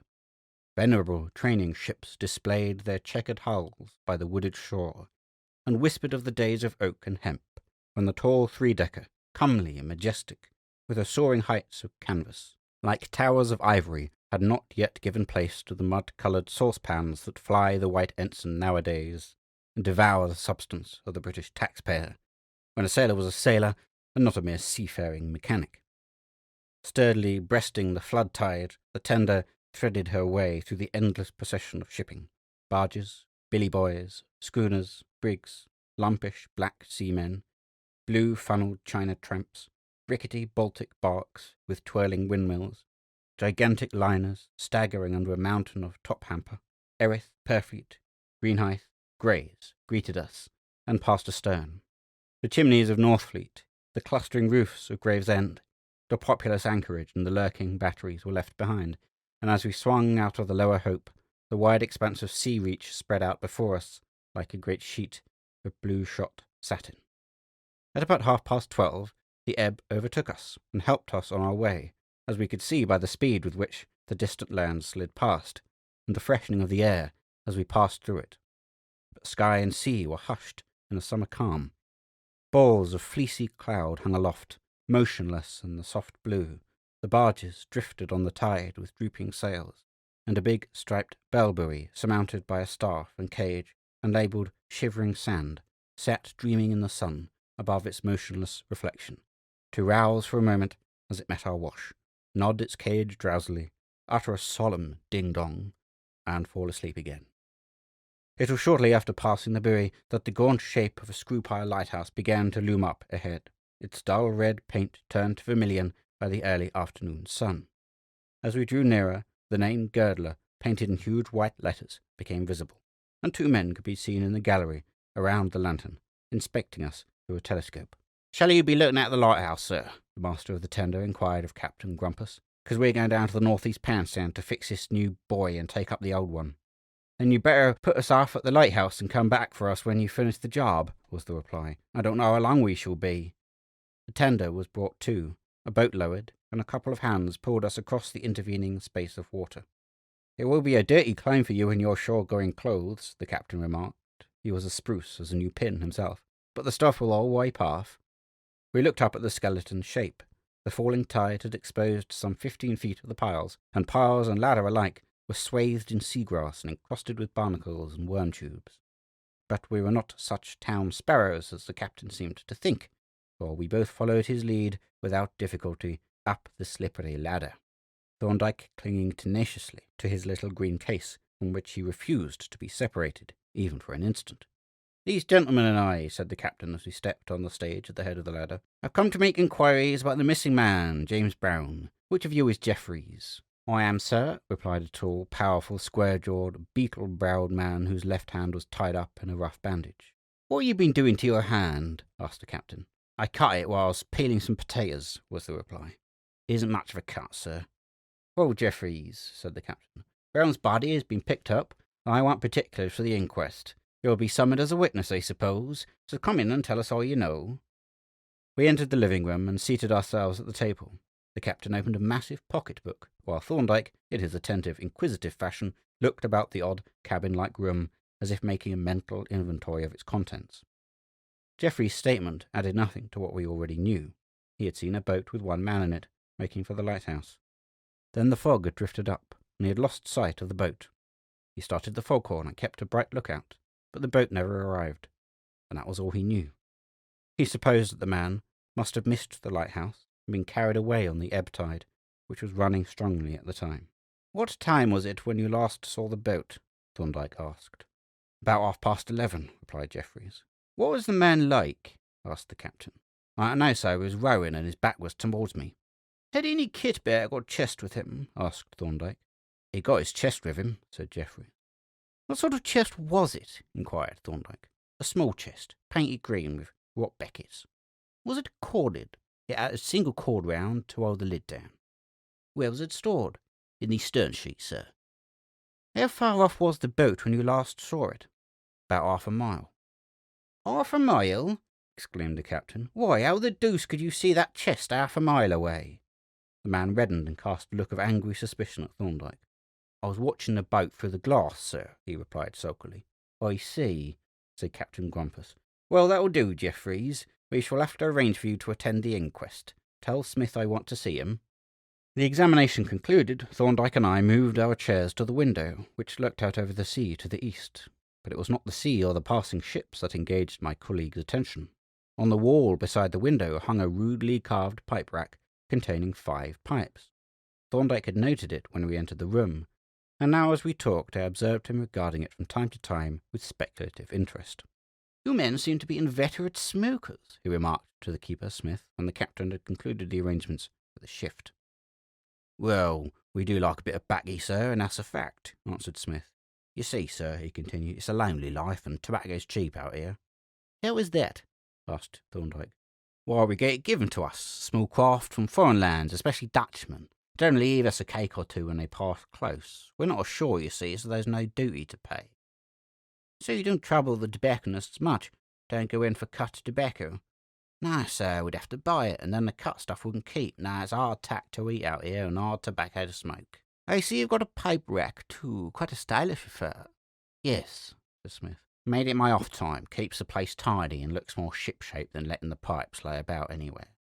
"Someone seems to have neglected his pipe," said Thorndyke, pointing to one at the end of the rack, which was coated with green mildew. "Yeah, that's Parsons, my mate. He must have left it when he went off near a month ago. Pipes do go mouldy in the damp air out here." "How soon does a pipe go mouldy if it is left untouched?" Thorndyke asked. "It's according to the weather," said Smith. "When it's warm and damp, they'll begin to go in about a week. Now, here's Barnett's pipe that he's left behind. The man that broke his leg, you know, sir. It's just beginning to spot a little. He couldn't have used it for a day or two before he went." "And are all these other pipes yours?" "No, sir. This one here is mine. The end one is Geoffrey's. I suppose the middle one is his too, but I don't know it." "You're a demon for pipes, Doctor," said the captain, strolling up at this moment. "You seem to make quite a special study of them." "Proper study of mankind is man," replied Thorndyke as the keeper retired. "And man includes those objects on which his personality is impressed. Now, a pipe is a very personal thing. Look at that row in the rack. Each has its own physiognomy, which in a measure reflects the peculiarities of the owner.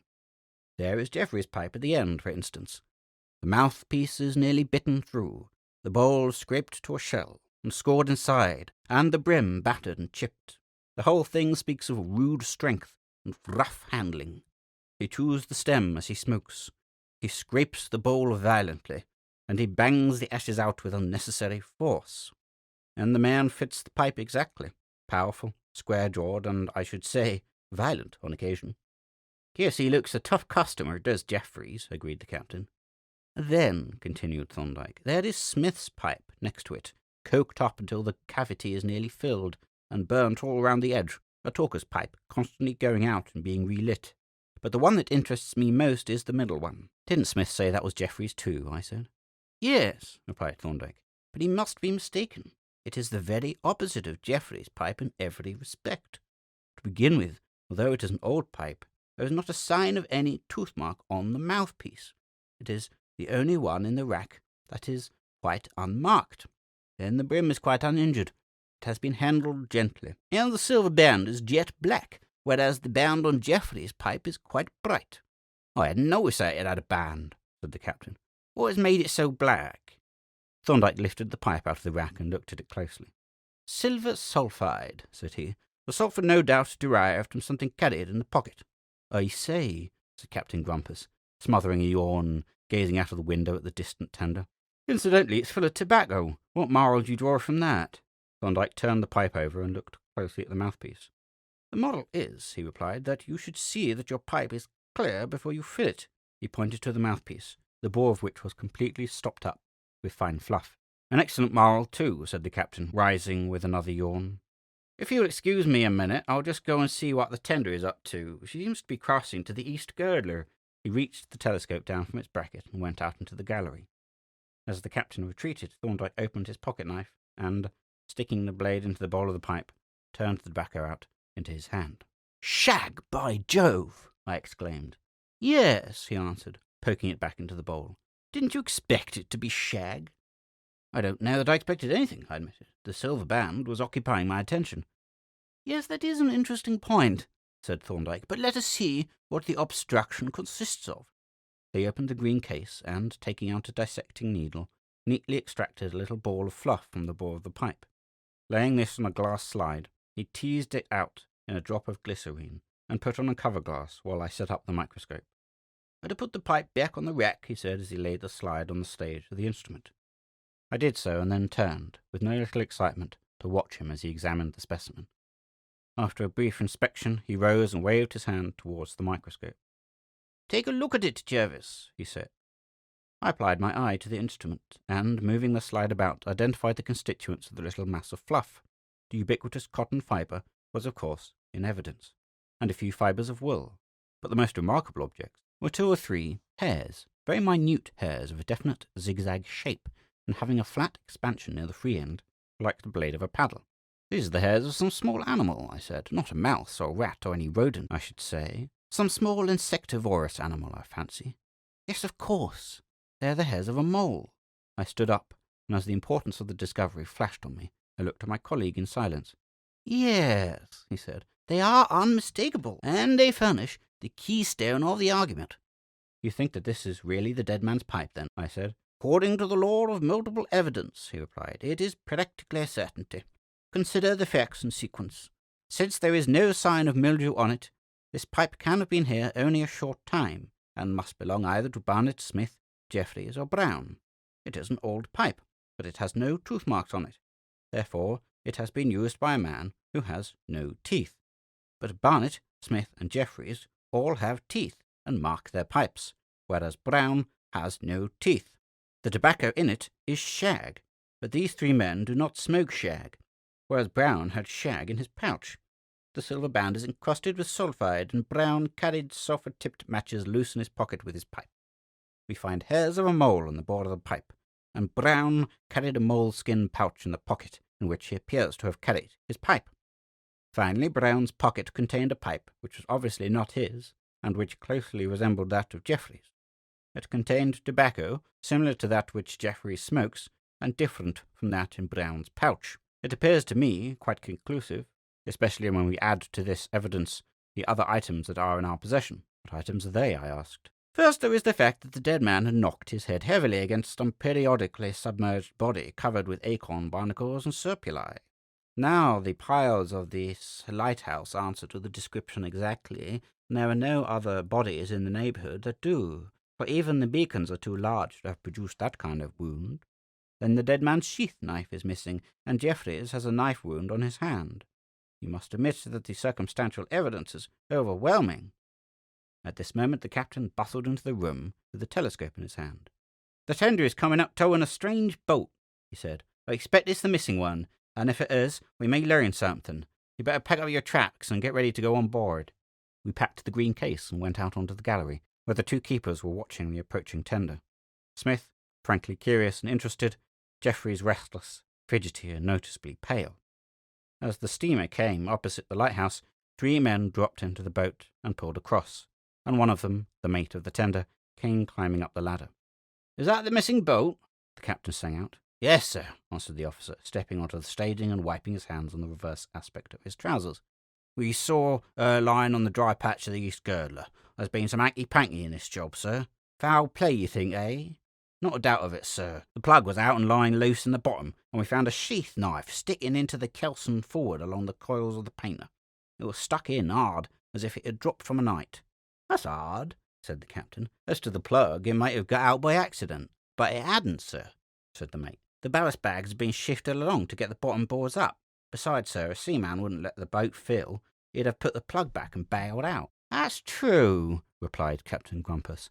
"And certainly the presence of the knife looks fishy. But where the deuce could it have dropped from out in the open sea? Knives don't drop from the clouds, fortunately. What do you say, Doctor?" "I should say that it is Brown's own knife, and that it probably fell from this staging." Jeffries turned swiftly, crimson with wrath. "What do you mean?" he demanded. "Haven't I said that the boat never came here?" "You have," replied Thorndyke. "But if that is so, how do you explain the fact that your pipe was found in the dead man's pocket, and that the dead man's pipe is at this moment in your pipe rack?" The crimson flush on Jeffries' face faded as quickly as it had come. "I don't know what you're talking about," he faltered. "I'll tell you," said Thorndyke. "I will relate what happened, and you shall check my statements. Brown brought his boat alongside and came up into the living room, bringing his chest with him. He filled his pipe and tried to light it, but it was stopped and wouldn't draw. Then you lent him a pipe of yours, and filled it for him. Soon afterwards you came out on this staging and quarrelled. Brown defended himself with his knife, which dropped from his hand into the boat. You pushed him off the staging, and he fell, knocking his head on one of the piles. Then you took the plug out of the boat and sent her adrift to sink, and you flung the chest into the sea. This happened about 10 minutes past 12. Am I right?" Jeffreys stood staring at Thorndyke, the picture of amazement and consternation, but he uttered no word in reply. "Am I right?" Thorndyke repeated. "Strike me blind," muttered Jeffreys. "Was you here, then? You talk as if you had been. Anyhow," he continued, recovering somewhat, "you seem to know all about it. But you're wrong about one thing. There was no quarrel. This chap Brown didn't take to me. He didn't mean to stay out here. He was going to put off and go ashore again, and I wouldn't let him. Then he hit it out at me with his knife, and I knocked it out of his hand, and he staggered backwards and went overboard." "Did you try to pick him up?" asked the captain. "How could I?" demanded Jeffreys, "with the tide racing down and me alone on the station? I'd never have got back." "But what about the boat, Jeffreys? Why did you scuttle her?" "The fact is," replied Jeffreys, "I got into a funk, and I thought the simplest plan was to send her to the cellar and know nothing about it. But I never shoved him over. It was an accident, sir, I swear it." "Well, that sounds a reasonable explanation," said the captain. "What do you say, Doctor?" "Perfectly reasonable," replied Thorndyke. "And as to its truth, that is no affair of ours." "No, but I shall have to take you, Jeffreys, and hand you over to the police. You understand that?" "Yes, sir, I understand," answered Jeffreys. "That was a queer case, that affair and a girdler," remarked Captain Grumpus when he was spending an evening with us some 6 months later. "Pretty easy let off for Jeffreys, too. 18 months, wasn't it?" "Yes, it was a very queer case indeed," said Thorndyke. "There was something behind that accident, I should say. Those men had probably met before." "So I thought," agreed the captain. "But the queerest part of it to me was the way you nosed it all out. I've had a deep respect for briar pipes since then. It was a remarkable case," he continued. "The way in which you made that pipe tell the story of the murder seems to me like sheer enchantment." "Yes," said I. "It spoke like the magic pipe, only that wasn't a tobacco pipe in the German folk story of the singing bone. Do you remember it? A peasant found the bone of a murdered man and fashioned it into a pipe, and when he tried to play on it, it burst into a song of its own. 'My brother slew me and buried my bones beneath the sand and under the stones.'" "A pretty story," said Thorndyke, "and one with an excellent moral. The inanimate things around us have each of them a song to sing to us, if we are but ready with attentive ears." End of section 6. A Wastrel's Romance, Part 1. The Spinster's Guest. The lingering summer twilight was fast merging into night, as a solitary cyclist, whose evening dress suit was thinly disguised by an overcoat, rode slowly along a pleasant country road. From time to time he had been overtaken and passed by a carriage, a car, or a closed cab from the adjacent town, and from the festive garb of the occupants he had made shrewd guesses at their destination. His own objective was a large house, standing in somewhat extensive grounds just off the road, and the peculiar circumstances that surrounded his visit to it caused him to ride more and more slowly as he approached his goal. Willowdale, such was the name of the house, was tonight witnessing a temporary revival of its past glories. For many months it had been empty, and a notice board by the gatekeeper's lodge had silently announced its forlorn state. But tonight its rooms, their bare walls clothed in flags and drapery, their floors waxed or carpeted, would once more echo the sound of music and cheerful voices, and vibrate to the tread of many feet. For on this night the spinsters of Rainsford were giving a dance, and chief amongst the spinsters were Miss Halliwell, the owner of Willowdale. It was a great occasion. The house was large and imposing. The spinsters were many, and their purses were long. The guests were numerous and distinguished, and included no less a person than Mrs. Jehu B. Chater. This was the crowning triumph of the function, for the beautiful American widow was the lion, or should we say lioness, of the season. Her wealth was, if not beyond the dreams of avarice, at least beyond the powers of common British arithmetic, and her diamonds were, at once, the glory and the terror of our hostesses. All these attractions notwithstanding, the cyclist approached the vicinity of Willowdale with a slowness almost hinting at reluctance, and when at length a curve of the road brought the gates into view, he dismounted and halted irresolutely. He was about to do a rather risky thing, and though by no means a man of weak nerve, he hesitated to make the plunge. The fact is, he had not been invited. Why then was he going? And how was he to gain admittance? To which questions the answer involves a painful explanation. Augustus Bailey lived by his wits. That is the common phrase, and a stupid phrase it is. For do we not all live by our wits, if we have any? And does it need any specially brilliant wits to be a common rogue? However, such as his wits were, Augustus Bailey lived by them, and he had not hitherto made a fortune. The present venture arose out of a conversation overheard at a restaurant table, and an invitation card carelessly laid down and adroitly covered with the menu. Augustus had accepted the invitation that he had not received on a sheet of Hotel Cecil notepaper that he had among his collection of stationery, in the name of Geoffrey Harrington Bailey, and the question that exercised his mind at the moment was, would he, or would he not, be spotted? He had trusted to the number of guests and the probable inexperience of the hostesses. He knew that the cards need not be shown. There was the awkward ceremony of announcement. But perhaps it wouldn't get as far as that. Probably not, if his acceptance had been detected as emanating from an uninvited stranger. He walked slowly towards the gates with growing discomfort. Added to his nervousness as to the present were certain twinges of reminiscence. He had once held a commission in a line regiment. Not for long, indeed. His wits had been too much for his brother officers. But there had been a time when he would have come to such a gathering as an invited guest. Now a common thief, he was sneaking in under a false name, with a fair prospect of being ignominiously thrown out by the servants. As he stood hesitating, the sound of hoofs on the road was followed by the aggressive bellow of a motor horn. The modest twinkle of carriage lamps appeared around the curve, and then the glare of acetylene headlights.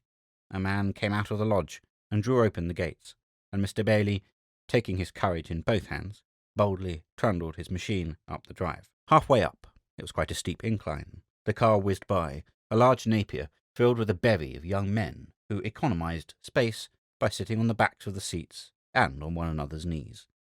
Bailey looked at them and decided that this was the chance, and pushing forward, he saw his bicycle safely bestowed in the empty coach-house and then hurried on to the cloakroom. The young men had arrived there before him, and as he entered, were gaily peeling off their overcoats and flinging them down on a table. Bailey followed their example, and in his eagerness to enter the reception-room with the crowd, let his attention wander from the business of the moment, and, as he pocketed the ticket and hurried away, he failed to notice that the bewildered attendant had put his hat with another man's coat, and affixed his duplicate to them both. Major Podbury, Captain Barker-Jones, Captain Sparker, Mr. Watson, Mr. Goldsmith, Mr. Smart, Mr. Headington Bailey. As Augustus swaggered up the room, hugging the party of officers and quaking inwardly, he was conscious that his hostesses glanced from one man to another with more than common interest. But at that moment the footman's voice rang out, sonorous and clear. Mrs. Chater, Colonel Crumpler. And as all eyes were turned towards the new arrivals, Augustus made his bow and passed into the throng. His little game of bluff had come off after all. He withdrew modestly into the more crowded portion of the room, and there took up a position where he would be shielded from the gaze of his hostesses. Presently, he reflected, they would forget him, if they had really thought about him at all, and then he would see what could be done in the way of business. He was still rather shaky, and wondered how soon it would be decent to steady his nerves with a refresher. Meanwhile, he kept a sharp lookout over the shoulders of neighbouring guests, until a movement in the crowd of guests disclosed Mrs. Chater shaking hands with the presiding spinster. Then Augustus got a most uncommon surprise. He knew her at first glance. He had a good memory for faces, and Mrs. Chater's face was one to remember. Well did he recall the frank and lovely American girl with whom he had danced at the regimental ball years ago. That was in the old days, when he was a subaltern, and before that little affair of the pricked court cards that brought his military career to an end.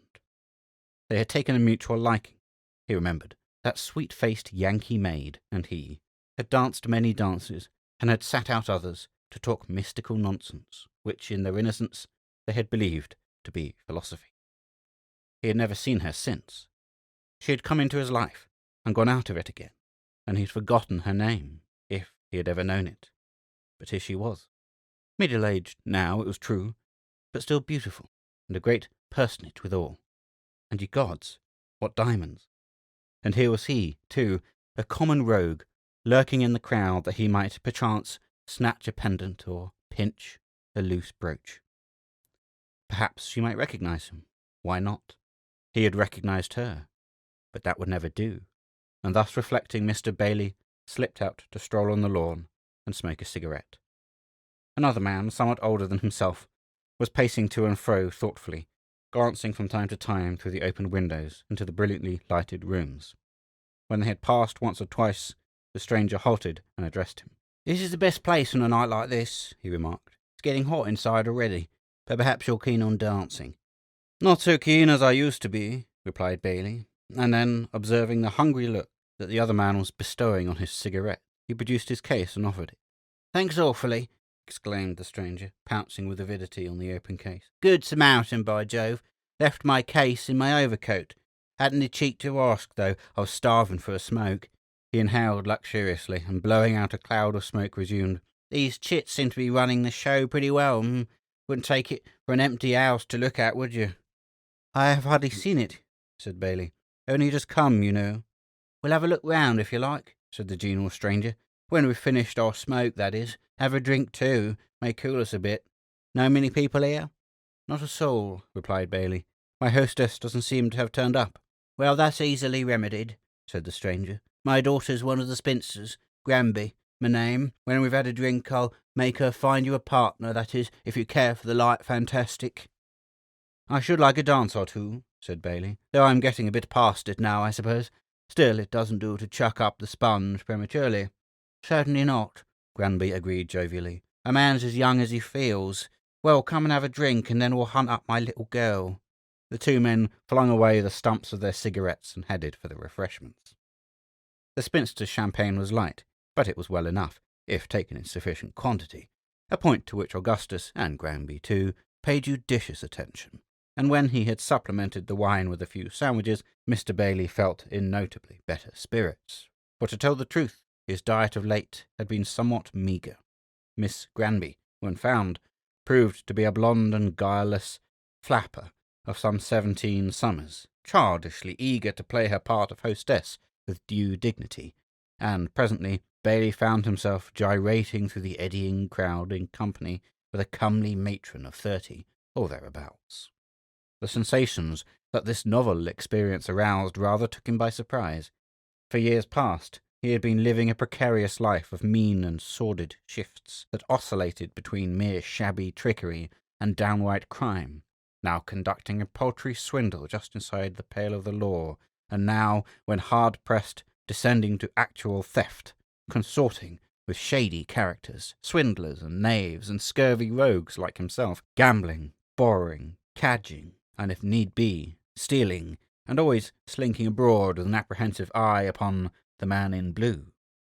And now amidst the half-forgotten surroundings, once so familiar, the gaily decorated rooms, the rhythmic music, the twinkle of jewels, the murmur of gliding feet, and the rustle of costly gowns, the moving vision of honest gentlemen and fair ladies, the shameful years seemed to drop away and leave him to take up the thread of his life where it had snapped so disastrously. After all, these were his own people, the seedy knaves in whose steps he had walked of late were but aliens met by the way. He surrendered his partner, in due course with regret, which was mutual, to an inarticulate subaltern, and was meditating another pilgrimage to the refreshment room when he felt a light touch upon his arm. He turned swiftly. A touch on the arm meant more to him than to some men. But it was no wooden-faced, plain-clothes man that he confronted. It was only a lady. In short, it was Mrs. Chater, smiling nervously and a little abashed by her own boldness. "I expect you've forgotten me," she began apologetically, but Augustus interrupted her with an eager disclaimer. "Of course I haven't," he said, "though I have forgotten your name. But I remember that Portsmouth dance as well as if it were yesterday. At least one incident in it, the only one that was worth remembering. I've often hoped that I might meet you again, and now at last it has happened." "It's nice of you to remember," she rejoined. "I've often and often thought of that evening and all the wonderful things that we talked about. You were a nice boy then. I wonder what you're all like now. What a long time ago it is." "Yes, Augustus agreed gravely. "It is a long time. I know it myself, but when I look at you, it seems as if it could only have been last season." "Oh, fie!" she exclaimed. "You are not simple as you used to be. You didn't flatter then, but perhaps there wasn't the need." She spoke with gentle reproach, but her pretty face flushed with pleasure nevertheless, and there was a certain wistfulness in the tone of her concluding sentence. "I wasn't flattering," Augustus replied quite sincerely. "I knew you directly you entered the room, and marvelled that time had been so gentle with you. He hasn't been as kind to me."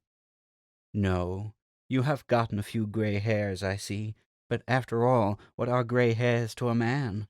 Just the badges of rank, like the crown on your collar, or the lace on your cuffs, to mark the steps of your promotion. So I guess you'll be colonel by now." "No," Augustus answered quickly with a faint flush. "I left the army some years ago." "My, what a pity!" exclaimed Mrs. Chater. "You must tell me all about it, but not now. My partner will be looking for me. We will sit out a dance and have a real gossip. But I've forgotten your name. Never could recall it, in fact, though that didn't prevent me from remembering you.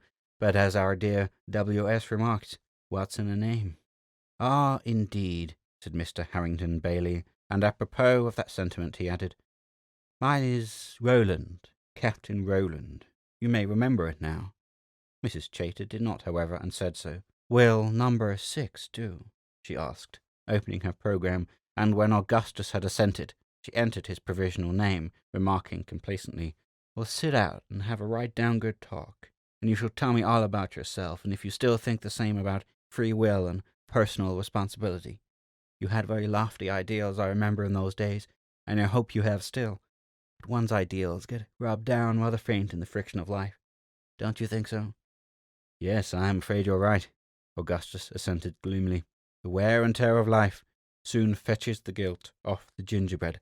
Middle age is apt to find us a bit patchy, not to say naked." "Oh, don't be pessimistic," said Mrs. Chester. "That is the attitude of the disappointed idealist, and I'm sure you have no reason, really, to be disappointed in yourself. But I must run away now. Think over all the things you have to tell me, and don't forget that it is number 6. With a bright smile and a friendly nod, she sailed away, a vision of glittering splendor, compared with which Solomon in all his glory was a mere matter of commonplace bullion. The interview, evidently friendly and familiar, between the unknown guest and the famous American widow had by no means passed unnoticed, and in other circumstances Bailey might have endeavoured to profit by the reflected glory that enveloped him. But he was not in search of notoriety, and the same evasive instinct that had led him to sink Mr. Harrington Bailey in Captain Roland now advised him to withdraw his dual personality from the vulgar gaze. He had come here on very definite business. For the 100th time he was stony broke, and it was the hope of picking up some unconsidered trifles that had brought him. But somehow the atmosphere of the place had proved unfavourable. Either opportunities were lacking, or he failed to seize them. In any case, the game pocket that formed an unconventional feature of his dress coat was still empty, and it looked as if a pleasant evening and a good supper were all that he was likely to get. Nevertheless, be his conduct never so blameless, the fact remained that he was an uninvited guest, liable at any moment to be ejected as an impostor, and his recognition by the widow had not rendered this possibility any the more remote. He strayed out onto the lawn, whence the grounds fell away on all sides, but there were other guests there, cooling themselves after the last dance, and the light from the rooms streamed through the windows, illuminating their figures, and among them that of the too companionable Granby. Augustus quickly drew away from the lighted area, and, chancing upon a narrow path, strolled away along it in the direction of a copse or shrubbery that he saw ahead. Presently he came to an ivy-covered arch, lighted by 1 or 2 fairy lamps, and, passing through this, he entered a winding path, bordered by trees and shrubs, and but fairly lighted by an occasional coloured lamp suspended from a branch. Already he was quite clear of the crowd. Indeed, the deserted condition of the pleasant retreat rather surprised him, until he reflected that to couples desiring seclusion there were whole ranges of untenanted rooms and galleries available in the empty house. The path sloped gently downwards for some distance, Then came a long flight of rustic steps, and at the bottom a seat between two trees. In front of the seat the path extended in a straight line, forming a narrow terrace. On the right the ground sloped up steeply towards the lawn. On the left it fell away, still more steeply, towards the encompassing wall of the grounds, and on both sides it was covered with trees and shrubs. Bailey sat down on the seat to think over the account of himself that he should present to Mrs. Chater. It was a comfortable seat, built into the trunk of an elm, which formed one end and part of the back. He leaned against the tree, and taking out his silver case, selected a cigarette. But it remained unlighted between his fingers as he sat and meditated upon his unsatisfactory past, and the melancholy tale of what might have been. Fresh from the atmosphere of refined opulence that pervaded the dancing rooms, the throng of well-groomed men and dainty women, his mind travelled back to his sordid little flat in Bermondsey, encompassed by poverty and squalor, jostled by lofty factories, grimy with the smoke of the river and the reek from the great chimneys.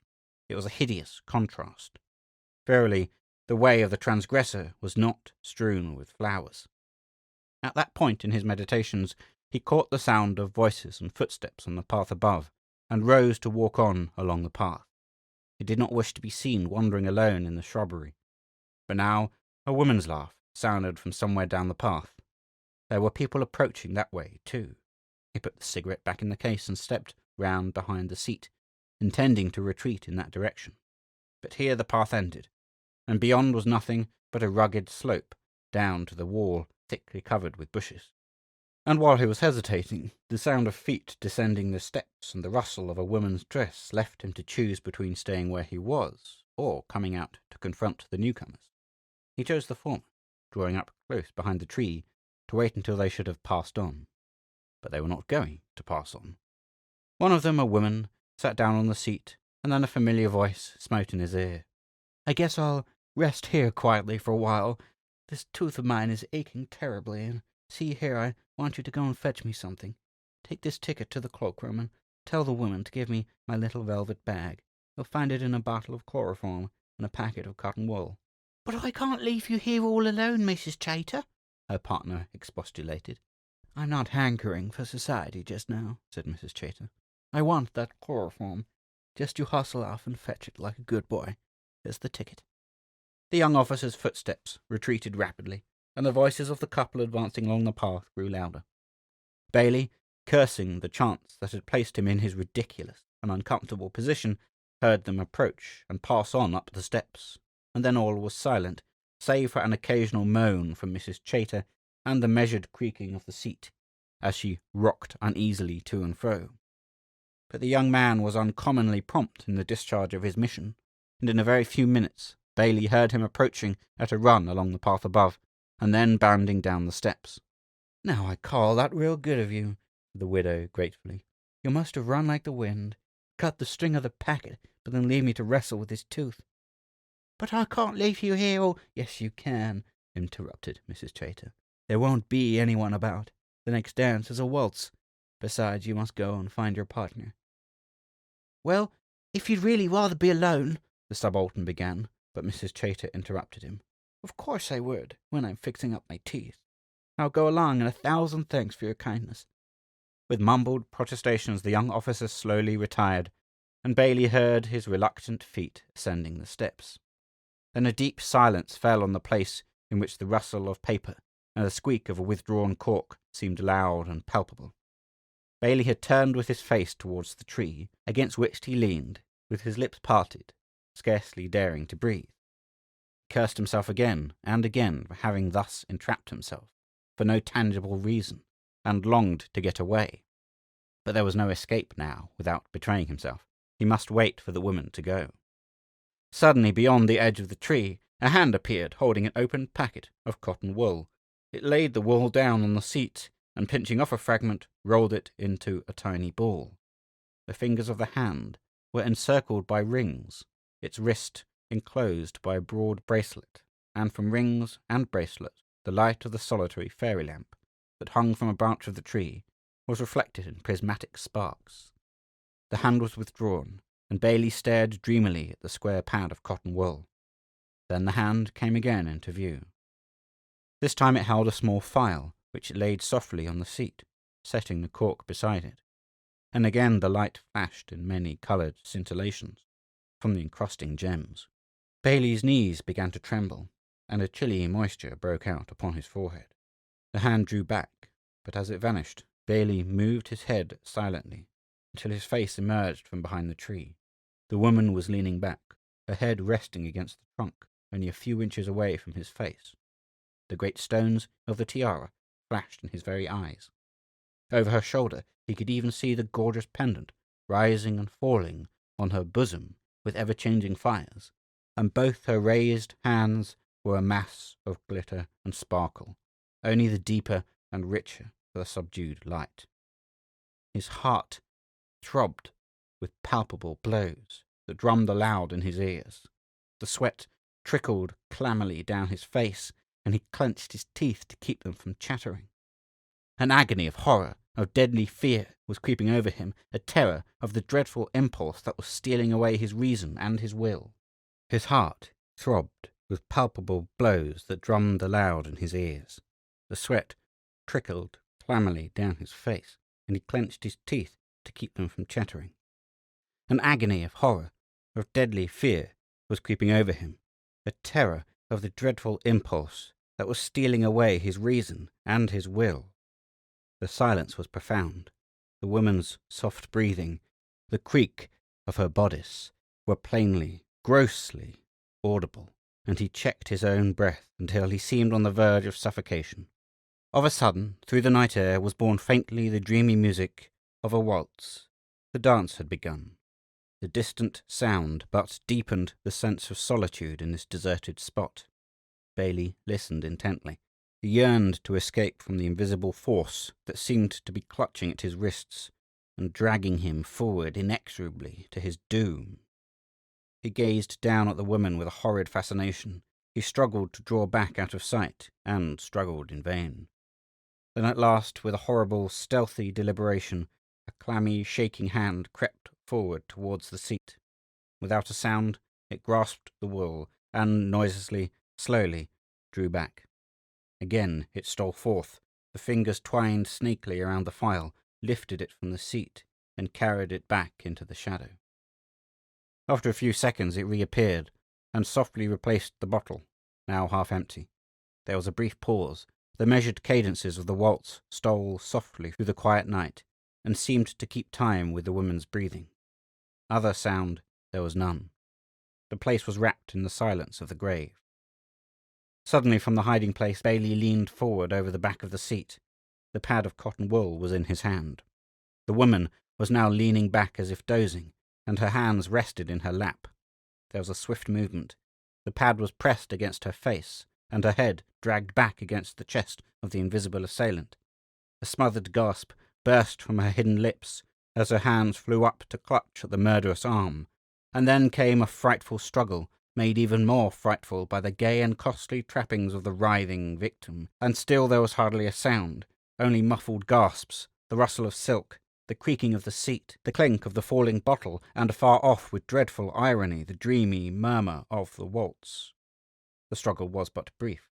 Quite suddenly the jewelled hands dropped, the head lay resistless on the crumpled shirt front, and the body, now limp and inert, began to slip forward off the seat. Bailey, still grasping the passive head, climbed over the back of the seat, and, as the woman slid gently to the ground, he drew away the pad and stooped over her. The struggle was over now. The mad fury of the moment was passing swiftly into the chill of mortal fear. He stared with incredulous horror into the swollen face, but now so comely, the sightless eyes that but a little while since had smiled into his with such kindly recognition. He had done this. He, the sneaking wastrel, discarded of all the world, to whom this sweet woman had held out the hand of friendship. She had cherished his memory, when to all others he was sunk deep under the waters of oblivion, and he had killed her, for to his ear no breath of life seemed to issue from those purple lips. A sudden, hideous compunction for this irrevocable thing that he had done surged through him, and he stood up, clutching at his damp hair with a hoarse cry that was like the cry of the damned. The jewels passed straight away out of his consciousness. Everything was forgotten now but the horror of this unspeakable thing that he had done. Remorse, incurable, and haunting fear were all that were left to him. The sound of voices far away along the path aroused him, and the vague horror that possessed him materialized into abject bodily fear. He lifted the limp body to the edge of the path and let it slip down the steep declivity among the bushes. A soft, shuddering sigh came from the parted lips as the body turned over, and he paused a moment to listen, but there was no other sound of life.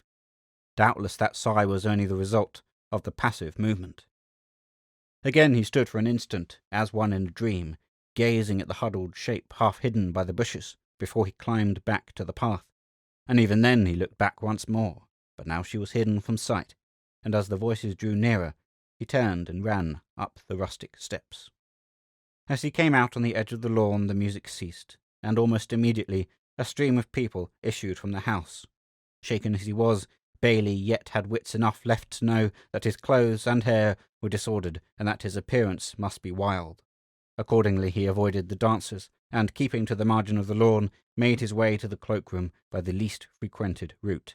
If he had dared, he would have called in at the refreshment room, for he was deadly faint, and his limbs shook as he walked. But a haunting fear pursued him, and indeed grew from moment to moment. He found himself already listening for the rumour of the inevitable discovery. He staggered into the cloakroom, and, flinging his ticket down on the table, dragged out his watch. The attendant looked at him curiously, and, pausing with the ticket in his hand, asked sympathetically, "Not feeling very well, sir?" "No," said Bailey. "So beastly hot in there." "You ought to have a glass of champagne, sir, before you start," said the man. "No time," replied Bailey, holding out a shaky hand for his coat. "Shall lose my train if I'm not sharp." At this hint the attendant reached down to the coat and hat, holding up the former for its owner to slip his arms into the sleeves. But Bailey snatched it from him, and flinging it over his arm, put on his hat, and hurried away to the coach-house. Here again the attendant stared at him in astonishment, which was not lessened when Bailey, declining his offer to help him on with his coat, bundled the latter under his arm, clicked the lever of the variable onto the 90 gear, sprang onto the machine, and whirled away from the steep drive, a grotesque vision of flying coat-tail. "You haven't lit your lamp, sir," roared the attendant. But Bailey's ears were deaf to all save the clamour of the expected pursuit. Fortunately the drive entered the road obliquely, or Bailey must have been flung into the opposite hedge. As it was, the machine, rushing down the slope, flew out into the road with terrific velocity, nor did its speed diminish then, for its rider, impelled by mortal terror, trod the pedals with the fury of a madman. And still, as the machine whizzed along the dark and silent road, his ears were strained to catch the clatter of hoofs or the throb of a motor from behind.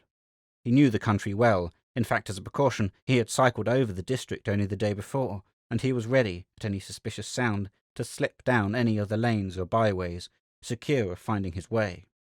But still he sped on, and still no sound from the rear came to tell him of the dread discovery. When he had ridden about 3 miles, he came to the foot of a steep hill. Here he had to dismount and push his machine up the incline, which he did at such speed that he arrived at the top quite breathless. Before mounting again, he determined to put on his coat, for his appearance was calculated to attract attention, if nothing more. It was only 11:30, and presently he would pass through the streets of a small town. Also he would light his lamp. It would be fatal to be stopped by a patrol or rural constable. Having lit his lamp and hastily put on his coat, he once more listened intently, looking back over the country that was darkly visible on the summit of the hill. No moving lights were to be seen, no ringing hoofs or throbbing engines to be heard, and turning to mount, he instinctively felt in his overcoat pocket for his gloves. A pair of gloves came out in his hand, but he was instantly conscious that they were not his. A silk muffler was there also, a white one, but his muffler, black. With a sudden shock of terror, he thrust his hand into the ticket pocket, where he had put his latchkey. There was no key there, only an amber cigar-holder, which he had never seen before. He stood for a few moments in utter consternation. He had taken the wrong coat. Then he had left his own coat behind. A cold sweat of fear broke out afresh on his face as he realized this. His Yale latchkey was in its pocket. Not that that mattered very much. He had a duplicate at home, and as to getting in, well, he knew his own outside door, and his tool bag contained 1 or 2 trifles not usually found in cyclists' tool bags. The question was whether that coat contained anything that could disclose his identity. And then suddenly he remembered, with a gasp of relief, that he had carefully turned the pockets out before starting. No, once let him attain the sanctuary of his grimy little flat, wedged in as it was between the great factories by the riverside, and he would be safe. Safe from everything but the horror of himself, and the haunting vision of a jewelled figure huddled up in a silken heap beneath the bushes.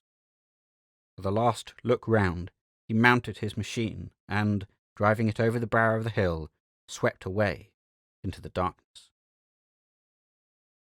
End of section 7. Part 2, Munera Pulveris, related by Christopher Jervis, M.D. It is one of the drawbacks of medicine as a profession that one is never rid of one's responsibilities.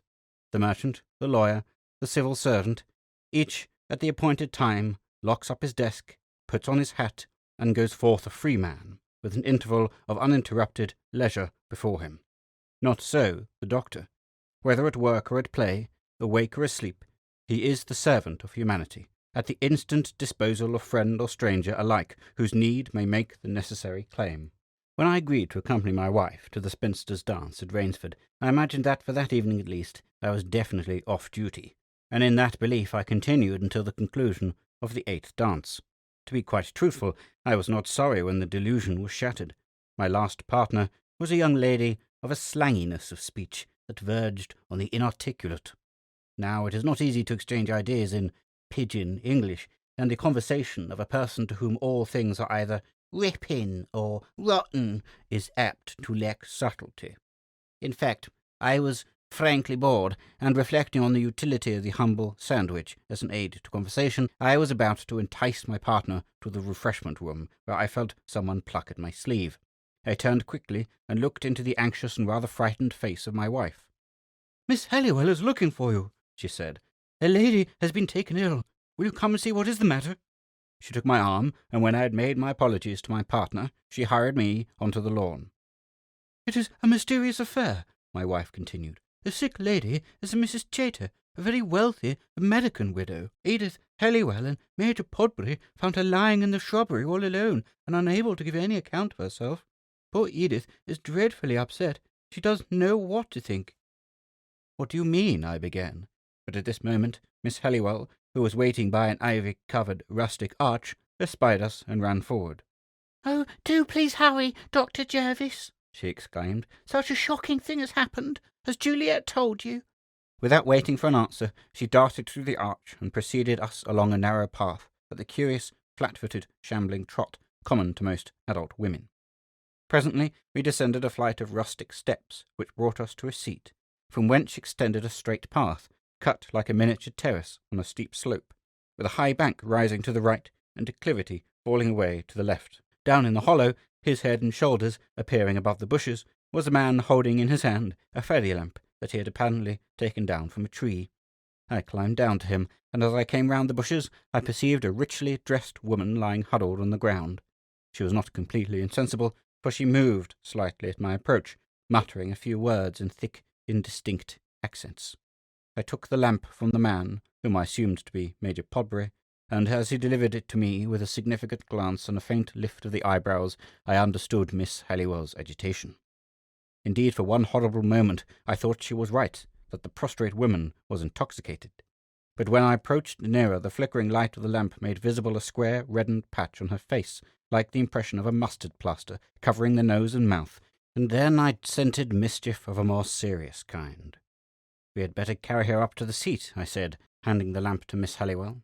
"Then we can consider moving her to the house." The Major and I lifted the helpless woman, and having climbed cautiously up to the path, laid her on the seat. "What is it, Dr. Jervis?" Miss Halliwell whispered. "I can't say at the moment," I replied, "but it's not what you feared." "Thank God for that," was her fervent rejoinder. "It would have been a shocking scandal." I took the dim light and once more bent over the half-conscious woman. Her appearance puzzled me not a little. She looked like a person recovering from an anaesthetic, but the square red patch on her face, recalling as it did the Burke murders, rather suggested suffocation. As I was thus reflecting, the light of the lamp fell on a white object lying on the ground behind the seat, and holding the lamp forward, I saw that it was a square pad of cotton wool. The coincidence of its shape and size with that of the red patch on the woman's face instantly struck me, and I stooped down to pick it up, and then I saw, lying under the seat, a small bottle. This also I picked up and held in the lamplight. It was a 1-ounce phial, quite empty, and was labelled methylated chloroform. Here seemed to be a complete explanation of the thick utterance and drunken aspect, but it was an explanation that required, in its turn, to be explained. Obviously no robbery had been committed, for the woman literally glittered with diamonds. Equally obviously, she had not administered the chloroform to herself. There was nothing for it but to carry her indoors and await her further recovery. So, with the Major's help, we conveyed her through the shrubbery and kitchen garden to a side door, and deposited her on a sofa in a half-furnished room. Here, under the influence of water dabbed on her face, and the plentiful use of smelling salts, she quickly revived, and was soon able to give an intelligible account of herself. The chloroform and cotton wool were her own. She had used them for an aching tooth, and she was sitting alone on the seat, with the bottle and the wool beside her, when the incomprehensible thing had happened. Without a moment's warning, a hand had come from behind her and pressed the pad of wool over her nose and mouth. The wool was saturated with chloroform, and she had lost consciousness almost immediately. "You didn't see the person, then?" I asked. No, but I know he was in evening dress, because I felt my head against his shirt front. "Then," said I, "he is either here still, or has been to the cloakroom. He couldn't have left the place without an overcoat." "No, by Jove!" exclaimed the Major. "That's true. I'll go and make inquiries." He strode away all agog, and I, having satisfied myself that Mrs. Chater could be left safely, followed him almost immediately. I made my way straight to the cloakroom, and here I found the Major and one or two of his brother officers putting on their coats in a flutter of gleeful excitement. "He's gone," said Podbury, struggling frantically into his overcoat. "Went off nearly an hour ago on a bicycle. Seemed in a deuce of a stew, the attendant says, and no wonder. We're going after him in our car. Care to join the hunt?" "No, thanks. I must stay with the patient. But how do you know you're after the right man?" "Isn't any other. Only one Johnny's left. Besides, here, confound it, you've given me the wrong coat." He tore off the garment and handed it back to the attendant, who regarded it with an expression of dismay. Are you sure, sir? He asked. "Perfectly," said the Major. "Kim, hurry up, my man." "I'm afraid, sir," said the attendant, "that the gentleman who has gone has taken your coat. They were on the same peg, I know. I'm very sorry, sir." The Major was speechless with wrath. What the devil was the good of being sorry, and how the deuce was he to get his coat back? "But," I interposed, "if the stranger has got your coat, then this coat must be his." "I knew," said Podbury. "but I don't want his beastly coat." "No," I replied, "but it may be useful for identification." This appeared to afford the bereaved officer little consolation, but as the car was now ready, he bustled away, and I, having directed the man to put the coat away in a safe place, went back to my patient. Mrs. Chater was by now fairly recovered, and had developed a highly vindictive interest in her late assailant. She even went so far as to regret that he had not taken at least some of her diamonds, so that robbery might have been added to the charge of attempted murder, and expressed the earnest hope that the officers would not be foolishly gentle in their treatment of him when they caught him. "By the way, Dr. Jervis," said Miss Halliwell, "I think I ought to mention a rather curious thing that happened in connection with this dance. We received an acceptance from Mr. Haddington Bailey, who wrote from the Hotel Cecil. Now I am sure that no such name was proposed by any of the spinsters." "But didn't you ask them?" I inquired. "Well, the fact is," she replied, "that one of them, Miss Waters, had to go abroad suddenly, and we had not got her address, and as it was possible that she might have invited him, I did not like to move in the matter. I'm very sorry I didn't now. We may have let in a regular criminal, though why he should have wanted to murder Mrs. Chater, I cannot imagine." It was certainly a mysterious affair, and the mystery was in no wise dispelled by the return of the search party an hour later. It seemed that the bicycle had been tracked for a couple of miles towards London, but then at the crossroads the tracks had become hopelessly mixed with the impressions of other machines, and the officers, after cruising about vaguely for a while, had given up the hunt and returned. "You see, Mrs. Chater," Major Podbury explained apologetically, "the fellow must have had a good hour's start, and that would have brought him pretty close to London." "Do you mean to tell me," explained Mrs. Chater, regarding the Major with a hardly concealed contempt, "that that villain has got off scot-free?" "It looks rather like it," replied Podbury. "But if I were you, I should get the men's description from the attendants who saw him, and go up to Scotland Yard tomorrow. They may know the Johnny there, and they may even recognize the coat if you take it with you." "That doesn't seem very likely," said Mrs. Chater, and it certainly did not. But since no better plan could be suggested, the lady decided to adopt it, and I supposed that I had heard the last of the matter. In this, however, I was mistaken. On the following day, just before noon, as I was drowsily considering the points in a brief dealing with a question of survivorship, while Thorndyke drafted his weekly lecture, a smart rat-tat at the door of our chambers announced a visitor. I rose wearily. I had had only 4 hours' sleep, and opened the door, whereupon there sailed into the room no less a person than Mrs. Chater, followed by Superintendent Miller, with a grin on his face and a brown paper parcel under his arm. The lady was not in the best of tempers, though wonderfully lively and alert, considering the severe shock that she had suffered so recently, and her disapproval of Miller was frankly obvious. "Dr. Jervis has probably told you about the attempt to murder me last night," she said, when I had introduced her to my colleague. "Well now, will you believe it?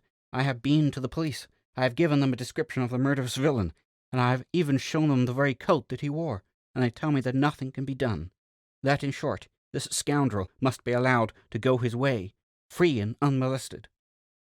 "You will observe, Doctor," said Miller, "that this lady has given us a description that would apply to 50% of the middle-class men of the United Kingdom, and has shown us a coat without a single identifying mark of any kind on it, and expects us to lay our hands on the owner without a solitary clue to guide us. Now, we are not sorcerers at the Yard, we're only policemen, so I've taken the liberty of referring Mrs. Chater to you." He grinned maliciously and laid the parcel on the table. "And what do you want me to do?" Thorndyke asked quietly. "Why, sir," said Miller, "there is a coat. In the pockets were a pair of gloves, a muffler, a box of matches, a tram ticket, and a Yale key. Mrs. Chater would like to know whose coat it is." He untied the parcel with his eye cocked at our rather disconcerted client, and Thorndyke watched him with a faint smile. "This is very kind of you, Miller," said he, "but I think a clairvoyant would be more to your purpose." The superintendent instantly dropped his facetious manner. "Seriously, sir," he said, "I should be glad if you would take a look at the coat. We've absolutely nothing to go on, and yet we don't want to give up the case. I have gone through it most thoroughly and can't find any clue to guide us. Now, I know that nothing escapes you, and perhaps you might notice something that I've overlooked, something that would give us a hint where to start in our inquiry. Couldn't you turn the microscope on it, for instance?" he added with a deprecating smile. Thorndyke reflected with an inquisitive eye on the coat. I saw that the problem was not without its attractions to him, and when the lady seconded Miller's request with persuasive eagerness, the inevitable consequence followed. "Very well," he said. "Leave the coat with me for an hour or so, and I will look it over. I am afraid there is not the remotest chance of our learning anything from it, but even so the examination will have done no harm. Come back at 2 o'clock. I shall be ready to report my failure by then." He bowed our visitors out, and returning to the table, looked down with a quizzical smile on the coat and the large official envelope containing articles from the pockets. "And what does my learned brother suggest?" he asked, looking up at me. "I should look at the tram ticket first," I replied, "and then, well, Miller's suggestion was such a bad one, to explore the surface with the microscope." "I think we will take the latter measure first," said he. "The tram ticket might create a misleading bias. A man may take a tram anywhere, whereas the indoor dust on a man's coat appertains mostly to a definite locality." "Yes," I replied, "but the information that it yields is excessively vague." "That is true," he agreed, taking up the coat and envelope to carry them to the laboratory. "And yet, you know, Jervis, as I have often pointed out, the evidential value of dust is apt to be underestimated. The naked eye appearances, which are the normal appearances, are misleading. Gather the dust, say, from a tabletop, and what have you? A fine powder of characterless grey, just like any other dust from any other tabletop. But under the microscope, this grey powder is resolved into recognizable fragments of definite substances, which fragments may often be traced with certainty to the masses from which they have been detached. But you know all this as well as I do." "I quite appreciate the value of dust as evidence in certain circumstances," I replied, "but surely the information that could be gathered from dust on the coat of an unknown man must be too general to be of any use in tracing the owner." "I am afraid you are right," said Thorndyke, laying the coat on the laboratory bench. "But we shall soon see, if Polton will let us have his patent dust extractor."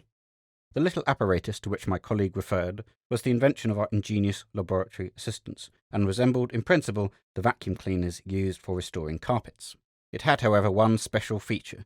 The receiver was made to admit a microscope slide, and in this the dust-laden air was delivered from a jet. The extractor, having been clamped to the bench by its proud inventor, and wetted slide introduced into the receiver, Thorndyke applied the nozzle of the instrument on the collar of the coat, while Polton worked the pump. The slide was then removed, and another having been substituted, the nozzle was applied to the right sleeve near the shoulder, and the exhauster again worked by Polton. By repeating this process, half a dozen slides were obtained, charged with dust from different parts of this garment, and then, setting up our respective microscopes, we proceeded to examine the samples.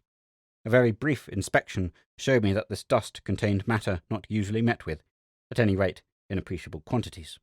There were, of course, the usual fragments of wool, cotton, and other fibres derived from clothing and furniture, particles of straw, husk, hair, various mineral particles, and in fact the ordinary constituents of dust from clothing. But in addition to these, and in much greater quantity, were a number of other bodies, mostly of vegetable origin, and presenting well-defined characters in considerable variety, and especially abundant with various starch granules.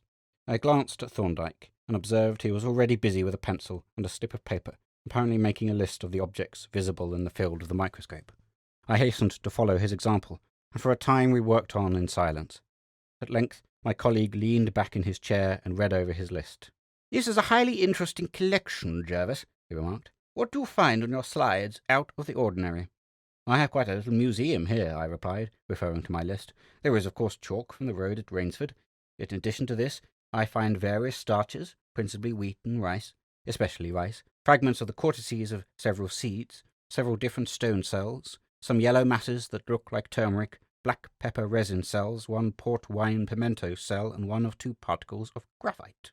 "Graphite!" exclaimed Thorndyke. "I have found no graphite, but I have found traces of cocoa, spiral vessels and starch grain, and of hops, one fragment of leaf, and several lupulin glands. May I see the graphite?" I passed him the slide, and he examined it with keen interest.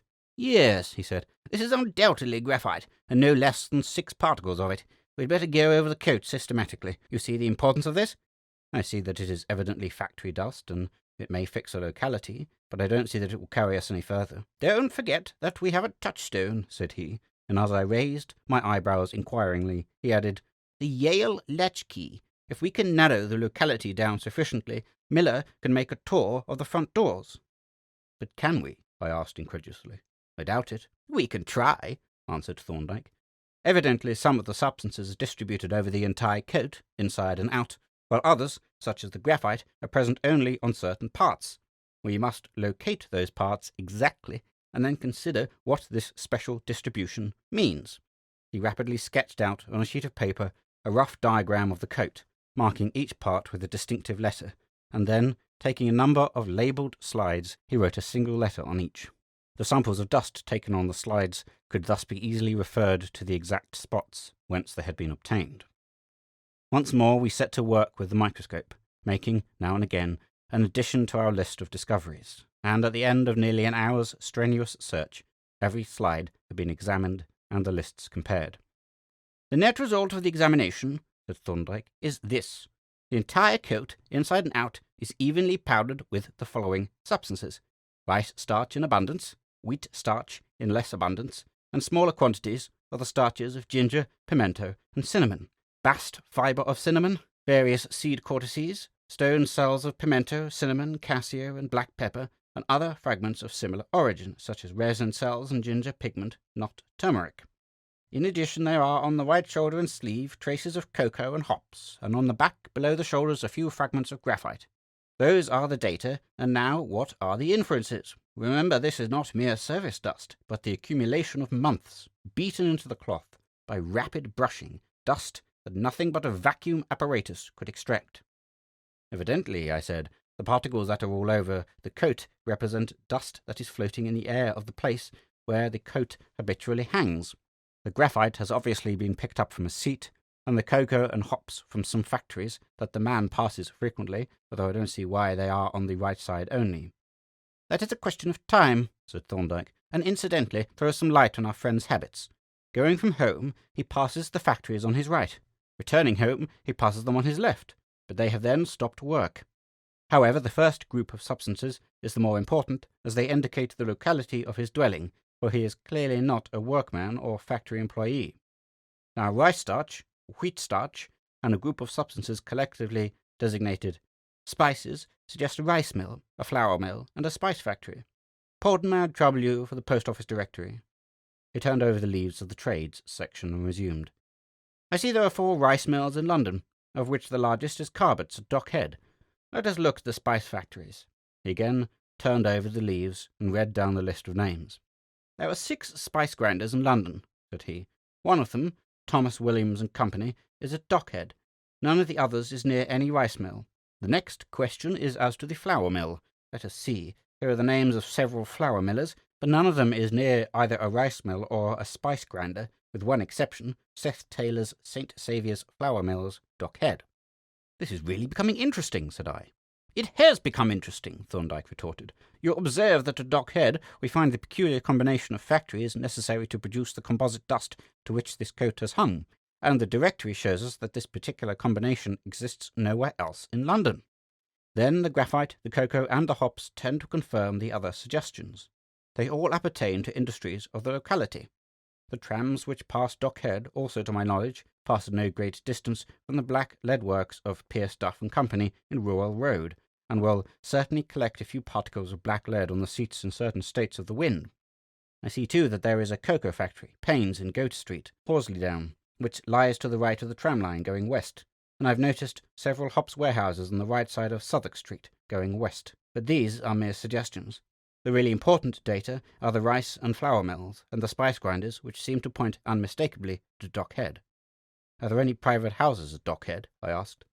"We must look up the street list," he replied. "The Yale latchkey rather suggests a flat, and a flat with a single occupant, and the probable habits of our absent friend offer a similar suggestion." He ran his eye down the list, and presently turned to me with his finger on the page. "If the facts that we have elicited, the singular series of agreements with the required conditions, are only a string of coincidences, here is another. On the south side of Dock Head, actually next door to the spice grinders and opposite to Carbott's rice mills, is a block of workmen's flats, Hanover buildings. They fulfill the conditions exactly. A coat hung in a room with those flats, with the windows open, as they would probably be at this time of year, will be exposed to the air containing a composite dust of precisely the character of that which we have found. Of course, the same conditions obtain to other dwellings in this part of Dock Head, but the probability is in favour of the buildings, and that is all that we can say. It is no certainty. There may be some radical fallacy in our reasoning, but on the face of it, the chances are 1,000 to 1 that the door that the key will open is in some part of Dock Head, and most probably in Hanover buildings. We must leave the verification to Miller." "Wouldn't it be as well to look at the tram ticket?" I asked. "Dear me!" he exclaimed. "I'd forgotten the ticket. Yes, by all means." He opened the envelope, and turning its contents out on the bench, picked up the dingy slip of paper. After a glance at it, he handed it to me. It was punched for the journey from Tooley Street to Dock Head.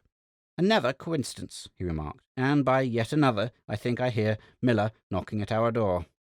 It was the superintendent, and as we let him into the room, the hum of a motor car entering from Tudor Street announced the arrival of Mrs. Chater. We waited for her at the open door, and as she entered, she held out her hands impulsively. "So now, Dr. Thorndyke," she exclaimed, "have you gotten something to tell us?"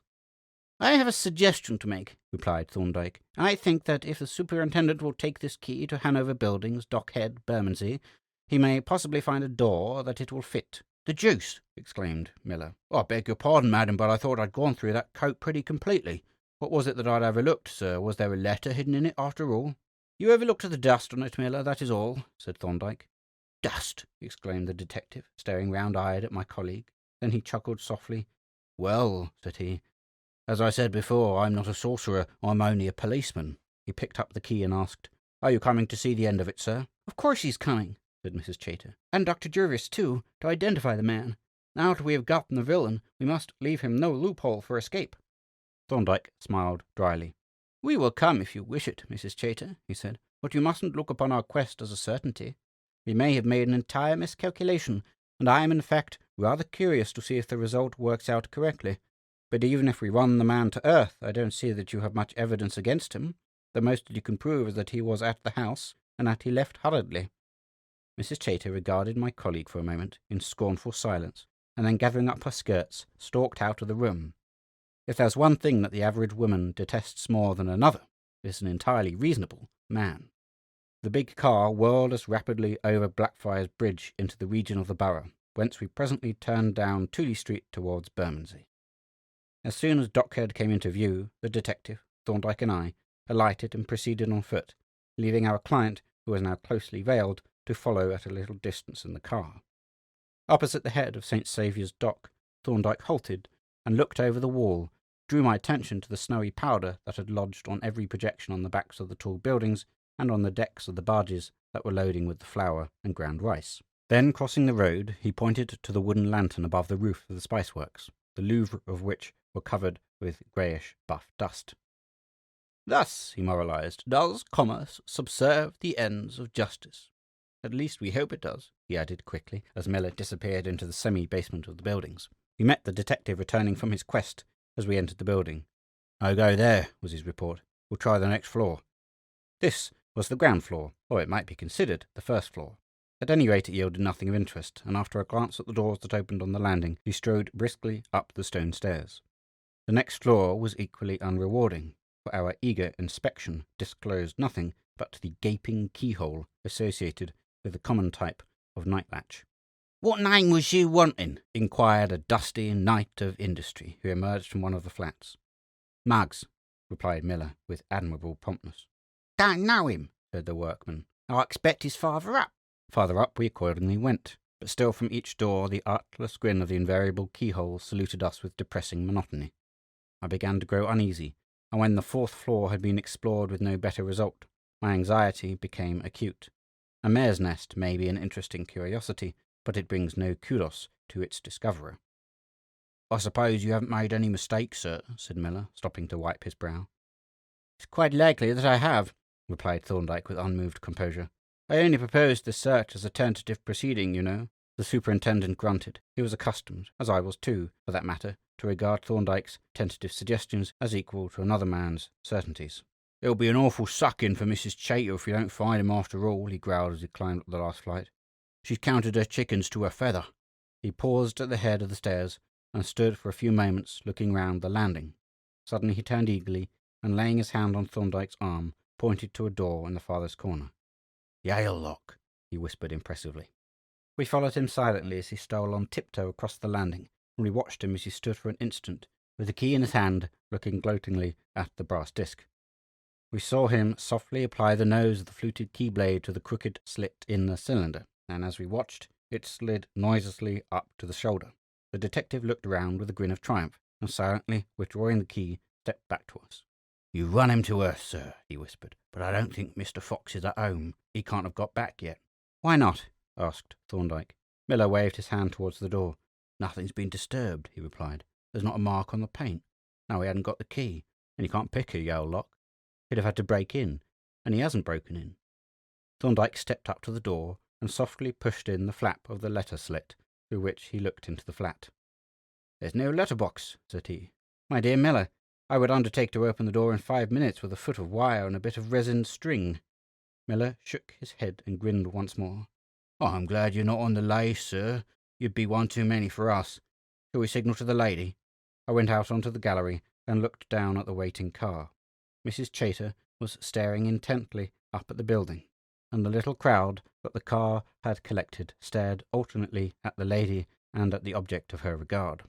I wiped my face with my handkerchief, the signal agreed upon, and she instantly sprang out of the car, and in an incredibly short time she appeared on the landing, purple and gasping, but with the fire of battle flashing from her eyes. "We found his flat, madam," said Miller. "But are we going to enter? You're not intending to offer any violence, I hope?" he added, noting with some uneasiness the lady's ferocious expression. "Of course I'm not," replied Mrs. Chater. "In the States, ladies don't have to avenge insults themselves. If you were American men, you'd hang the ruffian from his own bedpost." "We're not American men, madam," said the superintendent stiffly. "We are law-abiding Englishmen, and moreover, we are all officers of the law. These gentlemen are barristers, and I am a police officer." With this preliminary caution, he once more inserted the key, and as he turned it and pushed the door open, we all followed him into the sitting-room. "I told you so, sir," said Miller, softly shutting the door. "He hasn't come back yet." Apparently he was right. At any rate, there was no one in the flat, and we proceeded unopposed on our tour of inspection. It was a miserable spectacle, and as we wandered from one squalid room to another, a feeling of pity for the starving wretch into whose lair we were intruding stole over me, and began almost to mitigate the hideousness of his crime. On all sides, poverty, utter, grinding poverty, stared us in the face. It looked at us hollow-eyed in the wretched sitting-room, with its bare floor, its solitary chair and tiny deal table, its unfurnished walls and windows destitute of blind or curtain. A piece of Dutch cheese rind on the table, scraped to the thinness of paper, whispered of starvation and famine, lurked in the gaping cupboard, in the empty bread tin, in the tea-caddy with its pinch of dust at the bottom, in the jam-jar, wiped clean, as a few crumbs testified, with a crust of bread. There was not enough food in the place to furnish a meal for a healthy mouse. The bedroom told the same tale, but with a curious variation. A miserable truckle bed with a straw mattress and a cheap jute rug for bedclothes. An orange case stood on end for a dressing table, and another, bearing a tin washing bowl, formed the wretched furniture. But the suit that hung from a couple of nails was well cut and even fashionable, though shabby, and another suit lay on the floor, neatly folded and covered with a newspaper, and, most incongruous of all, a silver cigarette case reposed on the dressing table. "Why on earth does this fellow starve?" I exclaimed, "when he has a silver case to pawn?" "Wouldn't do," said Miller. "A man doesn't pawn the implements of his trade." Mrs. Chater, who had been staring about her with the mute amazement of a wealthy woman confronted, for the first time, with abject poverty, turned suddenly to the superintendent. "This can't be the man," she exclaimed. "You've made some mistake. This poor creature could never have made his way into a house like Willowdale." Thorndyke lifted the newspaper. Beneath it was a dress suit, with a shirt collar and tie, all carefully smoothed out and folded. Thorndyke unfolded the shirt and pointed to the curiously crumpled front. Suddenly he brought it close to his eye, and then from the sham diamond stud he drew a single hair. A woman's hair. "That is rather significant," said he, holding it up between his finger and thumb, and Mrs. Chater evidently thought so too, for the pity and compunction suddenly faded from her face, and once more her eyes flashed with vindictive fire. "I wish he would come," she exclaimed viciously. "Prison won't be much hardship to him after this, but I want to see him in the dock all the same." "No," the detective agreed. "It won't hurt him much to swap this for Portland. Listen." A key was being inserted into the outer door, and as we all stood like statues, a man entered and closed the door after him. He passed the door of the bedroom without seeing us, and with the dragging steps of a weary, dispirited man. Almost immediately we heard him go to the kitchen and draw water into some vessel, and then he went back to the sitting-room. "Come along," said Miller, stepping silently towards the door. We followed closely, and as he threw the door open, we looked in over his shoulder. The man had seated himself at the table, on which now lay a hunk of household bread resting on the paper in which he had brought it, and a tumbler of water. He half rose as the door opened, and, as if petrified, remained staring at Miller with a dreadful expression of terror upon his livid face.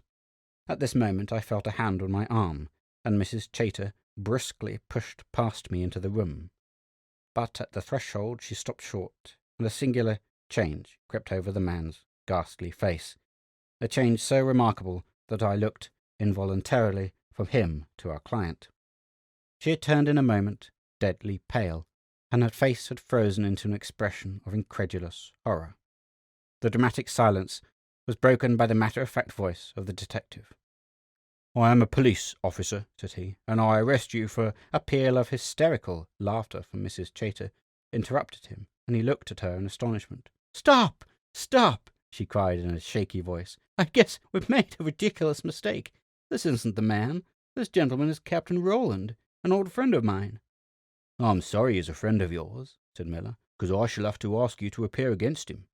"You can ask what you please," replied Mrs. Chater. "I tell you he's not the man." The superintendent rubbed his nose and looked hungrily at his quarry.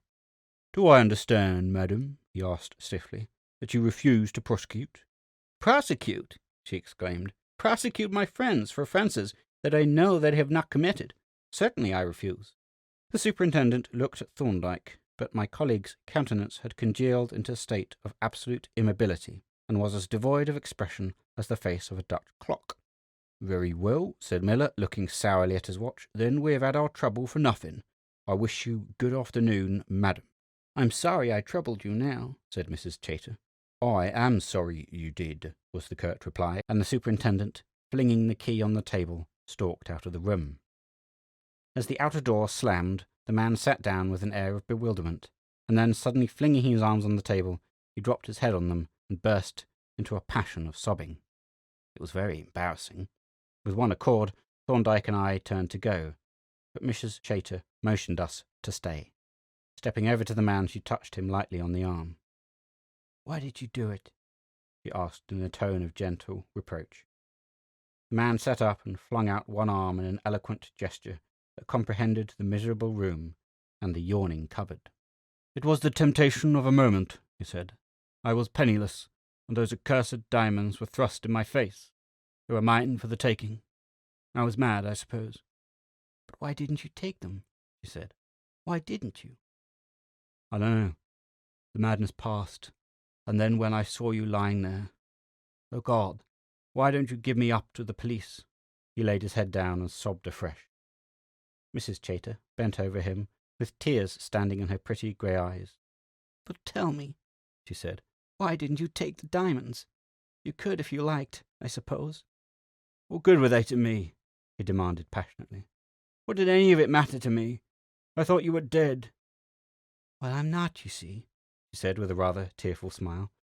"I'm just as well as an old woman like me can expect to be, and I want your address so that I can write and give you some good advice."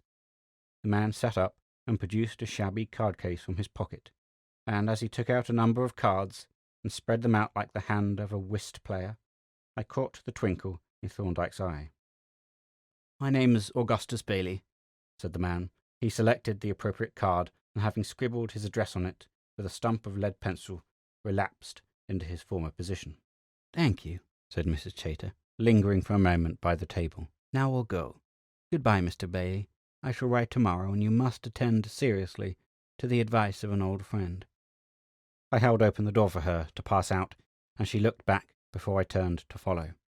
Bailey still sat sobbing quietly, with his hand resting on his arms, and a little pile of gold stood on the corner of the table. "I expect, Doctor," said Mrs. Chater, as Thorndyke handed her into the car, "you've written me down a sentimental fool." Thorndyke looked at her with an unwonted softening of his rather severe face, and answered quietly, "It is written, 'Blessed are the merciful.'" End of section 8.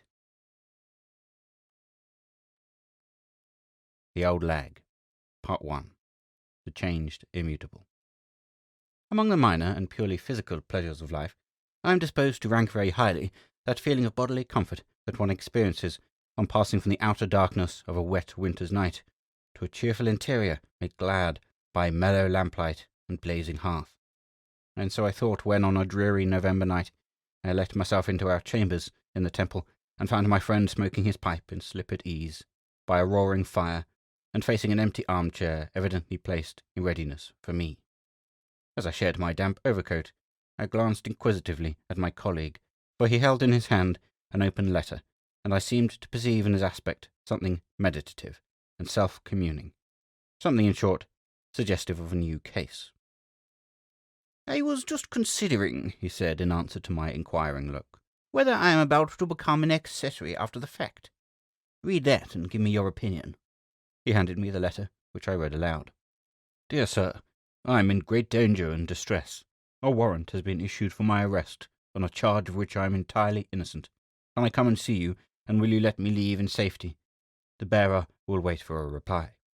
"I said yes, of course. There was nothing else to do," said Thorndyke. "But if I let him go, as I have promised to do, I shall be virtually conniving at his escape." "Yes, you are taking a risk," I answered. "When is he coming?" "He was due 5 minutes ago, and I rather think... Oh, yes, here he is." A stealthy tread on the landing was followed by a soft tapping on the outer door. Thorndyke rose, and, flinging open the inner door, unfastened the massive oak. "Dr. Thorndyke?" inquired a breathless, quavering voice. "Yes, come in. You sent me a letter by hand." "I did, sir," was the reply, and the speaker entered, but at the sight of me he stopped short. "This is my colleague, Dr. Jervis," Thorndyke explained. "You need have no—" "Oh, I remember him," our visitor interrupted in a tone of relief. "I have seen you both before, you know, and you have seen me, too, though I don't suppose you recognize me." he added with a sickly smile. Frank Belfield? Asked Thorndyke, smiling also. Our visitor's jaw fell, and he gazed at my colleague in sudden dismay. And I may remark, pursued Thorndyke, that for a man in your perilous position you are running most unnecessary risks. That wig, that false beard, and those spectacles, through which you obviously cannot see, are enough to bring the entire police force at your heels. It is not wise for a man who is wanted by the police to make up as though he had just escaped from a comic opera. Mr. Belfield seated himself with a groan, and taking off his spectacles, stared stupidly from one of us to the other. And now tell us about your little affair, said Thorndyke. You say that you are innocent. I swear it, Doctor, replied Belfield, adding with great earnestness. And you may take it from me, sir, that if I was not, I shouldn't be here. It was you that convicted me last time, when I thought myself quite safe, so I know your ways too well to try to gammon you. If you are innocent, rejoined Thorndyke, I will do what I can for you, and if you are not, well, you would have been wiser to stay away. I know that well enough, said Belfield, and I'm only afraid that you won't believe what I'm going to tell you. I shall keep an open mind, at any rate, replied Thorndyke. If you only will, groaned Belfield. I shall have a look in spite of them all. You know, sir, that I've been on the crook, but I paid in full. That job when you tripped me up was the last of it. It was, sir, so help me. It was a woman that changed me. The best and truest woman on God's earth. She said she would marry me when I came out if I promised her to go straight and live an honest life. And she kept her promise, and I have kept mine. She found me work as a clerk in a warehouse, and I have stuck to it ever since, earning fair wages and building up a good character as an honest, industrious man. I thought all was going well, and that I was settled in life, when only this very morning the whole thing comes tumbling down about my ears like a house of cards. What happened this morning, then? asked Thorndyke. Why, I was on my way to work when, as I passed the police station, I noticed a bill with the heading Wanted and a photograph. I stopped for a moment to look at it, and you may imagine my feelings when I recognized my own portrait, taken at Holloway, and read my own name and description. I did not stop to read the bill through, but ran back home and told my wife, as she went down to the station and read the bill carefully.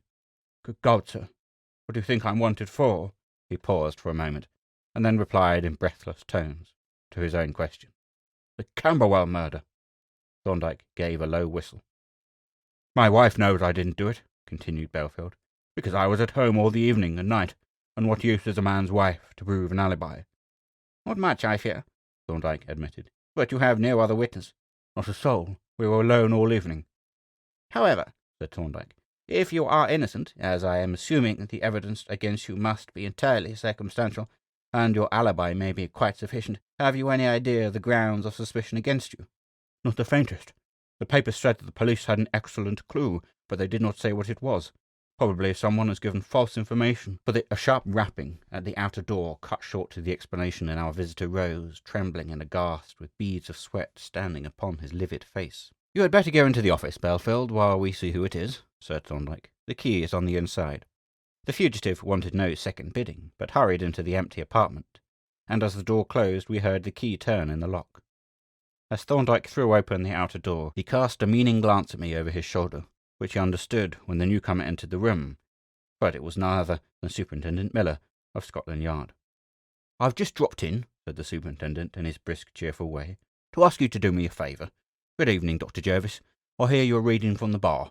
Learned counsel soon, sir, eh? Medico-legal expert Dr. Thorndyke's mantle going to fall on you, sir." "I hope Dr. Thorndyke's mantle will continue to drape his own majestic form for many a long year yet," I answered, "though he is good enough to spare me a corner. But what on earth have you got there?" For during this dialogue the superintendent had been deftly unfastening a brown paper parcel, from which he now drew a linen shirt, once white, but now of an unsavoury grey. "I want to know what this is," said Miller, exhibiting a brownish red stain on one sleeve. "Just look at that, sir, and tell me if it is blood, and if so, is it human blood?" "Really, Miller," said Thorndyke with a smile, "you flatter me, but I am not like the wise woman of Baghdad, who could tell you how many stairs the patient had tumbled down by merely looking at his tongue. I must examine this very thoroughly. When do you want to know?" "I should like to know tonight," replied the detective. "Can I cut a piece out to put under the microscope?" "I would rather you did not," was the reply. "Very well, you shall have the information in about an hour." "Very good of you, doctor," said the detective, and he was taking up his hat, preparatory to departing, when Thorndyke said suddenly, "By the way, there's a little matter that I was going to speak to you about. It refers to this Camberwell murder case. I understand you have a clue to the identity of the murderer." "Clue?" exclaimed the superintendent contemptuously. "We have spotted our man, all right, if we could only lay hands on him. But he's given us the slip for the moment." "Who is the man?" asked Thorndyke. The detective looked doubtfully at Thorndyke for some seconds, and then said with evident reluctance, "I suppose there is no harm in telling you, especially as you probably know already." This with a sly grin. "It's an old crook named Belfield." "And what is the evidence against him?" Again the superintendent looked doubtful, and again relented. "Why, the case is as clear as cold Scotch," he said. Here Thorndyke, in illustration of this figure of speech, produced a decanter, a siphon, and a tumbler, which he pushed towards the officer. "You see, sir, the silly fool went and stuck his sweaty hand on the window, and there we found the marks, 4 fingers and a thumb, as beautiful prints as you could wish to see.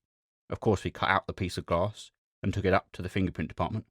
They turned up their files, and out came Mr. Belfield's record, with his fingerprints and photograph all complete." "And the fingerprints on the window pane were identical with those on the prison form?" "Identical." Thorndyke reflected for a while, and the superintendent watched him foxily over the edge of his tumbler. "I guess you are retained to defend Belfield," the latter observed presently. "To look into the case, generally," replied Thorndyke. "Oh, and I expect you know where the beggar is hiding," continued the detective. "Belfield's address has not yet been communicated to me," said Thorndyke. "I am merely to investigate the case, and there is no reason, Miller, why you and I should be at cross purposes. We are both working at the case. You want to get a conviction, and you want to convict the right man." "That's so, and Belfield's the right man. But what do you want of us, Doctor?" "I should like to see the piece of glass with the fingerprints on it, and the prison form, and take a photograph of each. And I should like to examine the room in which the murder took place. You have it locked up, I suppose?"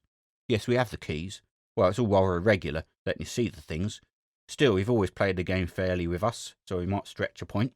"Yes, I will. I'll come back in an hour for your report, and bring the glass and the form. I can't let them go out of my custody, you know. I'll be off now. No, thank you, not another drop." The superintendent caught up his hat and strode away, the personification of mental alertness and bodily vigour. No sooner had the door closed behind him than Thorndyke's stolid calm changed instantaneously into feverish energy.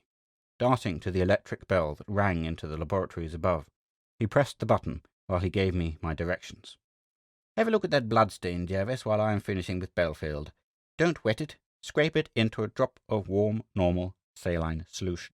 I hastened to reach down the microscope and set out on the table the necessary apparatus and reagents, and as I was thus occupied, a latch key turned in the outer door, and our invaluable helpmate, Polton, entered the room in his habitual, silent, unobtrusive fashion.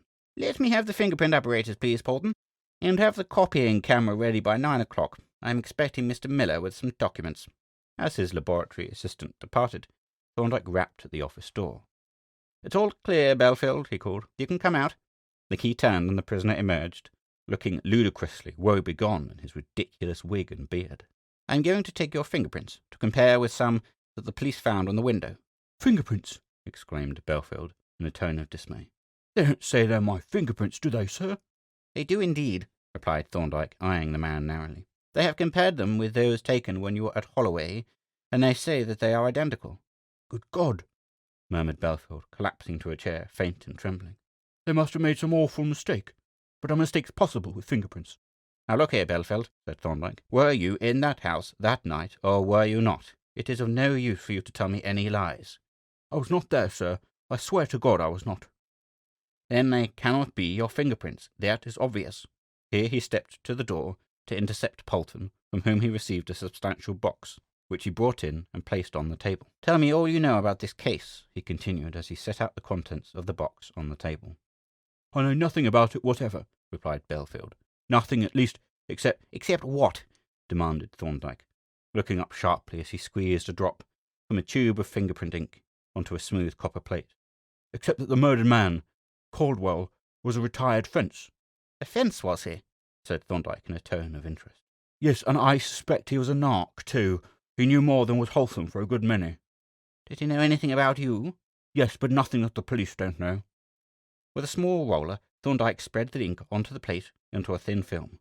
Then he laid on the edge of the table a smooth white card, and taking Belfield's right hand, pressed the forefinger firmly but quickly, first on the inked plate and then on the card, leaving on the latter a clear print of the fingertip. This process he repeated with the other fingers and thumb, and then took several additional prints of each. "That was a nasty injury to your forefinger, Belfield," said Thorndyke, holding the finger to the light and examining the tip carefully. "How did you do it?" "Stuck a tin opener into it, a dirty one, too. It was bad for weeks. In fact, Dr. Sampson thought at one time that he would have to amputate the finger." "How long ago was that?" "Oh, nearly a year ago, sir." Thorndyke wrote the date of the injury by the side of the fingerprint, and then, having rolled up the inking plate afresh, laid on the table several larger cards. "I'm now going to take the prints of the 4 fingers and the thumb all at once," he said. "They only took the 4 fingers at once at the prison," said Belfield. "They took the thumb separately." "I know," replied Thorndyke, "but I am going to take the impression just as it would appear on the window glass." He took several impressions thus, and then, having looked at his watch, he began to repack the apparatus in its box. While doing this, he glanced from time to time, in meditative fashion, at the suspected man who sat, the living picture of misery and terror, wiping the greasy ink from his trembling fingers with his handkerchief. "Belfield," he said at length, "you have sworn to me that you are an innocent man, and are trying to live an honest life. I believe you, but in a few moments I shall know for certain." "Thank God for that, sir!"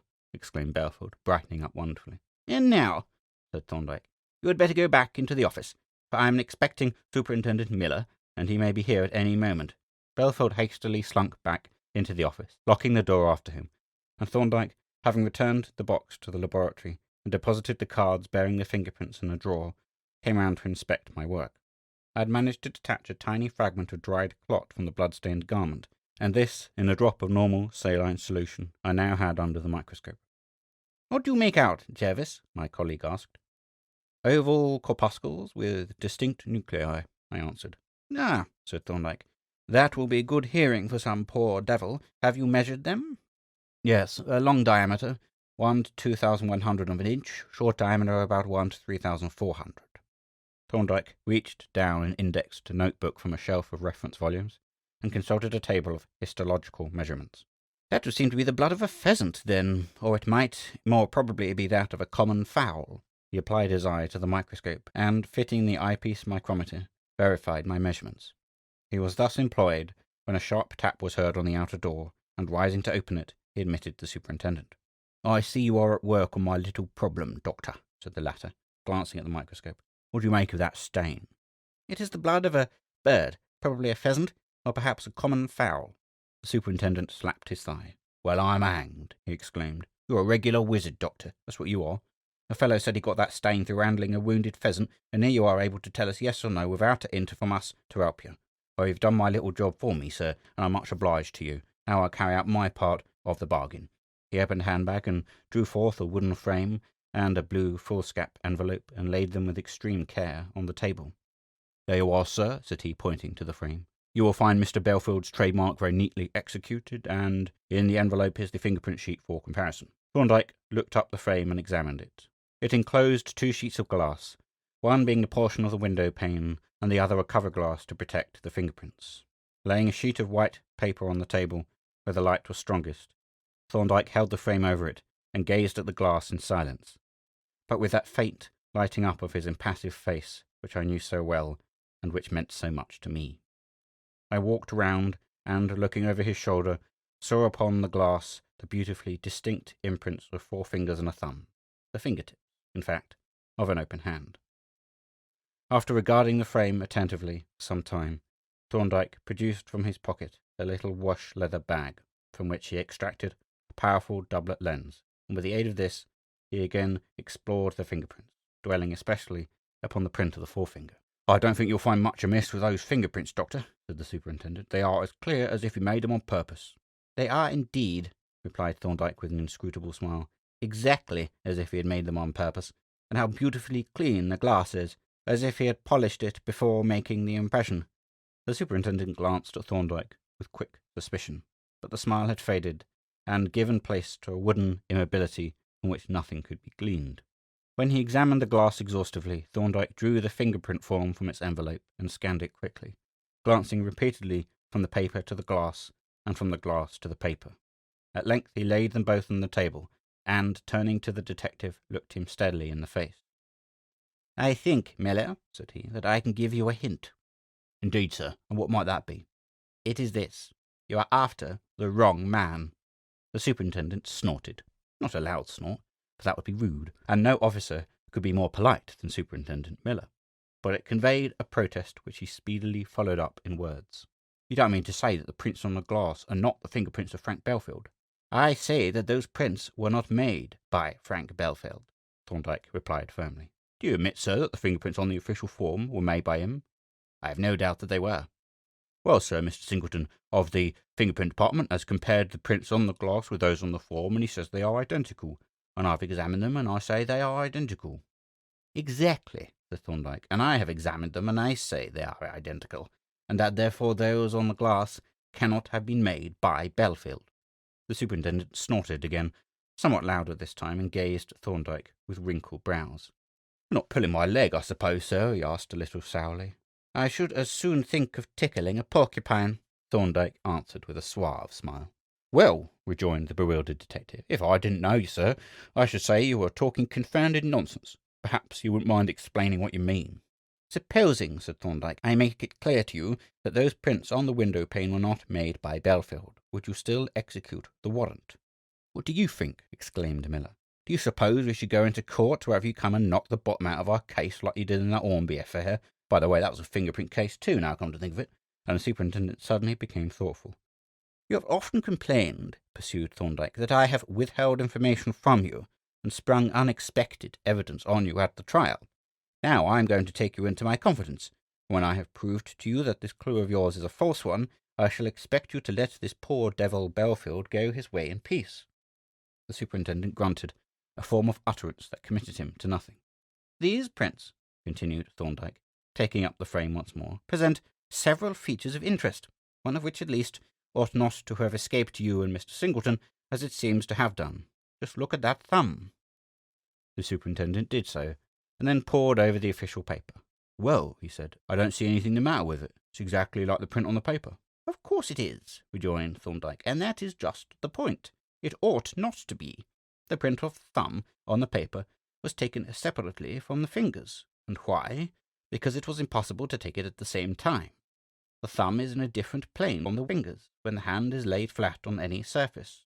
At this window pane, for instance, the palmar surface of the fingers touch it, whereas it is the side of the thumb which comes in contact, and not the palmar surface. But in this, he tapped the framed glass with his finger, the prints show the palmar surface of all the 5 digits in contact at once, which is an impossibility. Just try to put your own thumb in that position, and you'll see that it is so. The detective spread out his hand on the table, and immediately perceived the truth of my colleague's statement. What does that prove? He asked. It proves that the thumbprint on the window pane was not made at the same time as the fingerprints, that it was added separately, and that fact seems to prove that the prints were not made accidentally, but as you ingeniously suggested just now, were put there for a purpose. I don't quite see the drift of all this, said the superintendent, rubbing the back of his head perplexedly. And you said a while back that the prints on the glass can't be Belfield's, because they are identical with the prints on the form. Now that seems to me sheer nonsense, if you'll excuse my saying so. And yet, replied Thorndyke, it is the actual fact. Listen, these prints, here he took up the official sheet, were taken at Holloway 6 years ago. These, pointing to the framed glass, were made within the present week.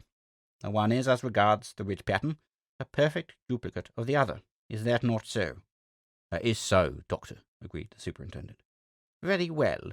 Now suppose I were to tell you that within the last 12 months something had happened to Belfield that made an appreciable change in the ridge pattern on one of his fingers. But is such a thing possible? It is not only possible, but it has happened. I will show you. He brought forth from the drawer the cards on which Belfield had made his fingerprints, and laid them before the detective. Observe the prints of the forefinger, he said, indicating them. There are 12 in all, and you will notice in each a white line crossing the ridges and dividing them. That line is caused by a scar, which has destroyed a portion of the ridges, and is now an integral part of Belfield's fingerprint.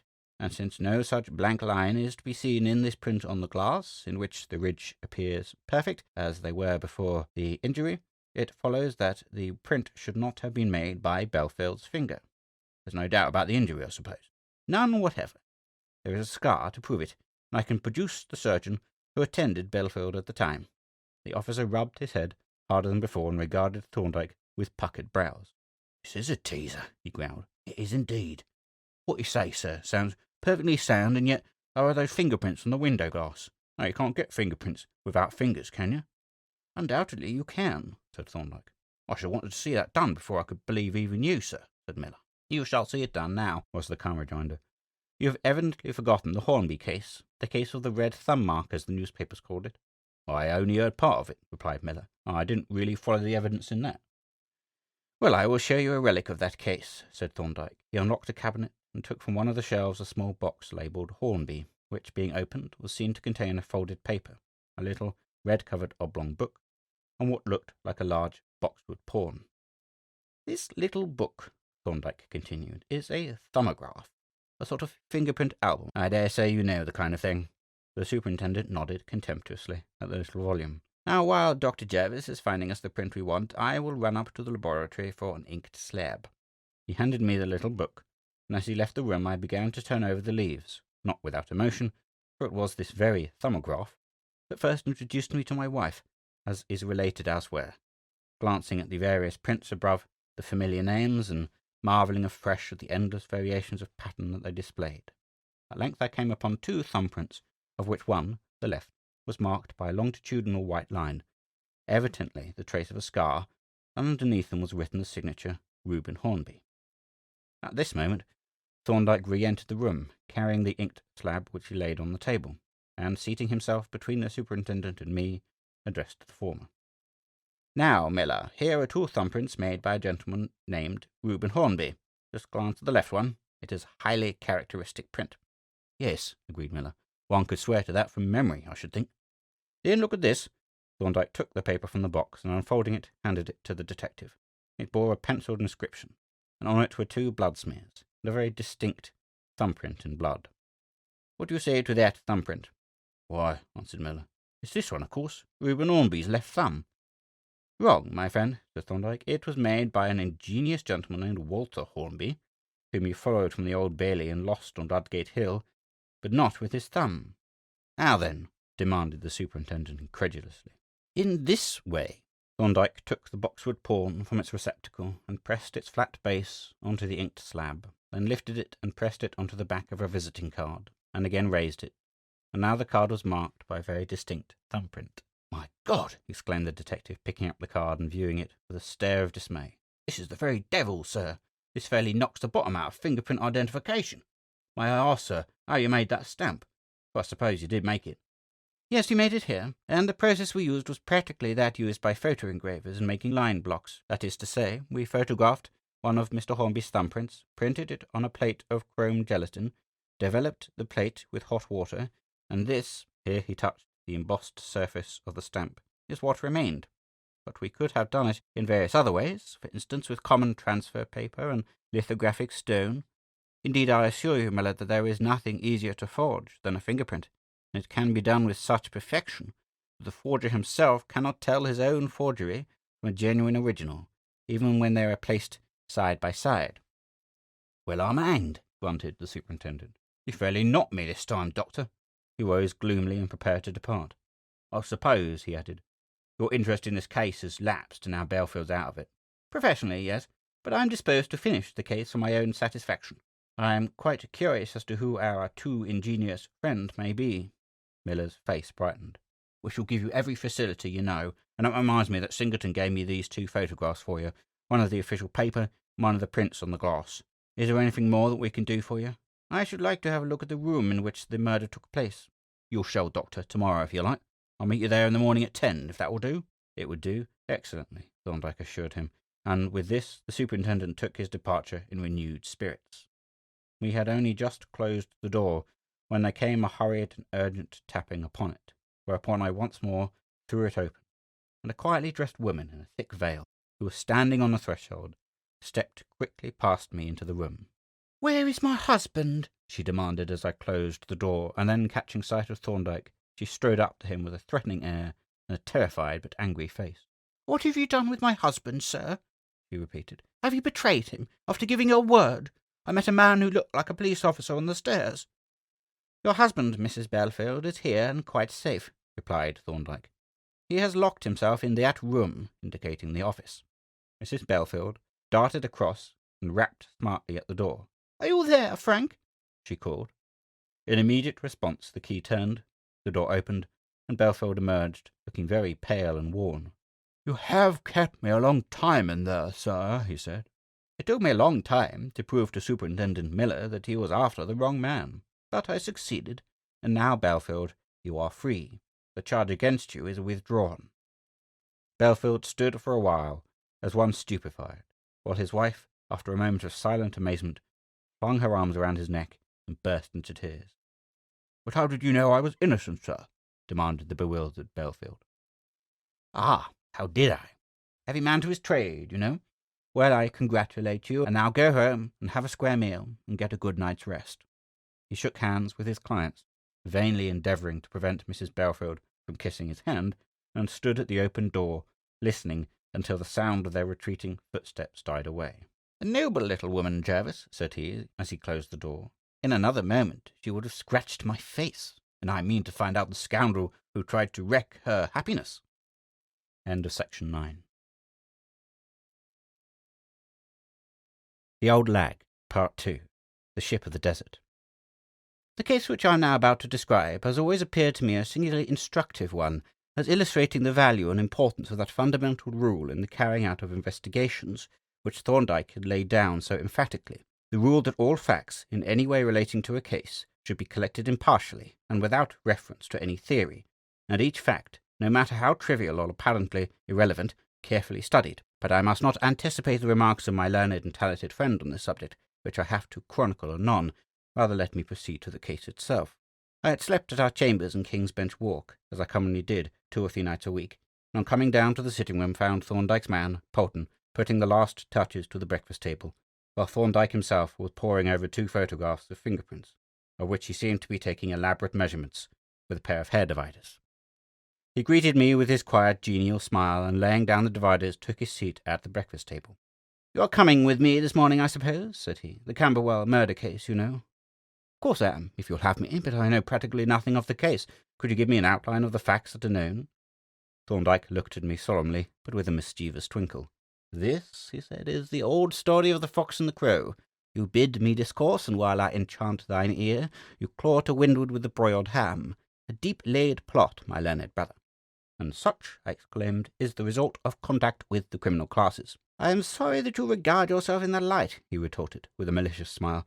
"However, with regard to this case, the facts are briefly these. The murdered man, Caldwell, who seems to have been formerly a receiver of stolen goods and probably a police spy as well, lived a solitary life in a small house with only an elderly woman to attend him. A week ago this woman went to visit a married daughter and stayed the night with her, leaving Caldwell alone in the house.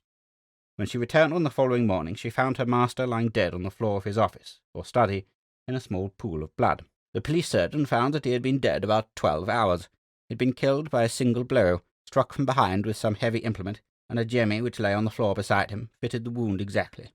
The deceased wore a dressing gown and no collar, and a bedroom candlestick lay upside down on the floor, though gas was laid on in the room. And as the window of the office appears to have been forced with the jemmy that was found, and there were distinct footprints on the flower bed outside the window, the police think that the deceased was undressing to go to bed when he was disturbed by the noise of the opening window, that he went down to the office, and as he entered was struck down by the burglar, who was lurking behind the door. On the window glass the police found the greasy impression of an open right hand, and as you know, the fingerprints were identified by the experts as those of an old convict named Belfield. As you also know, I proved that those fingerprints were, in reality, forgeries, executed with rubber or gelatine stamps. That is an outline of the case. The close of this recital brought our meal to an end, and we prepared for our visit to the scene of the crime. Thorndyke slipped into his pocket his queer outfit, somewhat like that of a field geologist, locked up the photographs, and we set forth by way of the embankment. "The police have no clue, I suppose, to the identity of the murderer now that the fingerprints have failed?" I asked as we strode along together. "I expect not," he replied, "though they might have if they examined their material. I made out a rather interesting point this morning, which is this. The man who made those sham fingerprints used 2 stamps, one for the thumb and the other for the 4 fingers, and the original from which those stamps were made was the official fingerprint form." "How did you discover that?" I inquired. "It was very simple. Remember that Mr. Singleton of the fingerprint department sent me, by Superintendent Miller, 2 photographs, one of the prints on the window and one of the official form with Belfield's fingerprints on it. Well, I have compared them and made the most minute measurements of each, and they are obviously duplicates. Not only are all the little imperfections on the form, due to defective inking, reproduced faithfully on the window pane, but the relative positions of the 4 fingers on both cases agree to the 100th of an inch. Of course, the thumb stamp was made by taking an oval out of the rolled impression on the form. Then do you suggest that this murder was committed by someone connected to the fingerprint department at Scotland Yard? Hardly, but someone has had access to the forms. There has been leakage somewhere. When we arrived at the little detached house in which the murdered man had lived, the door was opened by an elderly woman, and our friend, Superintendent Miller, greeted us in the hall. "We're all ready for you, Doctor," said he. "Of course, the things have all been gone over since, but we're turning them out more thoroughly now." He led the way into the small, barely furnished office in which the tragedy had occurred. A dark stain on the carpet and a square hole in one of the window panes furnished memorials of the crime, which were supplemented by an odd assortment of objects laid out on the newspaper-covered table. These included silver teaspoons, watches, various articles of jewellery from which the stones had been removed, none of them of any considerable value, and a roughly made jemmy. "I don't see why Caldwell should have kept all these odds and ends," said the detective superintendent. "There is stuff here that I can identify from 6 different burglaries, and not a conviction among the 6. Thorndyke looked over the collection with languid interest.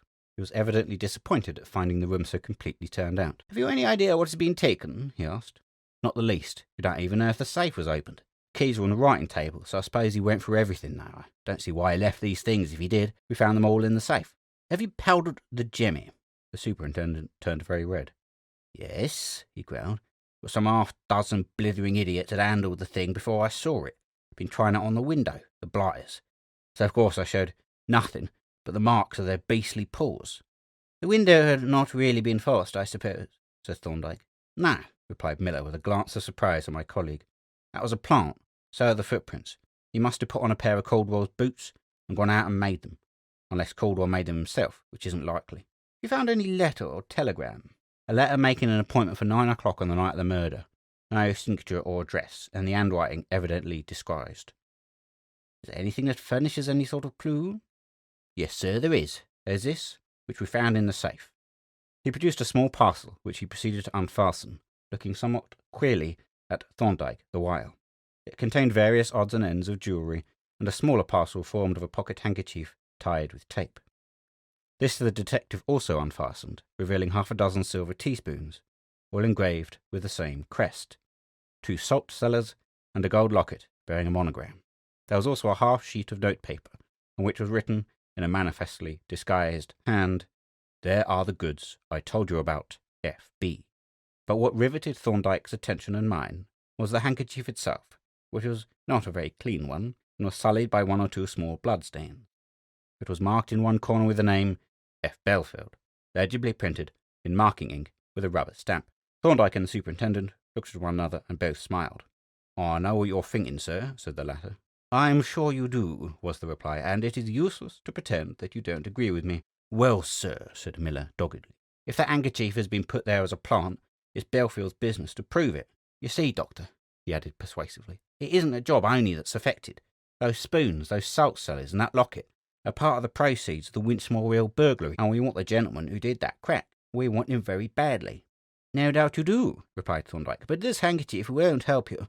Our sharp counsel, Mr. Anstey, for instance, would demolish it in 5 minutes. I assure you, Miller, that handkerchief has no evidential value whatever, whereas it might prove an invaluable instrument of research. The best thing you can do is to hand it over to me and let me see what I can learn from it." The superintendent was obviously dissatisfied, but he eventually agreed with manifest reluctance to Thorndyke's suggestion. "Very well, Doctor," he said. "You shall have it for a day or 2. You want the spoons and things as well?"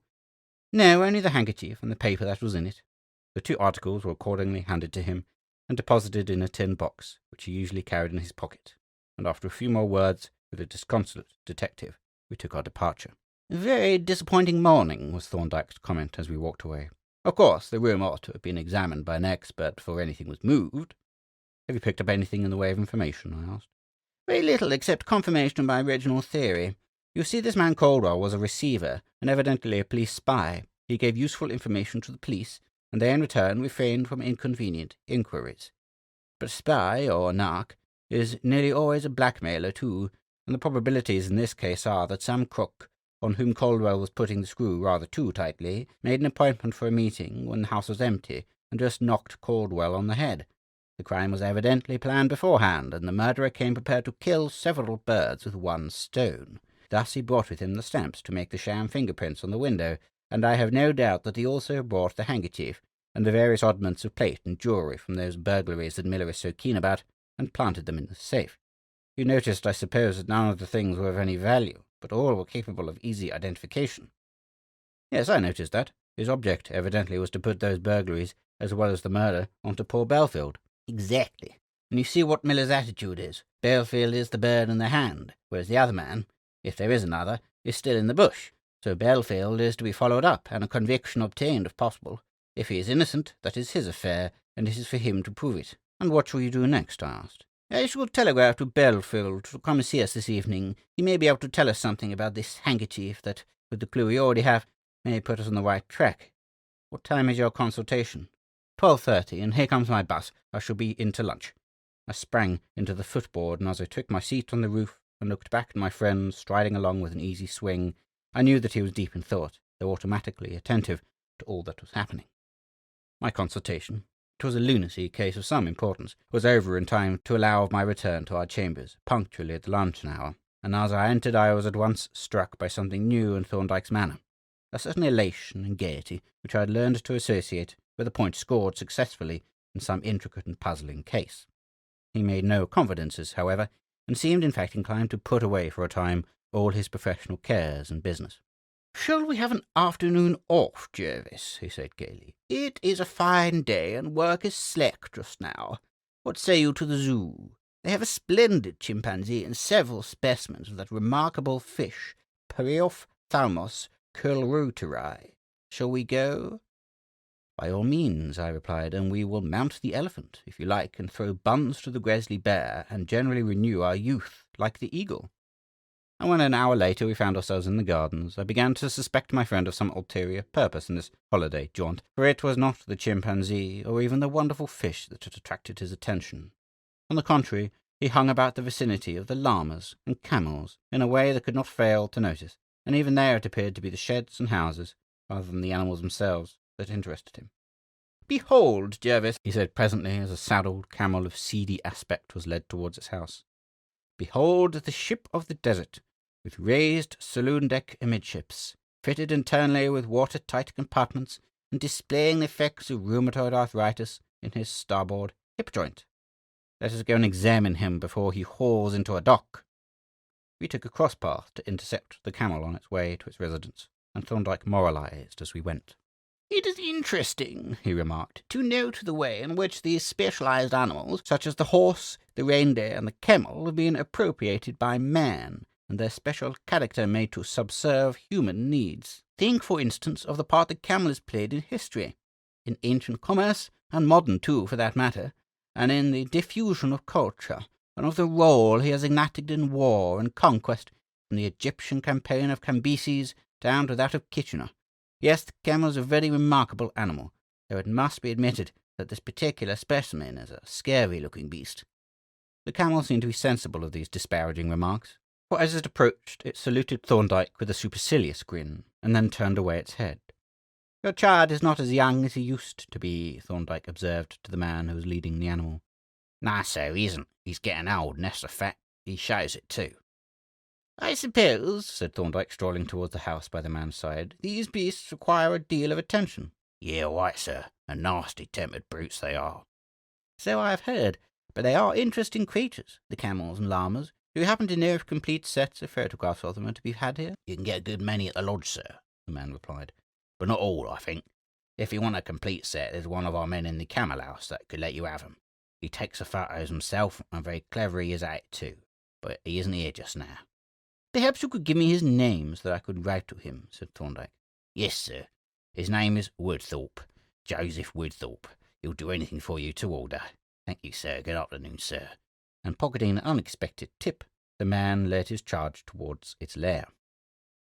Thorndyke's absorbing interest in the Camelidae seemed now suddenly to become extinct, and he suffered me to lead him to any part of the gardens that attracted me, showing an imperial interest in all the inmates from the insects to the elephants, and enjoying his holiday, if it was one, with the gaiety and high spirits of a schoolboy. Yet he never let slip a chance of picking up a stray hair or feather, but gathered up each with care, wrapped it in its separate paper on which was written its description, and deposited it in his tin collecting box. "You never knew," he remarked as we turned away from the ostrich enclosure, "when a specimen for comparison may be of vital importance. Here, for instance, is a small feather of a cassowary, and here the hair of a wapiti deer. Now, the recognition of either of those might, in certain circumstances, lead to the detection of a crime, or save the life of an innocent man. The thing has happened repeatedly, and it may happen again tomorrow." "You must have an enormous collection of hairs in your cabinet," I remarked as we walked home. "I have," he replied, "probably the largest in the world. And as to other microscopical objects of medico-legal interest, such as dust and mud from different localities and from special industries and manufacturers, fibers, food products, and drugs, my collection is certainly unique." "And you have found your collection useful in your work?" I asked. "Constantly. Over and over again I have obtained, by reference to my specimens, the most unexpected evidence, and the longer I practice, the more I become convinced that the microscope is the sheet anchor of the medical jurist." "By the way," I said, "you spoke of sending out a telegram to Belfield. Did you send it?" "Yes. I asked him to come to see me tonight at 8:30, and if possible, bring his wife with him. I want to get to the bottom of that handkerchief mystery." "But you think he will tell you the truth about it?" "That is impossible to judge. He will be a fool if he does not. But I think he will. He has a godly fear of me and my methods." As soon as our dinner was finished and cleared away, Thorndyke produced the collecting box from his pocket and began to sort out the day's catch, giving explicit directions to Polton for the disposal of each specimen. The hairs and small feathers were to be mounted as microscopic objects, while the larger feathers were to be placed, each in its separate labelled envelope, in its appropriate box. While these directions were being given, I stood by the window absently gazing out as I listened, gathering many a useful hint in the technique of preparation and preservation, and filled with admiration alike at my colleague's exhaustive knowledge of practical detail, and the perfect manner in which he had trained his assistant. Suddenly I started, for a well-known figure was crossing from Crown Office Row, and evidently bearing down on our chambers. "My word, Thorndyke!" I exclaimed. "Here's a pretty mess." "What is the matter?" he asked, looking up anxiously. "Superintendent Miller heading straight for our doorway, and it is now 20 minutes past 8. Thorndyke laughed. "It will be a quaint position," he remarked, "and somewhat of a shock for Belfield, but it really doesn't matter. In fact, I think on the whole I'm rather pleased that he should have come." The superintendent's brisk knock was heard a few moments later. When he was admitted by Polton, he entered and looked around the room a little sheepishly. "I'm ashamed to have come worrying for you like this, sir," he began apologetically. "Not at all," replied Thorndyke, serenely slipping the cassowary's feather into an envelope and writing the name, date, and locality on the outside. "I am your servant in this case, you know. Polton, whiskey and soda for the superintendent." "You see, sir," continued Miller, "our people are beginning to fuss about this case, and they don't approve of my having handed that handkerchief and the paper over to you, as they will have to be put into evidence." "I thought they might object," remarked Thorndyke. "So did I, sir, and they do, and in short they say that I have got to get 'em back at once. I hope it won't put you out, sir." "Not in the least," said Thorndyke. "I have asked Belfield to come here tonight. I expect him in a few minutes, and when I've heard what he has to say, I shall have no further use for the handkerchief." "You're not going to show it to him?" exclaimed the detective aghast. "Certainly I am." "You mustn't do that, sir. I can't sanction it. I can't indeed." "Now look you here, Miller," said Thorndyke, shaking his forefinger at the officer. "I am working for you in this case, as I have told you. Leave the matter in my hands. Don't raise silly objections.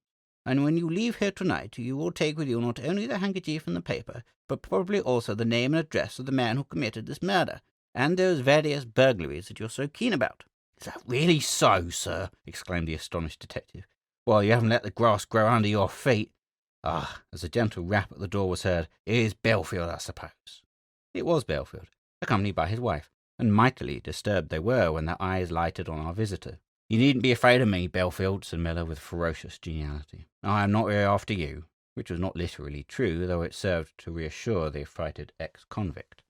"The superintendent dropped in by chance," said Thorndyke, "but it is just as well that he should hear what passes. I want you to look at this handkerchief and tell me if it is yours. Don't be afraid, but just tell us the simple truth." He took the handkerchief out of a drawer and spread it on the table, and I now observed that a small square had been cut out of one of the bloodstains. Belfield took the handkerchief in his trembling hands, and as his eyes fell on the stamped name in the corner, he turned deadly pale. "It looks like mine," he said huskily. "What you say, Liz?" he added, passing it to his wife. Mrs. Belfield examined first the name and then the hem. "It's yours right enough, Frank," said she. "It's the one that got changed in the wash. You see, sir," she continued, addressing Thorndyke, "I bought him 6 new ones about 6 months ago, and got a rubber stamp made and marked them all. Well, one day when I was looking over his things, I noticed that one of his handkerchiefs had got no mark on it. I spoke to the laundress about it, but she couldn't explain it, so as the right one never came back, I marked the one that we got in exchange." "How long ago was that?" asked Thorndyke. "About 2 months ago I noticed it." "And you know nothing more about it?" "Nothing whatever, sir. Nor you, Frank, do you?" Her husband shook his head gloomily, and Thorndyke replaced the handkerchief in the drawer. "And now," said he, "I'm going to ask you a question on another subject. When you were at Holloway, there was a warder, or assistant warder there, named Woodthorpe. Do you remember him?" "Yes, sir, very well indeed. In fact, it was him that—" "I know," interrupted Thorndyke. "Have you seen him since you left Holloway?" "Yes, sir, once. It was last Easter Monday. I met him at the zoo. He is a keeper there now in the camel house." Here a sudden light dawned upon me, and I chuckled aloud, to Belfield's great astonishment. "He gave my little boy a ride on one of the camels, and made himself very pleasant." "Do you remember anything else happening?" Thorndyke inquired. "Yes, sir. The camel had a little accident. He kicked out. He was an ill-tempered beast, and his leg hit a post. There happened to be a nail sticking out from that post, and it tore up a little flap of skin. Then Woodthorpe got out his handkerchief to tie up the wound. I said it was none of the cleanest. I said to him, 'Don't use that, Woodthorpe, have mine,' which was quite a clean one. They took it and bound up the camel's leg, and he said to me, 'I'll have it washed and send it to you if you give me your address.' But I told them there was no need for that. I should be passing the camel house on my way out, and I would look in for the handkerchief, and I did. I looked in about an hour later, and Woodthorpe gave me my handkerchief, folded up, but not washed." "Did you examine it to see if it was yours?" asked Thorndyke. "No, sir, I just slipped it into my pocket as it was." "And what became of it afterwards?" "When I got home, I dropped it into the dirty linen basket." "Is that all you know about it?" "Yes, sir, that is all I know." "Very well, Belfield, that will do. Now you have no reason to be uneasy. You'll soon know all about the Camberwell murder, that is, if you read the papers." The ex-convict and his wife were obviously relieved by this assurance, and departed in quite good spirits. When they were gone, Thorndyke produced the handkerchief and the half-sheet of paper, and handed them to the superintendent, remarking, "This is highly satisfactory, Miller. The whole case seems to join up very neatly indeed. 2 months ago the wife first noticed the substituted handkerchief, and last Easter Monday, a little over 2 months ago, this very significant incident took place in the Zoological Gardens." "It's all very well, sir," objected the superintendent, "but we've only their word for it, you know." "Not so," replied Thorndyke. "We have excellent corroborative evidence. You noticed that I cut a small piece out of the blood-stained portion of the handkerchief?" "Yes, I saw you had done it. Our people weren't like that." "Well, here it is, and we will ask Dr. Jervis to give us his opinion of it." From the drawer in which the handkerchief had been hidden, he brought forth a microscope slide, and setting the microscope on the table, laid the slide on the stage. "Now, Jervis," he said, "tell us what you see there." I examined the edge of the little square of fabric, which had been mounted in a fluid reagent with a high-power objective, and was for a time a little puzzled by the appearance of the blood that adhered to it. "It looks like bird's blood," I said presently with some hesitation, "but yet I can make out no nuclei." I looked again, and then suddenly, "By Jove!" I exclaimed, "I have it! Of course, it's the blood of a camel." "Is that so, Doctor?" demanded the detective, leaning forward in his excitement. "That is so," replied Thorndyke. "I discovered it after I came home this morning. You see," he explained, "it's quite unmistakable. The rule is that the blood corpuscles of mammals are circular. The one exception is the camel family, in which the corpuscles are elliptical." "Why," exclaimed Miller, "that seems to connect Woodthorpe with this Camberwell job." "It connects him with it very conclusively," said Thorndyke. "You are forgetting the fingerprints." The detective looked puzzled. "What about them?" he said.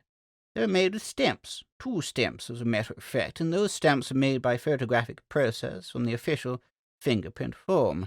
I can prove that beyond all doubt." "Well, suppose they were. What then?" Thorndyke opened a drawer and took out a photograph which he handed to Miller. "Here," he said, "is the photograph of the official fingerprint form which you were kind enough to bring me. What does it say at the bottom there?" And he pointed with his finger. The superintendent read aloud. Impressions taken by Joseph Woodthorpe, rank, warder, prison, Holloway.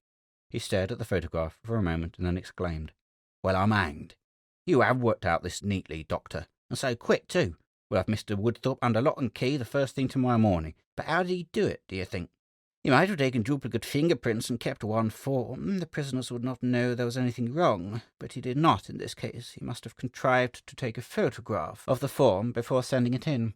It would take a skillful photographer only a minute or two, with a suitable hand camera placed on the table at the proper distance from the wall, and I have ascertained that he is a skillful photographer. You will probably find the apparatus and the stamps, too, when you search his rooms." Well, you do give us some surprises, Doctor, but I must be off now to see about this warrant. Good night, sir, and many thanks for your help."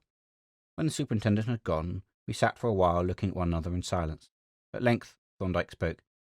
"Here is a case, Jervis," he said, "which, simple as it is, teaches a most invaluable lesson.